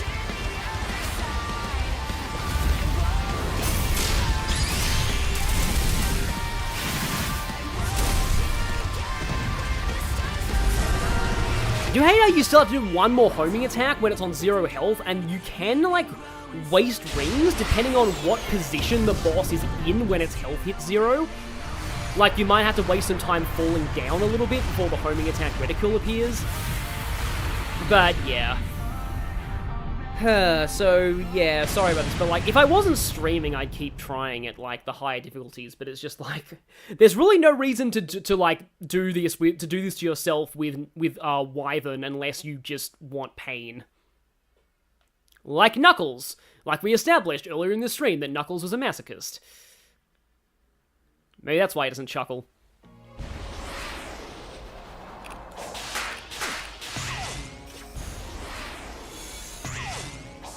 I guess what I can say is, like, if like, Amy got redeemed in Boom and IDW, it's kind of sad it took until the 2022 movie to, like, fully redeem Knuckles, but as much as Boom Knuckles is a really good character, he's just not Game Knuckles. But, like, movie Knuckles is great. In fact, I don't think I really,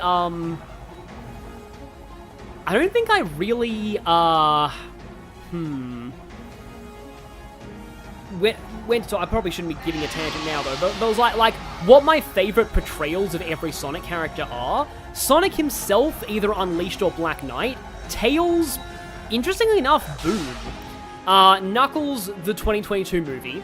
Dr. Eggman, also the live-action movies, but he's very good in most of the games anyway. Like, Eggman's a character who's rarely bad in this series, which kind of says something. Like, often the villains are pretty good. Like Jesse and James were consistently the best parts of the Pokemon anime, so it's pretty normal for the villain to usually be the best part of something.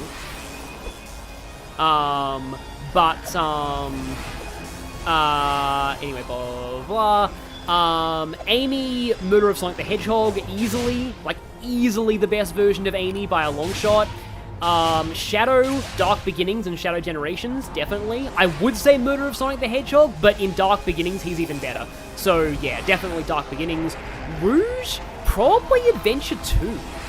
Rouge is interesting in the sense that, like, I feel like she got less deep after her debut.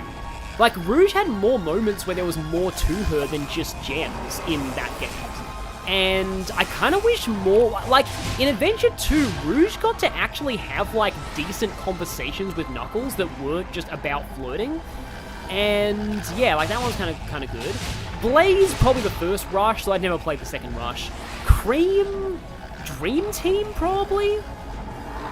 Though I remember Cream being pretty decent in Sonic X as well. But yeah, probably Dream Team for Cream. Of her best appearance. Big, again, Proton John in the Sonic Adventure 1 Let's Play. Metal Sonic, Heroes, or the start of IDW, the first arc of that. Teen Chaotix, Heroes? Actually, no, Murder of Sonic. They're definitely the best in Murder of Sonic. So yeah, tell me if I'm missing anybody significant. Omega Dark Beginnings, definitely.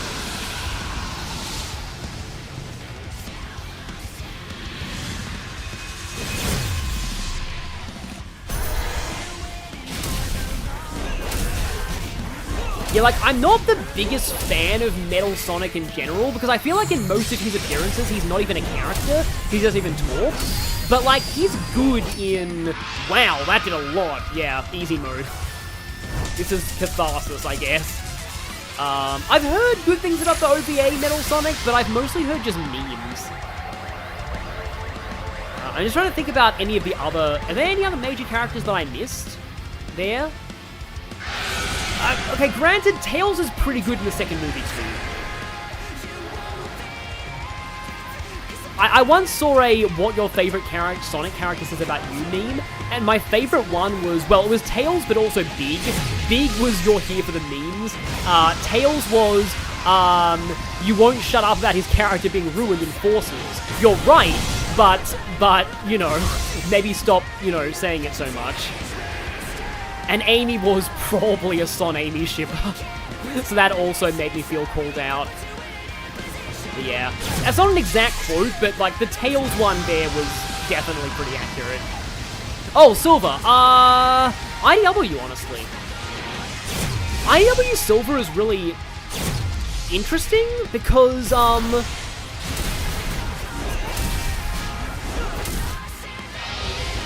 like, IDW Silver is really interesting because, it kind of shows that, like, when Silver is fully, saving, like, the world, he's pretty serious, but sometimes when Silver is in, like, the, like, lighter moments, like IDW, where he's in some slice of life scenes, he's surprisingly goofy. And I kind of like that about Silver, because it differentiates him from Sonic and Shadow a lot. Like, Silver is just very, like, it kind of makes, like, he's very overly, like, it's hard to describe, like, the TV trope is Keats. It's like a kind of a young boy character who's very excitable and energetic. Kind of like Movie Sonic in a way, but not quite as, it's really hard to describe IDW Silver, but, like, he's very goofy. He's goofier than you might think. And I think it's fun when Silver gets to be silly. Cause, yeah, like, you don't really get to see it, like, as much in the games, because usually Silver's only there to save ruined timelines, so he has to be really serious. But I like the idea that he's just, it would have been embarrassing if I'd forgotten about that, because that's instant death if you fail it.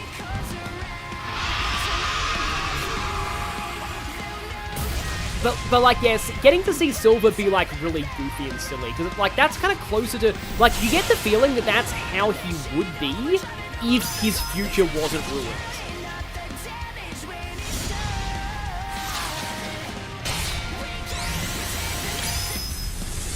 I like how the music just cuts out there. And again, Just like classic Sonic eats Angel Island, Wyvern eats his own missiles. I love that, how they didn't reanimate the scene about Knuckles saying that Sonic gained weight, so he still looks at his stomach there, when Knuckles says, "What happened to the rest of my island?" And so classic Sonic is like, "I ate it." That's the real Sonic creepypasta. Sonic eating entire islands. Yeah, I'd love for Silver to be more fleshed out in something. Oh boy. See, now I'm... Frick, I hate those spikes so much. Yeah, that slam! So this slam that's just about to come down with the spikes and the grind rails, that is instant death.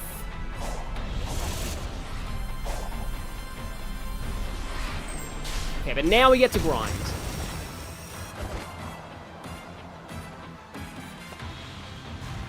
And I believe once you've done this, this climb is basically free. There we go.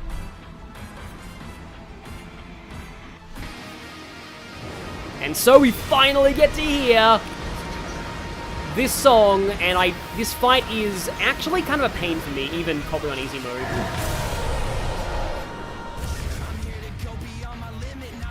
At least there's no ring counter when you get hit by that.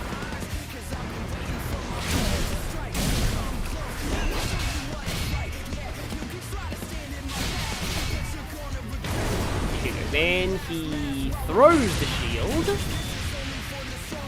Or at least starts using the shield like that.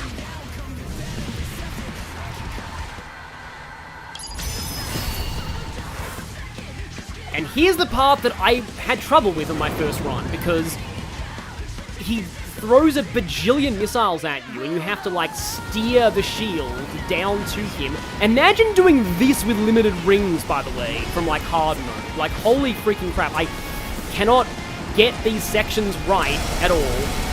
There we go.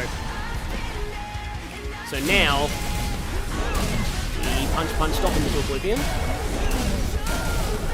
I still like to think...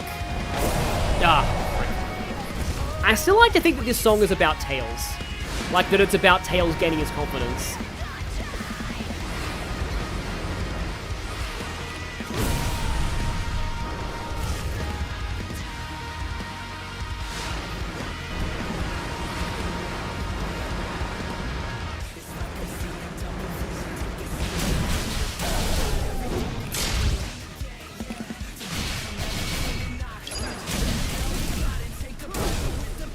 Oh, that R1 thing to switch target! Yeah! So that actually becomes important in the real final boss fight of this. So that's kind of interesting. So you can press R1 when you're targeting the shield to switch and target the head instead?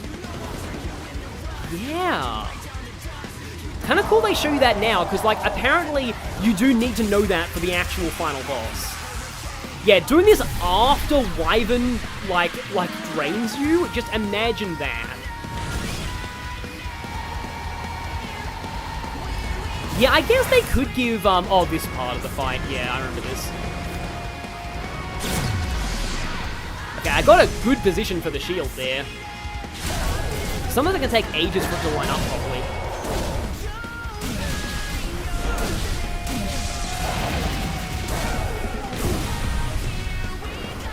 For some reason I got knocked back there, I don't know why.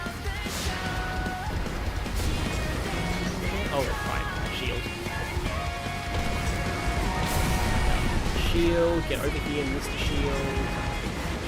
Boing around a little bit. I don't think that's the right... Nope, that's not gonna work. See, it's kind of like you need to get everything to line up properly, and that's not a good position at all. Yeah. Again, doing this phase on limited rings. Imagine that.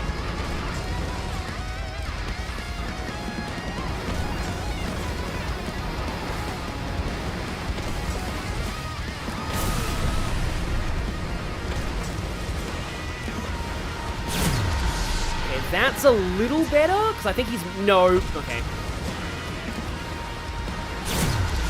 That's not going to go well. Oh, no, it actually did work. Okay, nice. You only need to, like, actually hit him a few times. some reason he knocked me back there, okay.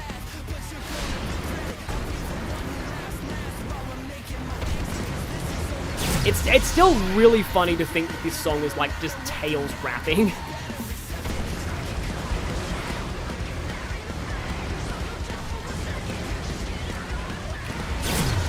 Okay, that looks decent. Yep, right in the face. Okay, there we go. And now, some of these I think are still insta-kill.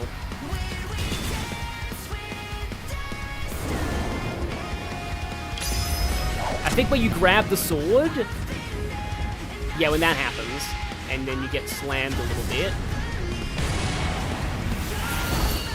I think you have to mash here. Yeah, there we go. Yeah, I believe that is instant kill if you don't get that.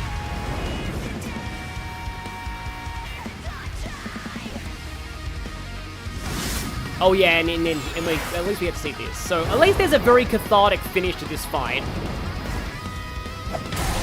Literally punches in the face. And then Psyloops the sword. Grabs the sword.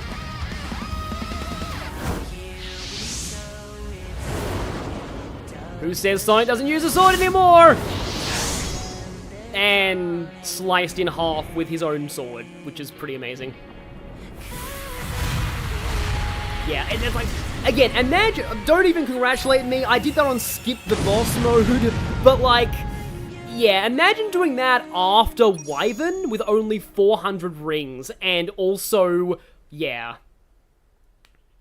You had 133 rings for Knight, yeah, it's, yeah. I hope I get the chance to switch my difficulty back before the real final boss, though. Because I want to show the ending and final boss of Final Horizon on stream. Like, that's the main reason I'm doing these. It's more for that than for the, you know, super, you know, gameplay.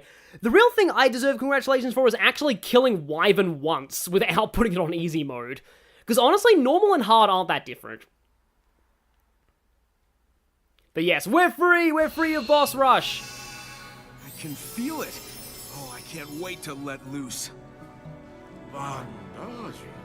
Toparon Dulfi, Vandilain Dauda, let Zaruk Padres Paron Dad's Kane, Ramidus Paron Forces and Guide. Huh. I'm not used to holding back. Le Forzen Endu Chuainju, Jul, Da Indisam Dulu let Saiju, Le Kaidan Mono Daruk's blind. Oh, yeah?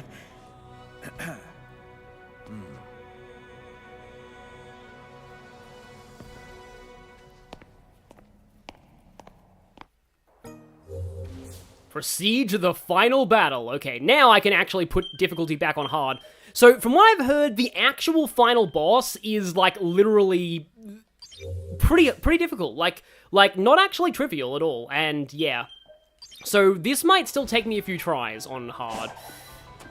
But, it feels like it's been forever since I climbed this tower, wow. Even though it was just, you know, 3 hours ago, I guess. Spin dash, I have earned this. Nope, I'm not gonna spin dash myself into the water, though. Like, yeah, and also, so okay, here's the thing, so about that whole, this power will leave you, and, like, it is, you know, too risky to, like, use blah, blah, blah, and it's, tower. Wait, is it up the tower? I think I pressed a button that made a, I feel like I must have jumped off the tower. Modern Mouse of the Golden Deer, I'm back, where I miss. I had to switch to easy mode for the, also, this is the best of these ever. Wow. It was right here. I jumped off the tower prematurely. So glad that I actually pressed the button, though. But yeah, the entire boss rush. I had to switch the boss rush to easy because of reasons. But yeah, like, the reason why they do that thing saying, like, oh, you might lose this power is that, like, so, see, take the trial again. No thanks, I choose life. But yeah, like Sega, and I can understand, the reason why they haven't brought back Hypersonic from Sonic 3 and Knuckles is, they don't like the Dragon Ball trope of, oh, you got Super Saiyan, now Super Saiyan 2, now Super Saiyan 3. Like, it kind of invalidates the earlier power-ups, so they didn't want to invalidate Super Sonic by giving Sonic increasingly more elaborate power-ups. Though I do like the occasional thing, like in Black Knight and Secret Rings, where there's a new super form, which we're probably going to see here. Ready for the final battle? But yeah, just also, by the way, that easy mode thing was actually a patch. In the original, easy was not even that much easier than hard.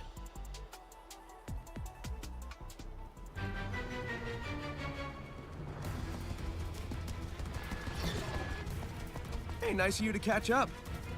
Were you successful? Not really. Naturally. Good. Unfortunately, your friends aren't handling their cyber corruption nearly as well.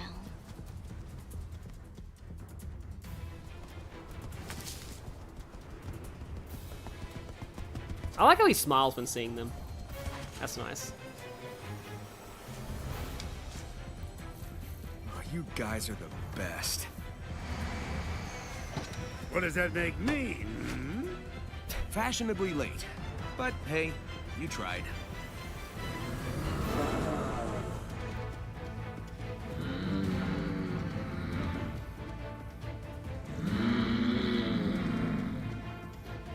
We're out of time. I command you to save us.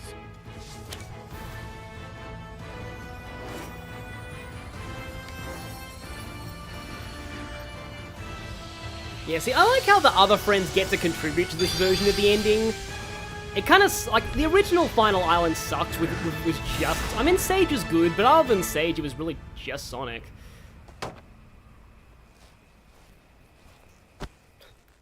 And now he's Tsundere. So we do still have this phase, but things will change very quickly. Although, before I start this fight, I do want to say one thing. The thing about Eggman giving me Emerald there and being, like, Tsundere about it is reminding me of another one of my... I can't believe I've only recently discovered how good Sonic Boom's writing is, but I found, the video is called Sonic Being a Big Mood for, like, 4 minutes or something like that, and it has some amazing lines, but my favorite one, which I think is... I just had to share this here before the stream ended, because I think it's just so perfectly in character. Like, somehow Eggman is trapped, and Sonic is like, quit being a baby and let me rescue you, and Eggman says, fine, but don't tell anybody you rescued me, and then immediately the next scene, Sonic in front of Tails, Knuckles, and Amy, hey guys, I rescued Eggman! And Eggman's like, oh, come on! Which is like, that is one of the most in-character exchanges I've, like, ever seen. So I think you have to break one of them, and then parry. Or no, wait, no, they shoot you.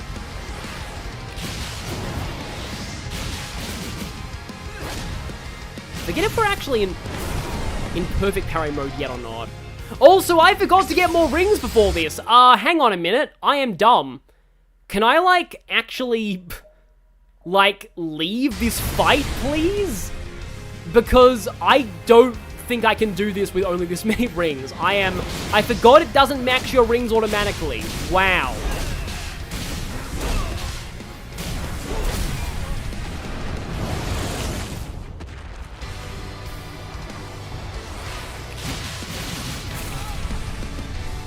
Like, I'm here's pretty great.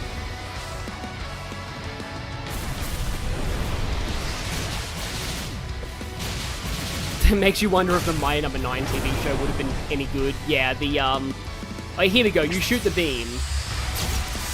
And it destroys all of your satellites, and then I wail on you.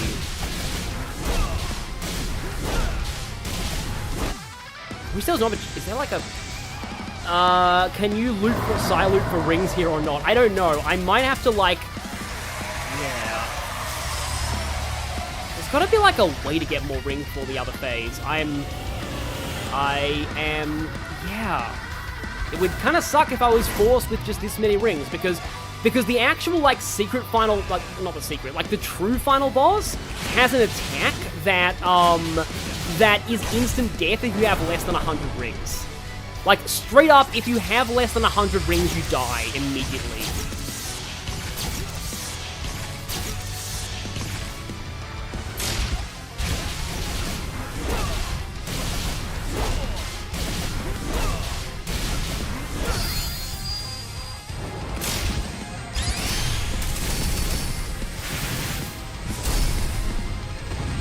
You don't seem to be taking any damage. Are you in like a QTE phase now or something, or not?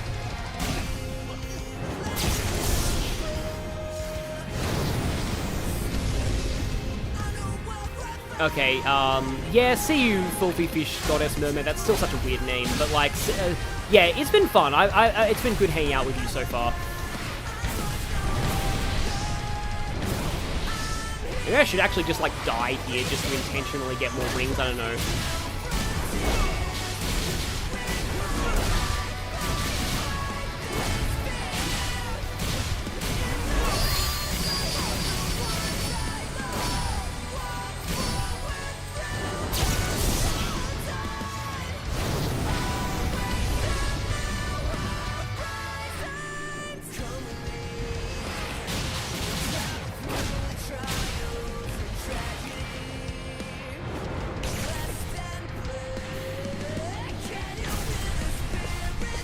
Can you, like, carry figures or something, or not?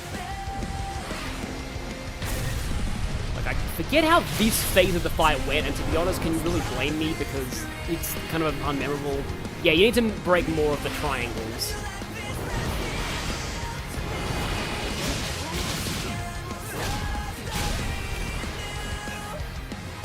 Yeah, it's like, I keep locking onto him, also I'm about to die, so yeah.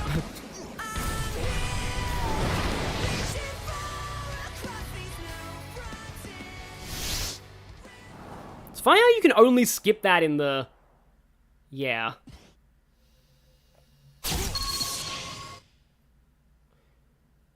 How you can only skip that in the boss rush, but it makes sense. Oh, yeah. Okay. So now I can actually do this. So false... That was a false start. I now go up to, like, full rings. This is going to take a little while.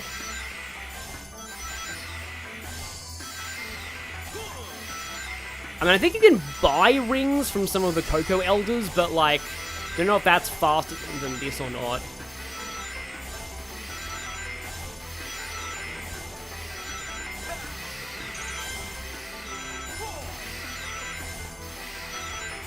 Not really getting the big 10s enough. Oh, I'm getting a few of the sets of big 10s.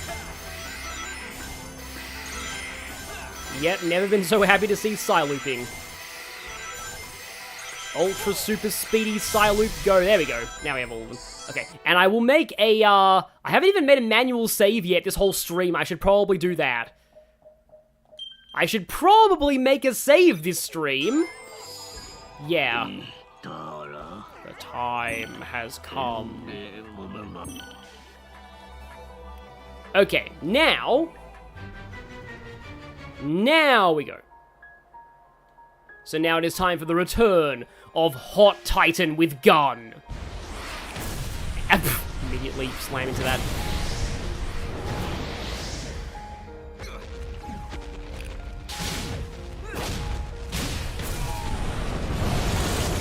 Yeah, I have to make sure that I don't accidentally lock onto the main thing. Oh, okay, I can use my, like, ranged attack, which makes it a lot easier. Also, finally, I can do this, which is way cool looking.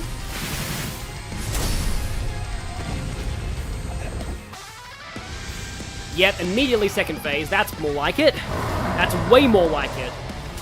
Yeah, I like the cross slash a lot. It's just that it's pretty inefficient in the boss rush, but it's cool here. And now I know use the Sonic Sonic Boom, I think it is. It's like the ranged attack on the guns. Yeah, use this. Or Air Slash, I think it is as well.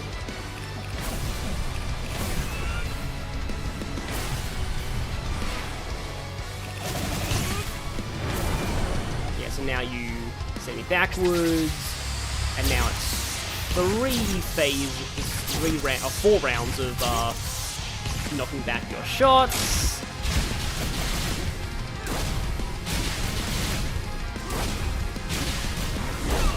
And then boost X to massively rack up the combo, parry that, and do counter.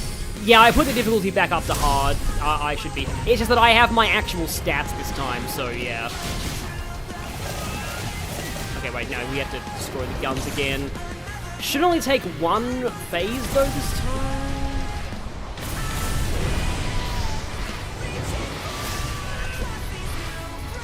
Just need to find one of the guns and actually break it.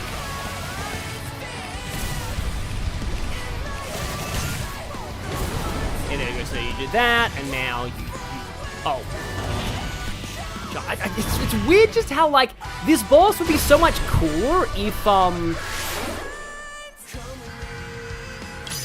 would be so much cooler if, it's kind of an anticlimactic end to that, QTE. But it would be so much cooler if it used the gun more. But okay, now, we have the annoying phase of having to deal with final blow while your rings are still counting down. But now it gets more interesting. Also, if you thought I'm Here was a banger before, just listen to what's about to happen.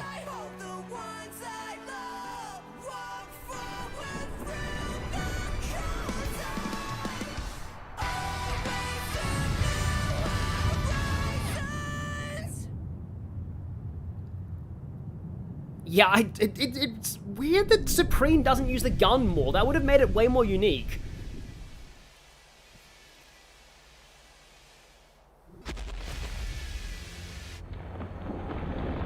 Because now, instead of fighting literally the moon in a shoot-'em-up that had nothing to do with the rest of the gameplay, Moon Override initiated. Was once my prison. Now it shall be the avatar of my return. All shall perish. All shall return to order, to oblivion.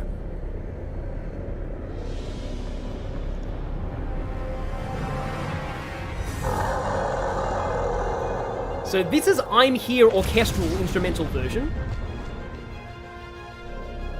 And this isn't even the best it gets.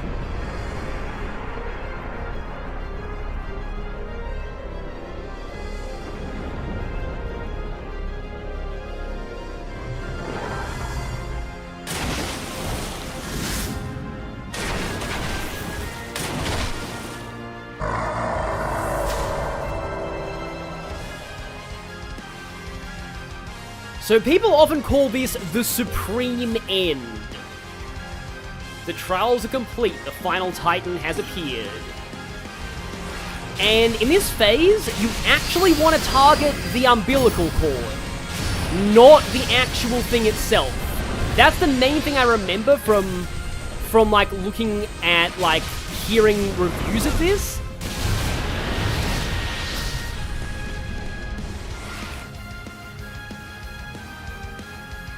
Because once you knock off the cord, otherwise I think it keeps healing. You press R1 to switch target to the cord rather than the face. Which is, again, like, not obvious outside of Night, but I did say that was going to become more relevant later. And now the thing that is literally called Supersonic 2 in the game's files. Master King's Coco Trial has awakened Supersonic's hidden power. Parry is powered up to become perfect parry. So now you need to time the parry. So, yes, parry has powered up, in air quotes, except now you need to, like, fully time it. Okay, I deflected one of them.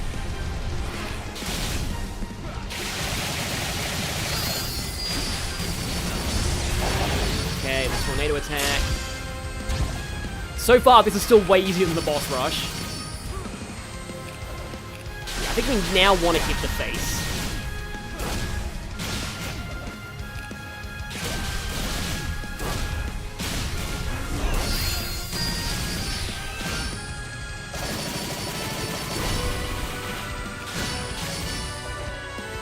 Also, this is amazing. Like, this kind of harkens back to, like, his world instrumental, like, an Unleashed final boss theme, the orchestral instrumentals. Please don't get up, that would be really bad for me. Yeah, cross slash is pretty ridiculous, yeah. And now, I believe the music's about to get even more banger. Alright, we've got to break the umbilical cord again. That's such a weird sentence, but yeah.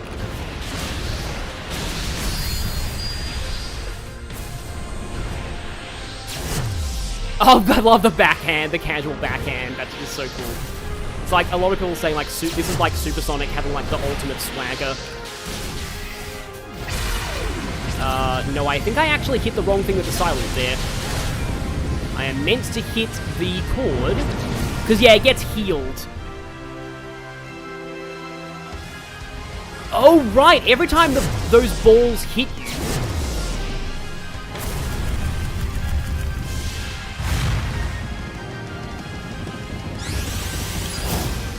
you lose like 100 rings permanently. Forgot about that. Did I target the cord, please?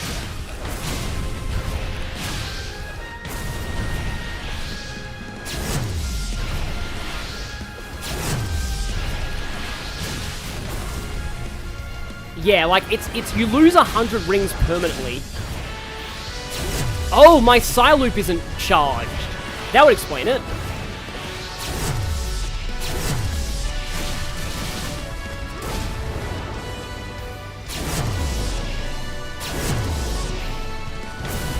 Oh. Yeah, this is the max HP lowering thing. Oh, if you can double Psy Loop the boss, you get a really cool animation. Okay.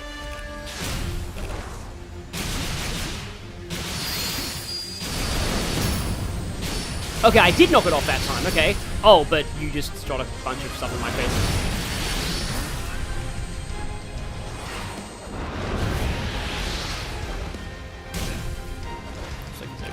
Boost it.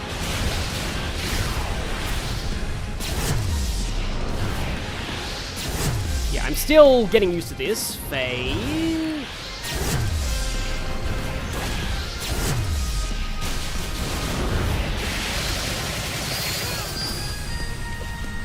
Yeah, I think I'm about to get to the point where you just...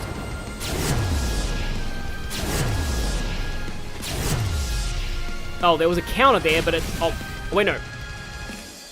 There you go. Triangle circle. Okay, yeah, I am at the point where if one of these hits you, you immediately die.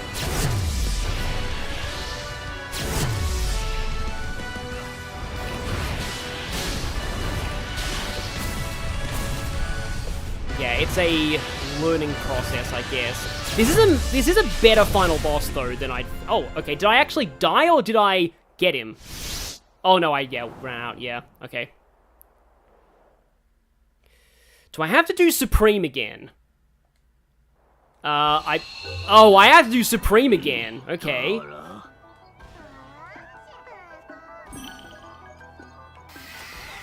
Okay, right. Well, at least Supreme's not that bad. I feel like it wasn't that close, because I know there's one more boss theme.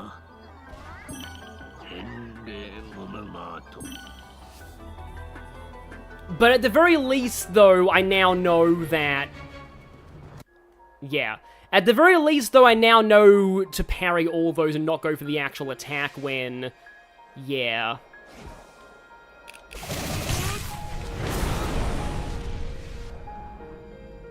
So, like, I should be able to get through Supreme pretty fast at this point.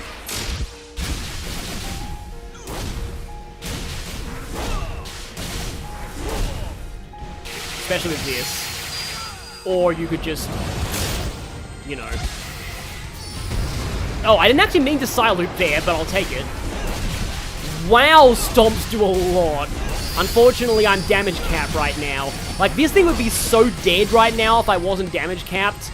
Like, or, you know, phase locked or whatever. That's kind of the downside of side looping, I suppose.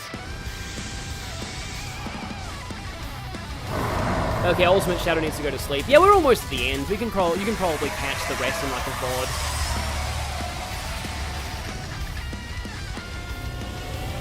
If you parry all of the orb, you can do a button. Oh, yeah. That's probably what you're supposed to do. Yeah. No, that makes sense. Okay. So...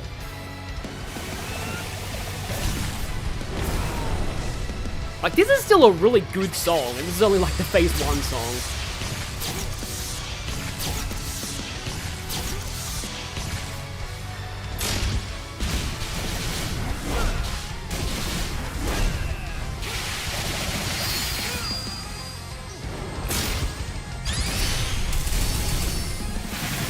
I think I was pressing the right button with the triangle circle, but I believe I'm, like, damage capped again or something, I think. I'm saying damage cap like it's power bounce from Paper Mario, but it kind of is. And boom. And the lyrics only just kicked in. Find the truth of who I'm. Oh wait, the boss fight's already over. Kind of, mostly. And stomp dead. Oh yeah, I need to get the final homing attack because that's a thing in these fights. But or at least I can skip this. Okay, here we go.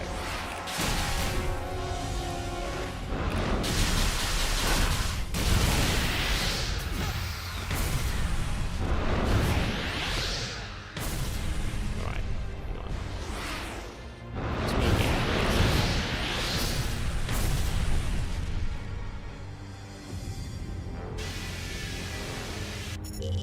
Alright, it's kind of pointless to break the cord first because...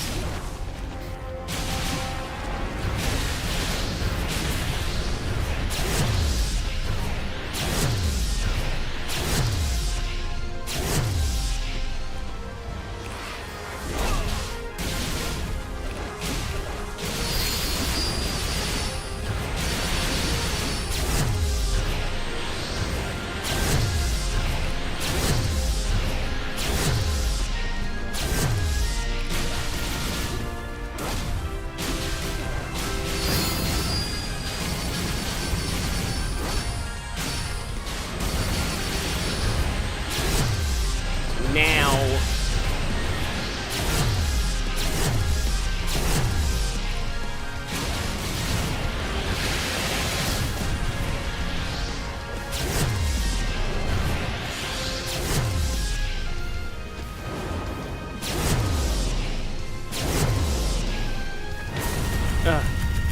Yeah, I think you're supposed to get that last one.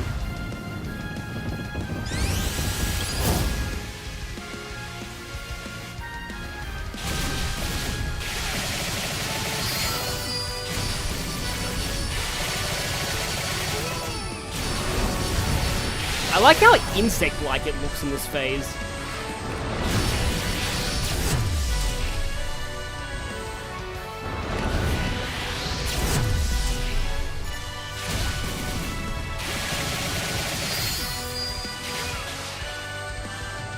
Okay, my guess is it's not totally gone yet. 'Cause it looks like it's gonna just get back up again. It's on no health, but...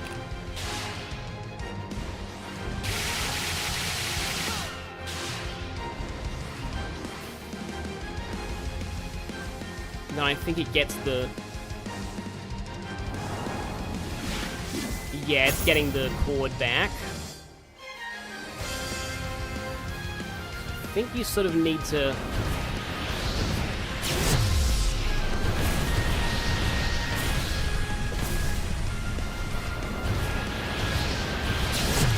I've parried all the orbs once. Double, and then I get the flick, and then does slashes. Oh, there's a button, there's a counter. There we go. So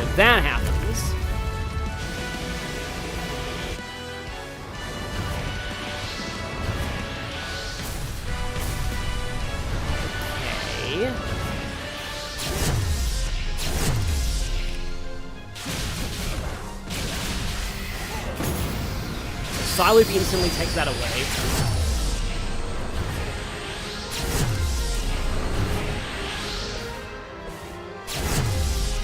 Three of them.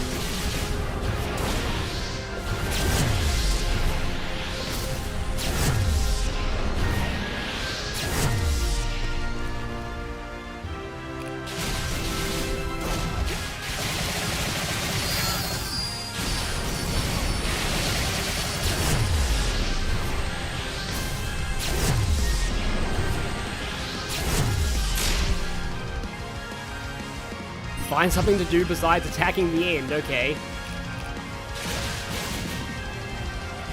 Like, I was parrying.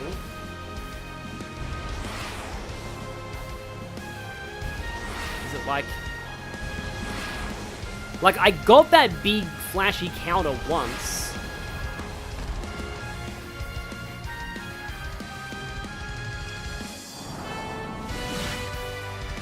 I don't see the gun, though. Like, at all. I'm looking for it. People in the chat are mentioning it. I don't see it.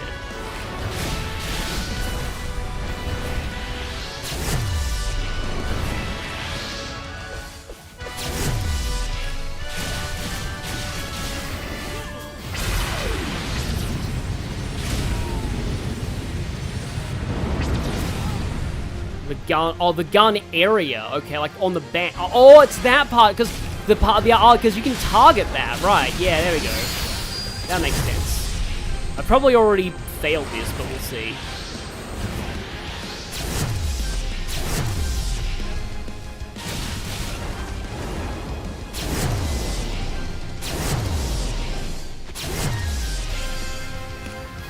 Okay, you can kinda, it's the hole in the back, the other targetable area, okay, yeah. Oh, right, yeah. Because I saw that being targetable, but I didn't notice it being a Psyloop.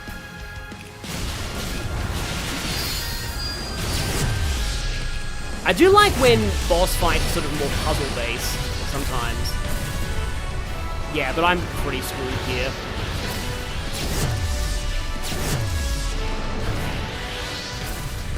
Like, I didn't even register that part of the back as a gun. I thought it was just a hole.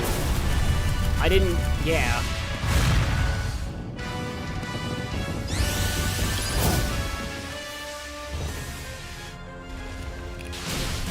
When in doubt, Psyloop. Like I'm used to like boss Psyloop being optional on bosses.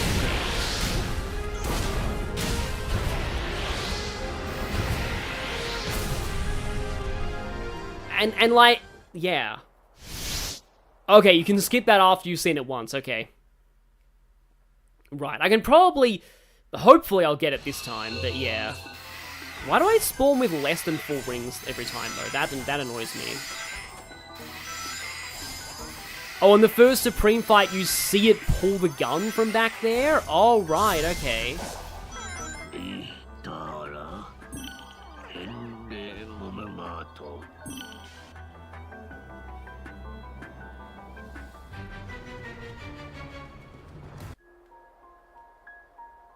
Yeah, that is potentially a problem, the fact that, like, you never need to do anything like that for the other Titans. I guess this is the closest, because, like, with Supreme...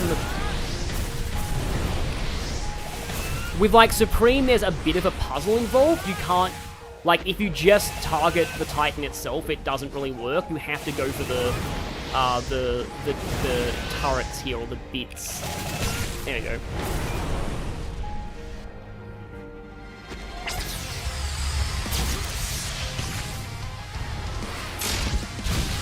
Yeah, I did find out that you don't need to Psyloop the cord. I think Psylooping the cord instantly disconnects it, but...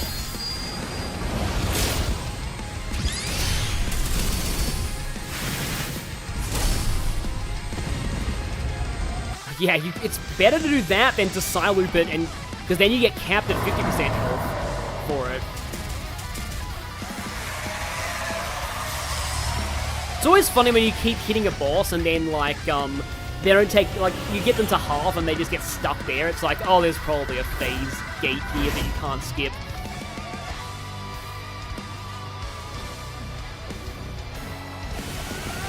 Like, I do really appreciate the end for being a, well, this version of the end for being a way more involved boss fight than previously, and actually, like, making you think about, like, what to target. Because, like, that is, again, it's sort of one of the issues with some of these games is that, like, it's like with the same issue with Kingdom Hearts 2 in the sense that, like, a lot of the mechanics aren't really taught to you, and then you need them on the higher difficulties or for certain fights, so, like, once you do finally need them, it's like, oh yeah, we've never really had a tutorial for this, or really had, like, it's, like, they're testing you on something that is not as, like, not natural player behavior. It's kind of like why a lot of people don't like the Okumura fight in Persona 5 Royal, because, like, if you're really good at like, Baton Pass, that fight is amazingly well designed, but, like, you've never really had an incentive to actually learn the Baton Pass mechanic.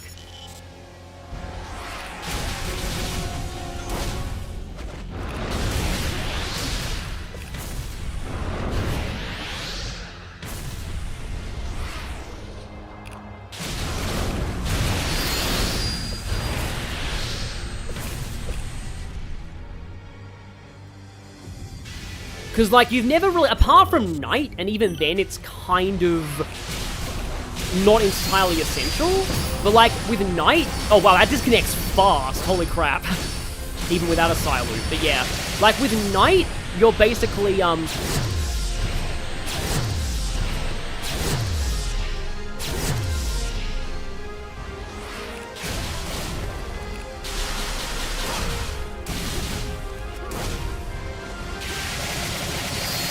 like, you can switch things up and target its other body parts, but it's okay, there we go.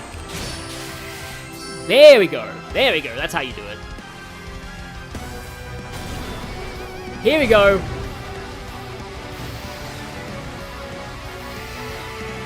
And I would assume that we side loop around the gun. There we go. See, that right there, that is taught because you saw Supersonic do that to Knight's sword in the cutscene. That is more intuitive.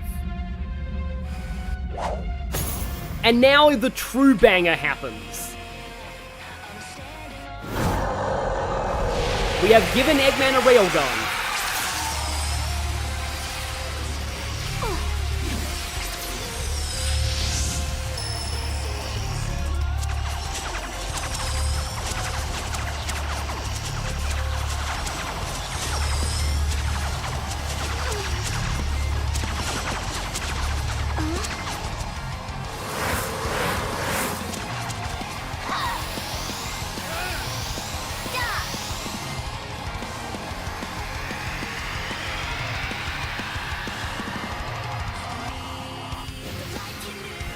Oh great, the cord's back. What are you doing? What are you doing?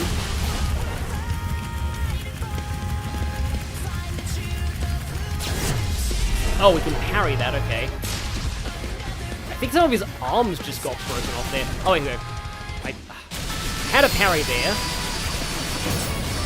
Okay. Triangle plus circle. I'm guessing this is, yeah, this is the same shoulder barge attack.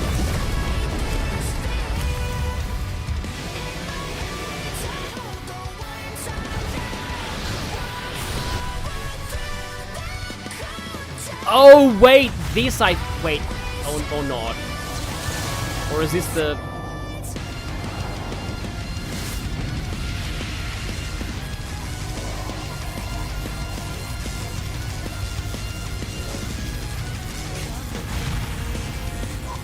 Yeah, this is the one that, like, temporarily depowers you, I think, but...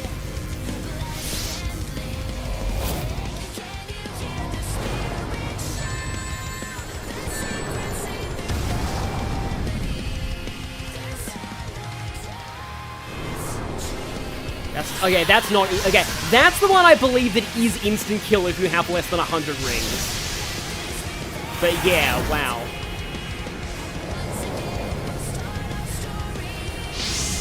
Hopefully you can skip this after you've seen it once. Because that's a long cutscene.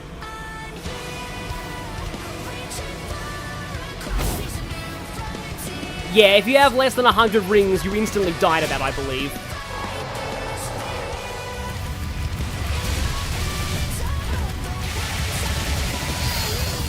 Okay, got a good combo going there. Oh, I'm only at 80 rings.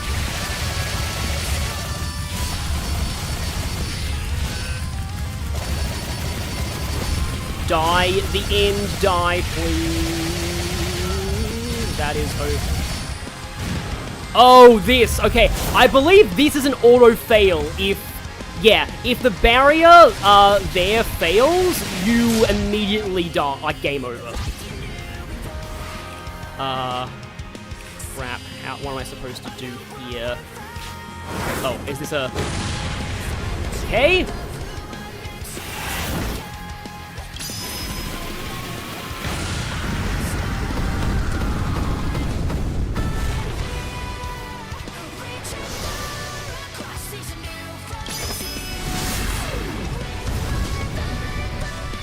I wonder who choreographed this. Sonic, it's now or never. Like all of these supersonic animations.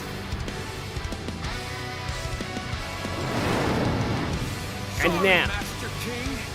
Looks like I'm going all out after all. and now, behold my masterpiece, the Air Grailgun. And from what I've heard, sadly, you only get this form in a cutscene. You don't get to actually play as Cyber Supersonic, which is what he's officially called. Like, this is like a cutscene only form.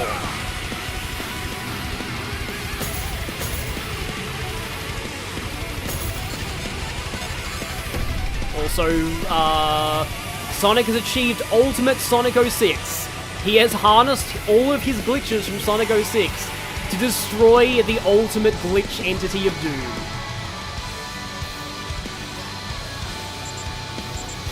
And Eggman's like, I could miss on purpose, but...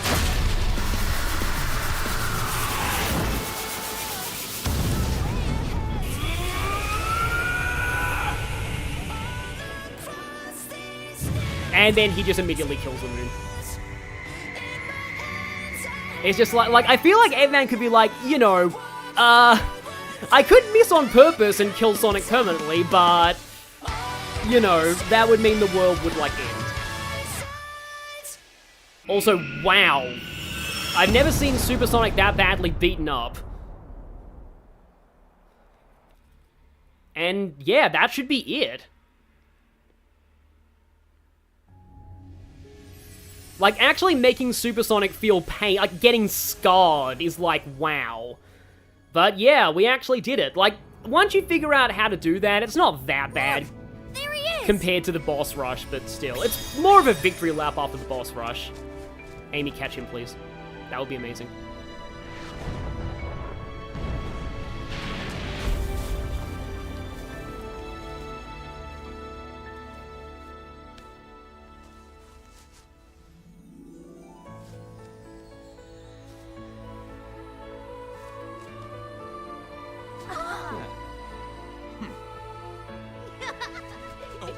That's the same as the regular ending. Did he high-five Tails in the original ending, though? I think he just fist-bumped both of them. It's kind of nice that all of them get a different one in this version. Amy gets a hug, Tails gets a high-five, Knuckles gets a fist-bump.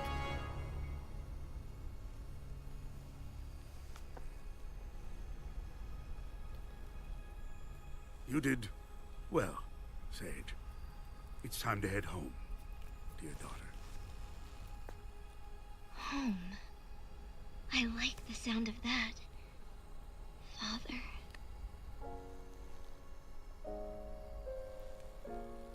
Yeah, it's fine if you need to go. And yeah, in this ending, Sage lives, but we don't know which one is canon. So, like, we don't know which ending is canon. We'll see what they go with. There is an implication of Sage being revived in the normal ending, but we'll have to see where they take Sage from, Wow Kwang. Add not now. A family of my own. I get to go home with you. Also, I'll be quiet over the song. Feelings deep inside come flowing from my eyes. I get to go home with you. All the lights up in the sky, all the times that I spent by your side taught me love and taught me pain, things that I could never have explained. Now I'm not alone, a family of my own. I get to go home with you. Feelings deep inside come flowing from my eyes. I get to go home with you. Watching you go through all that you do, I never knew until I felt it too. But now I know that love is beautiful.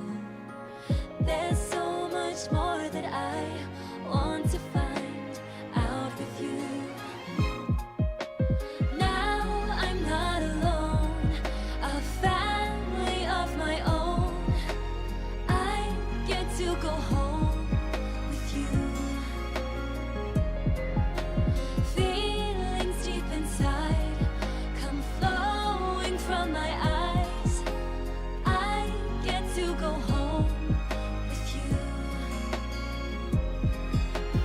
Memories I'll always remember, sceneries I've yet to discover. Would it be too much if I asked to stay forever? Everything feels warmer and safer. Anything we can get through together now that I'm with you.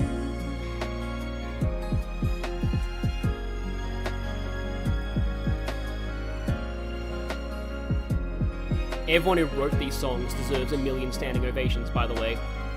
How did this... Didn't this game, like, not even get nominated for Best Soundtrack at the Game Awards or something? Like, how did that happen? Like, I think I speak for everyone when I say, how the actual crap did that happen? If I'm right about it not getting nominated. Sweet home, home with you. Home, sweet home. I'm with you. Home, sweet home. Home with you. Home, sweet home. I'm with you.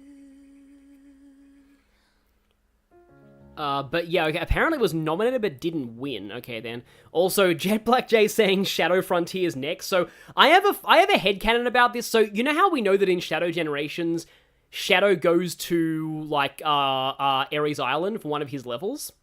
We might be getting a cutscene here, actually. Here we go, yeah.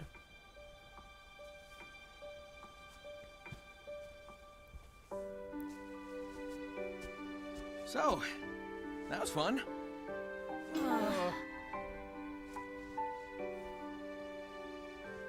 But I guess it's time we got moving.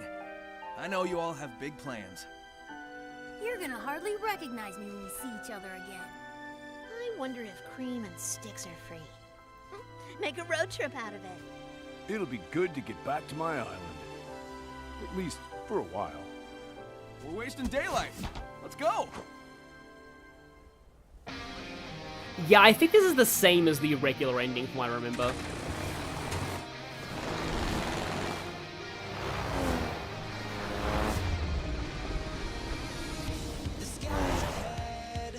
And we have this song game, which is great. Like, this is by Nate Wants to Battle, and it's really good. I let this mostly play out in the original credits, but I guess I can use this one to just say that headcanon I had. So, Shadow goes to Chaos Island in, like, his campaign in Generations. So, my headcanon is that, he's there when the end emerges, and Shadow is like, finally, a challenge worthy of my... And then he immediately gets blinked back in time, and is like, oh, damn it!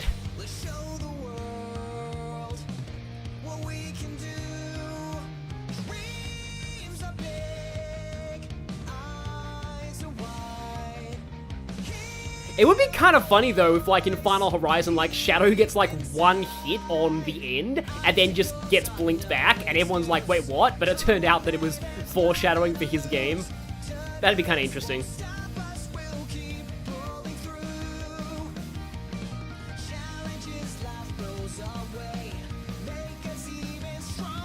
Yeah.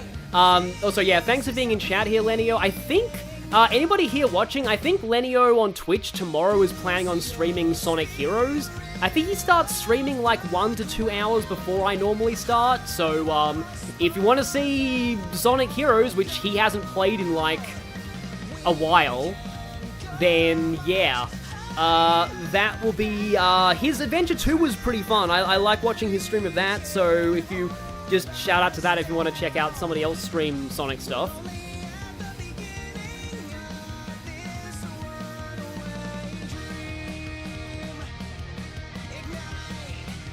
But, oh, no stream this weekend, sadly. Okay, yeah, that's fine. I take that.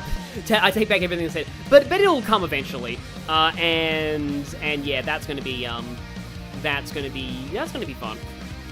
But yeah, like, it's interesting. Like, streaming Frontiers this year has been a really enjoyable experience. Like, even though I had to switch to, I know it's a bit of a downer to have to go back to easy mode against the, you know, against the boss rush. I fought it for a while, but I pretty much got all of my tangents out of the way that I wanted to talk about there. So I hope people, like, enjoyed, and, like, it's just, this game, like, man, especially streaming it feels like it's been, like, an epic journey, even though it's only been, like, 5 streams, but it feels like I've been at this longer, and it feels like just... it feels like we've all been experiencing a movie together, like, here, really. Just the way that everything's all done. Like, I can't say, like, I wouldn't exactly say that Frontiers has, like, the best, like, story, quote-unquote, but I would say more this game has lore and character development rather than story. Like, the story is really just, big evil thing got sealed, killed civilization, it's unsealed, kill big evil thing. That's the whole story. But in terms of the character moments, just the fight choreography, and, like, just all of the cutscenes, the way everyone's portrayed, the music, like, wow. This soundtrack might be the best soundtrack Sonic has ever had, and that's really saying something because of, like, you know, Generations exists, and, like, 06's soundtrack is amazing, by the way. And, like, all of the soundtracks are, like, really good, but it's just, like, seriously, can you imagine if, like, the 4th Sonic movie, they probably won't, but, like, if they're doing, like,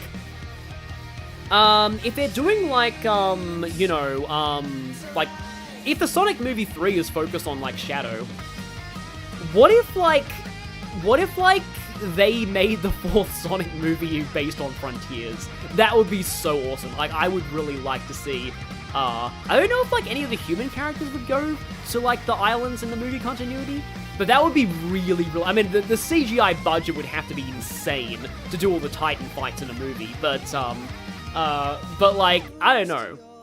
That would be kind of cool. But, like, I don't know. Like, some people speculate that the 4th movie, if there is one, might be Metal Sonic and adapting Heroes, which would also be cool.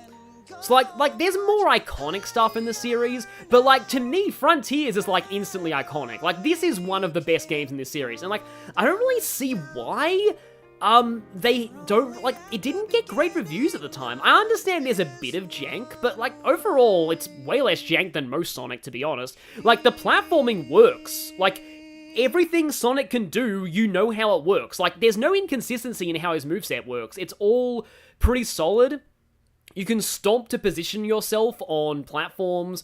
You can like boost in midair to reorient yourself. There's a lot of like there's a lot of like it's solid platforming. The camera has issues, but like other than that, it's not even that bad. I've seen worse cameras, you know, Adventure 2 and the like. So like overall, I don't really get why this game didn't review that well. Like fans liked it. Like it was really well received by fans, obviously, but like it didn't get amazing critical reviews. But like it did succeed to the point where like I think Sega gave the whole team that made it a raise, which I'm, you know, totally fine with. Like they deserve it. They really deserve it. Like really deserve it. And the fact that Final Horizon was free too, like that whole thing took me 2 5.5 hour streams, and it's free DLC. Like that is incredible free DLC. And the fact that they made the final boss fight way more epic. I believe that attack as well is that attack that the end does where he shoots the barrier where Sonic's friends are keeping it up. That is an instant game over if you let the barrier get broken. So yeah, but I think he has to do it multiple times for it to really, yeah. Oh, that's true, Lenny. This game was a little rough on launch, and it got way better post-patch. Yeah, most people say that its original state on launch was more 7 out of 10, but the patches and updates improved it. Like, that's always sad when that happens. Like, Sonic Origins was similar. I heard that Origins was very janky on launch, but it's now, like, post-patch, it's amazing. And yes, every single bit of DLC in Frontiers was free. The Spin Dash, the Island Challenges, Final Horizon, all of that is totally free. That is how you should do DLC.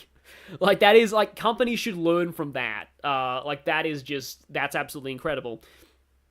But yeah, no, and the brain rot talk too. I apologize to anybody who doesn't care for the Son Amy ship, but like, I had to give my justifications for liking it, and like, I like to think that my reasons for liking the ship are more in depth than a lot of people. Like, I do go deep into the character analysis, and I do feel like, yeah, I don't know, I've just, like, these characters are good when they're taken seriously. And that's what people like about this series, the fact that there's continuity and these characters have growth and developments. And when they're, like, the Sonic cast has very high highs and very low lows, basically. And every character is like that. It's not just Amy. It's like, you know, even Sonic was really bad in a few games, character-wise. Some Asian making fanfics by accident. But yeah, those are, my overall thoughts on this game. Now I'm gonna have to review this on my backlog. Finally, I can cross this off my backlog and write a full review, which is gonna be interesting, actually, thinking about it. But, thank you all for joining for these streams. These have been really fun. I don't know if I'll be back one day to do, like, the the Final Horizon cyber, because, like, what you didn't see here is, it still took me, like, 5.5 hours, 2 streams. I didn't even touch the Final Horizon cyberspace levels, which apparently are also really, really good. Like, incredibly well-designed levels. And they have a new set of secret objectives, too. It's like, yeah. Also Squid. Squid is best character. I'm actually partly considering commissioning a Sonic fan artist to make fan art of Squid's sacrifice. I don't know if anybody would be down for seeing that. They've got a backlog of commissions, so it might take a while. But like, anybody who's still in the chat, would you want to see me commission a fan artist to do fan art of the Squid sacrifice moment? But yeah, hi Mario Fan 997. Yeah, these have been really, really fun. Squid is the greatest character. And I thank you all for watching, and I will see you all for my next side stream. I'll be probably doing Sly 2 for my next, like, platform game. And then we'll see. I have some vague plans for Shadow Generations, not a stream, but for like I've got a couple of video ideas. One of them involves a new venture. I'll have to wait until I unlock a new venture. But anyway, I've been rambling too long. Yeah, so thank you all for watching, and I will see you all when I next see you. Until then, onward to new horizons.